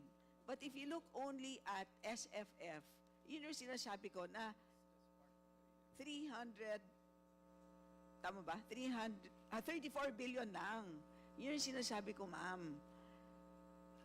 Pag sinabi natin broadly defined, it's the entire supply chain. Tama po, ma'am? Yes. So, ibig sabihin, pag shipping po, kapag may umutang po na shipping company, kinoconsider niyo po ba na agri? Po. It's under transportation po, but it's not under the agri-sector. So, pag may umutang po para mag-build ng warehouse, kasama po. Pwede po siya, depende po siya if the warehouse is will be used for rice. Mga inventory po ng palay. Yes, an agri-warehouse. So, kasama po, right? So, yun ang sinasabi ko. So, for the entire supply chain, or kung nasa logistics, if yung logistics is for agri-products, di ba po? So, yun ang sinasabi ko. Broadly speaking, as long as you're in a company that is somehow, that participates in the agri-supply chain, even if, kunwari, may conglomerate ako, and let's say 50% of my operations would be, let's say, part would be agri, part would be non-agri. Can I qualify for, I mean, and I take out a loan from you, would my loan be considered agri? Segregated po sila. Kasi No, po, my loan. I take out a loan. Pero ang company ko, I participate in both agri and non-agri.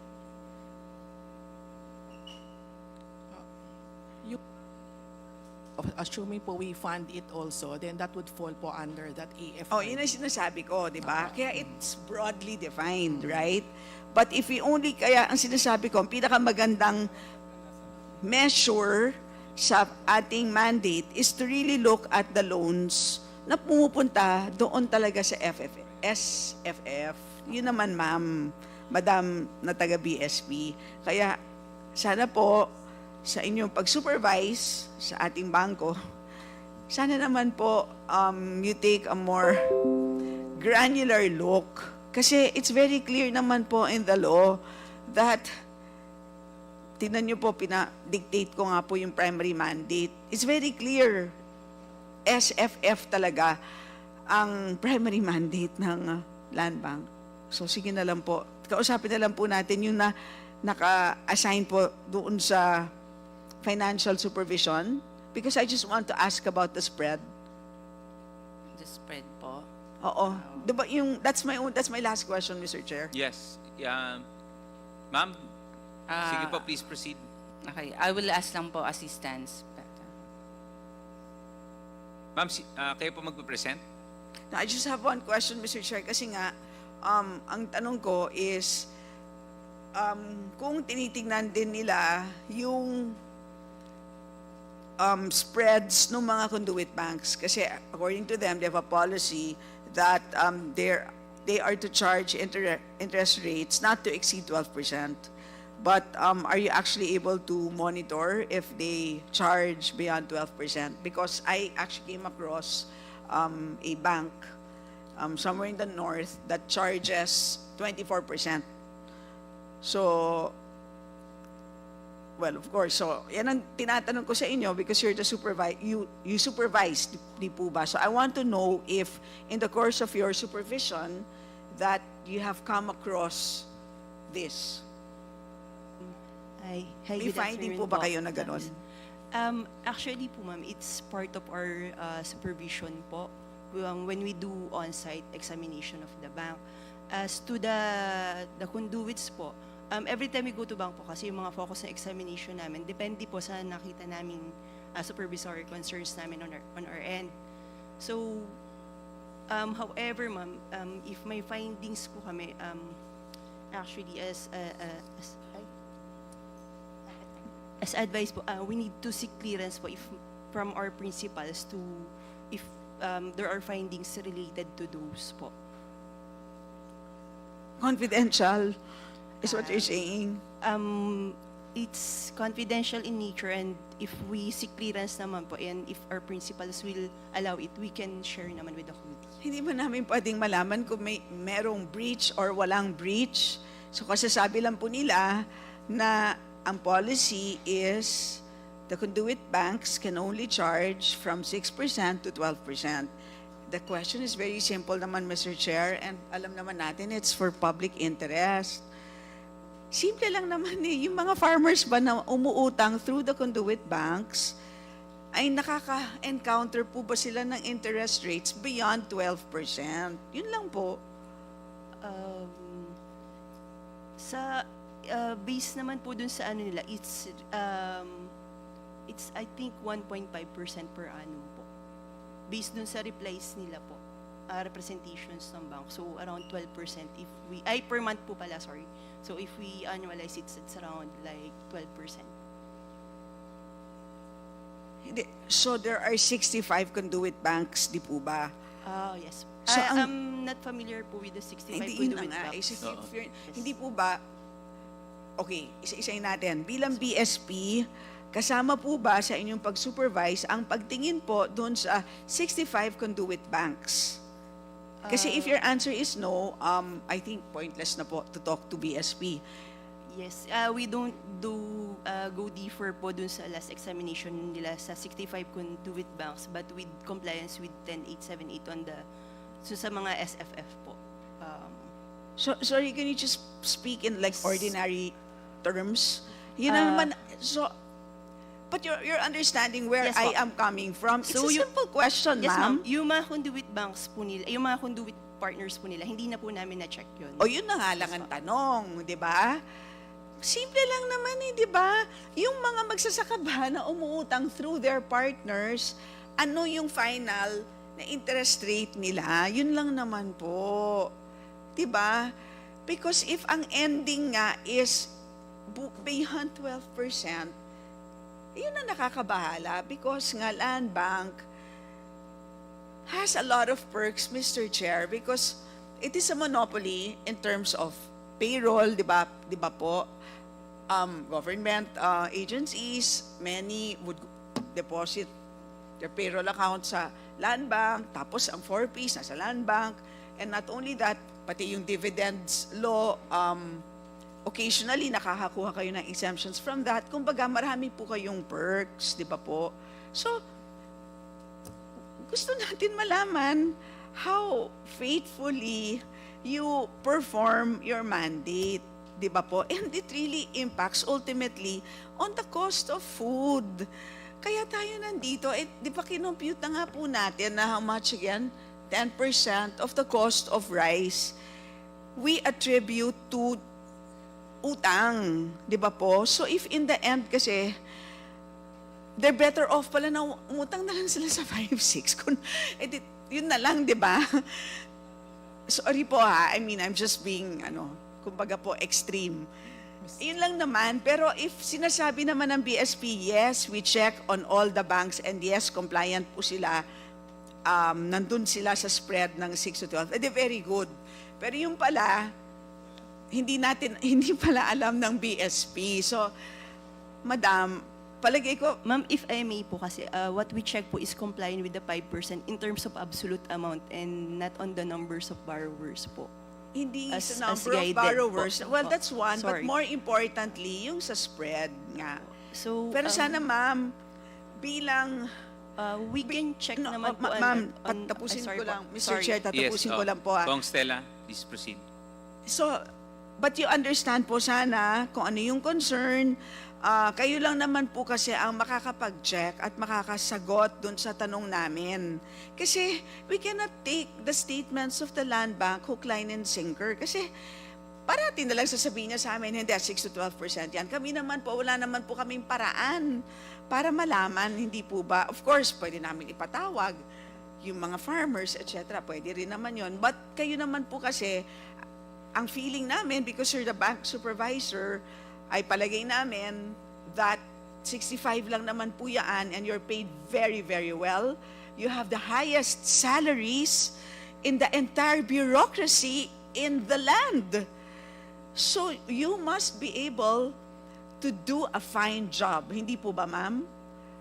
Ma'am, we can consider naman po checking on those in our future examinations of the bank. When So we go sana on site. po, Yes po, ma'am. so We will tignan take po note po on natin. that. Apo. Yes, so we would appreciate due diligence po dito sa ating conduit banks. Maraming salamat po, Mr. Chair. Yes, thank you. Ma'am, actually, it's a very good point because, of course, just like the Honorable Kimbo mentioned, may kailangan kaming taga-validate. So, of course, tama nga, sa supervisor, kayo ang dapat sigurong nagbibigay sa amin ng informasyon tungkol dito. So, I think it's an easy thing that the BSP can do.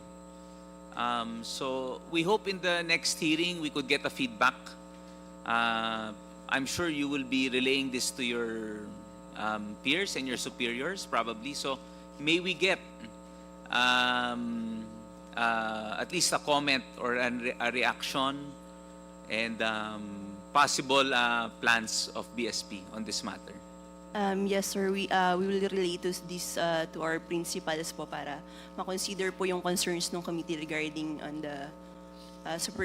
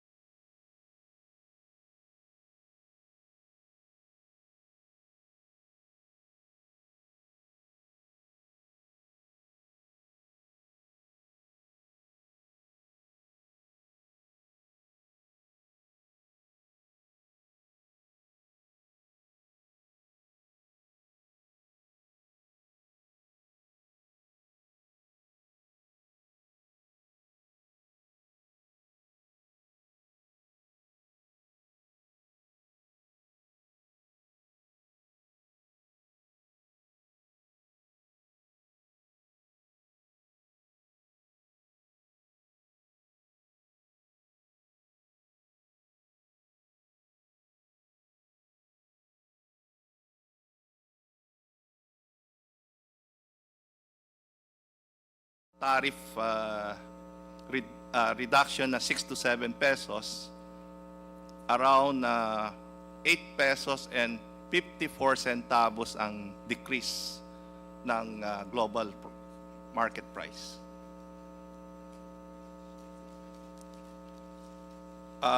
We hope Congress can help us, sana mabalik yung tariff to 35%, kasi yung ini-import natin is yung 5% broken, na hindi yun ang target ng Congress na 35 to 38 pesos. Ito is yung special rice, kasi yung 5% eh. Yung inaano natin is well-milled rice or regular meal na 25%. No? Next slides. Kung makita natin yung price ng Vietnam and Thailand, no? Nag-start na bumaba May. Pababa na yung presyo niya up to November. Pababa yung trend ng price, no? So, in spite of bumaba yung world market price, kung makita natin yung July, ang presyo ng Vietnam is next slides.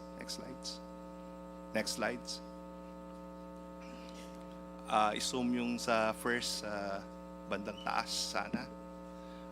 Makita ba?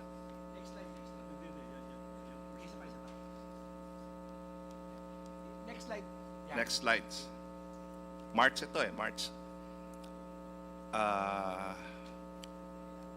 Ito is April, no? Ang April price kasi ng Vietnam is $578 eh, no?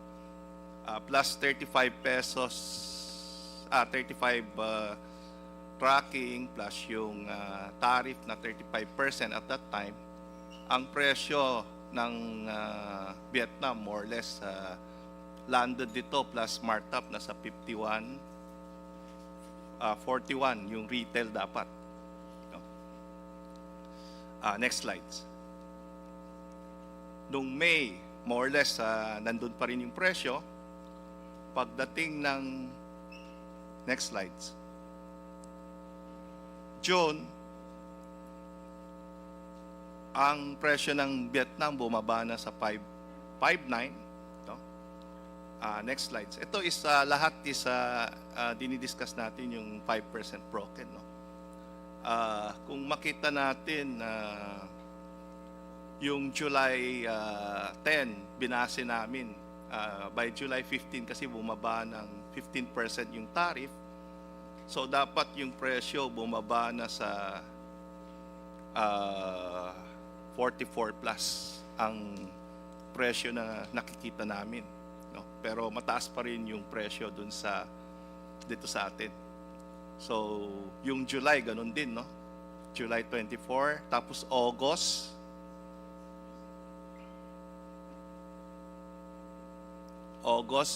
Same pa rin.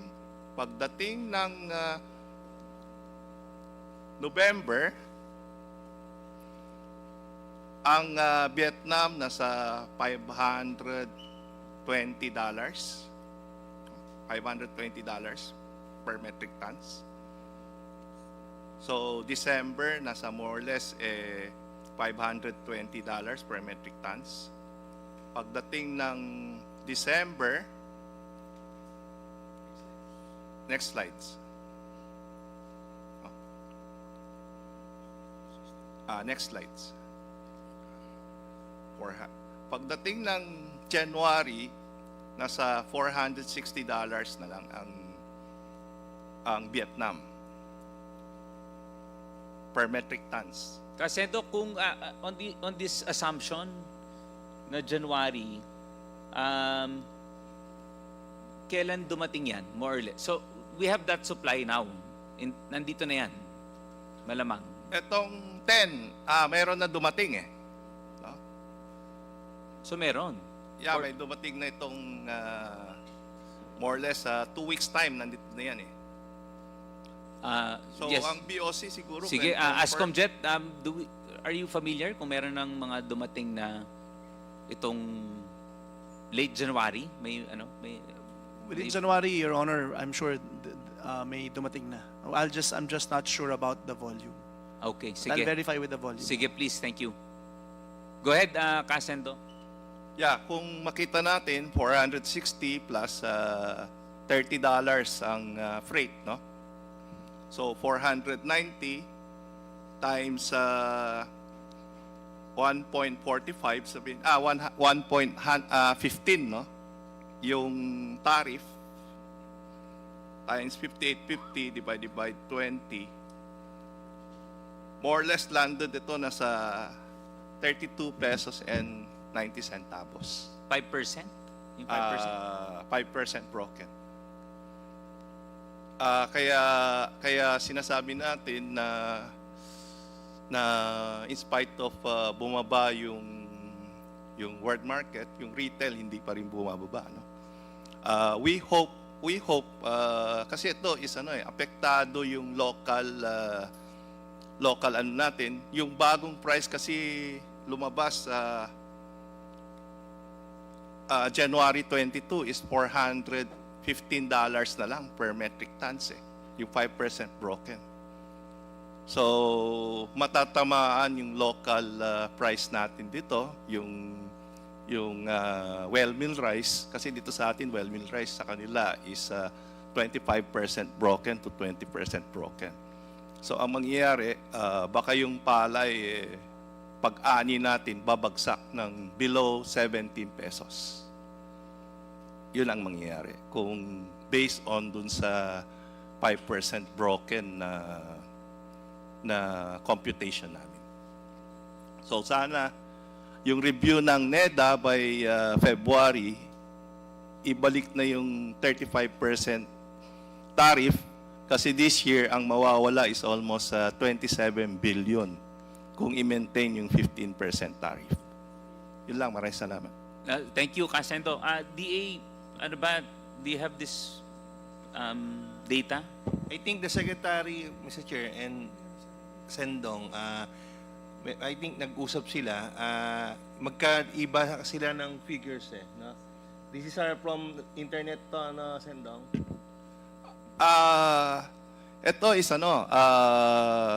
Ito is dalawa yun, no? Yung isa is from internet, yung isa is lumabas sa international price. So kaya linabas namin yung dalawang data. Pero ang inano naman ni SEC is 1 month ang delay. So more or less tumutugma naman kami sa presyo nung December. So December to January. So ang binase niya is yung plus, kasi yung mga retailer kung pwede plus 10. Yun ang gusto nila, kaya medyo mataas yung price na 58 pesos, no? Pero ang adjustment is within 2 weeks time, bababa at bababa, and by February ang target is 40 plus pesos. Yun ang napag-usapan namin ni Secretary. Okay, sige, thank you.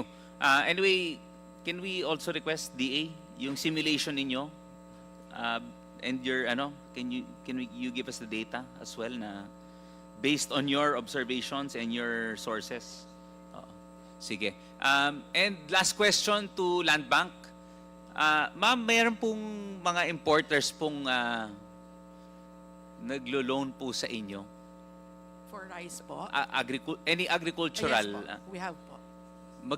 Magkano po, ma'am, ang spread or the exposure for importation?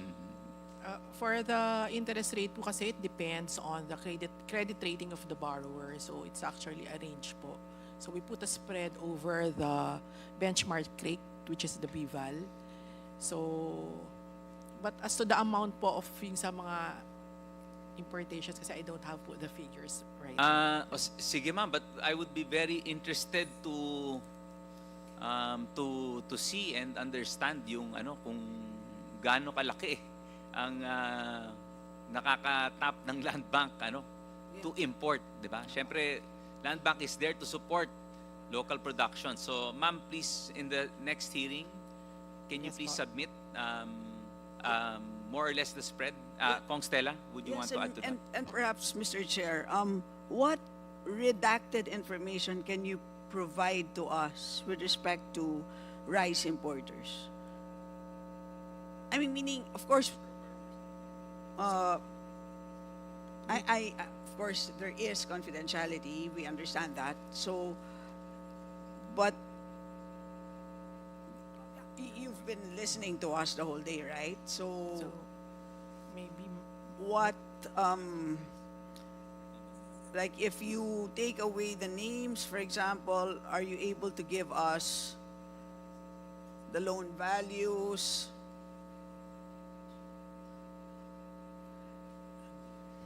Diba? I mean, what can you discuss among the officers, and then what redacted information, without of course violating your confidentiality provisions, and provide to us? Yes, Your Honor. Maybe we can provide you with the number of borrowers who are importing rice and other agricultural products, and also the amount of outstanding loans, so those information po. But I'm afraid we might not be able to provide yung detailed list of the borrowers for nga po confidentiality. But we will check po with our lawyers. Sige, for now, unless we subpoena, because we have the power to subpoena.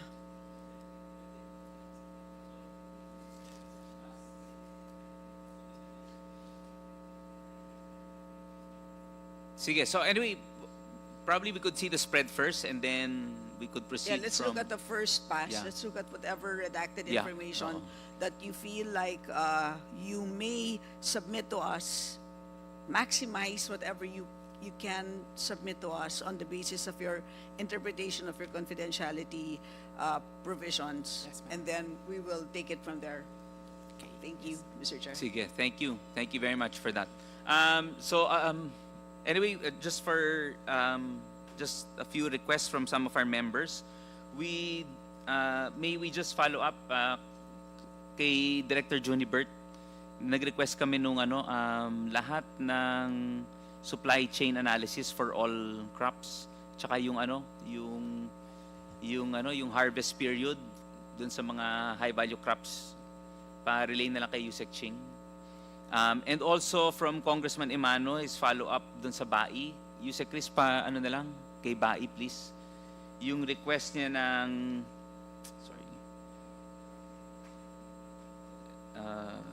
to reiterate his request on roadmap for swine, cattle, dairy, cattle, carabao. So, familiar naman si Bae doon sa request ni Kong Emano the last time. So, can we just follow up on this? So, thank you very much for the patience of everyone that has endeavored this hearing. Happy birthday, because it is the birthday of our committee secretary. Today, we will adjourn early, we will suspend deliberation. To give everyone the chance to greet and our ComSec. So again, thank you very much. Yes, Doc, briefly na lang po, sir. Saglit lang to. I already submitted, no? Yes, sir. Oh, thank you. Yung mga roadmap. Yes, I remember, sir. I requested also from the private sector. Although kulang pa, so dadagdagan natin. Sige po. We will give it to the Honorable Emano. Thank you again, Doc. Thank you po. Thank you, thank you. So again, thank you. Hearing is hereby suspended.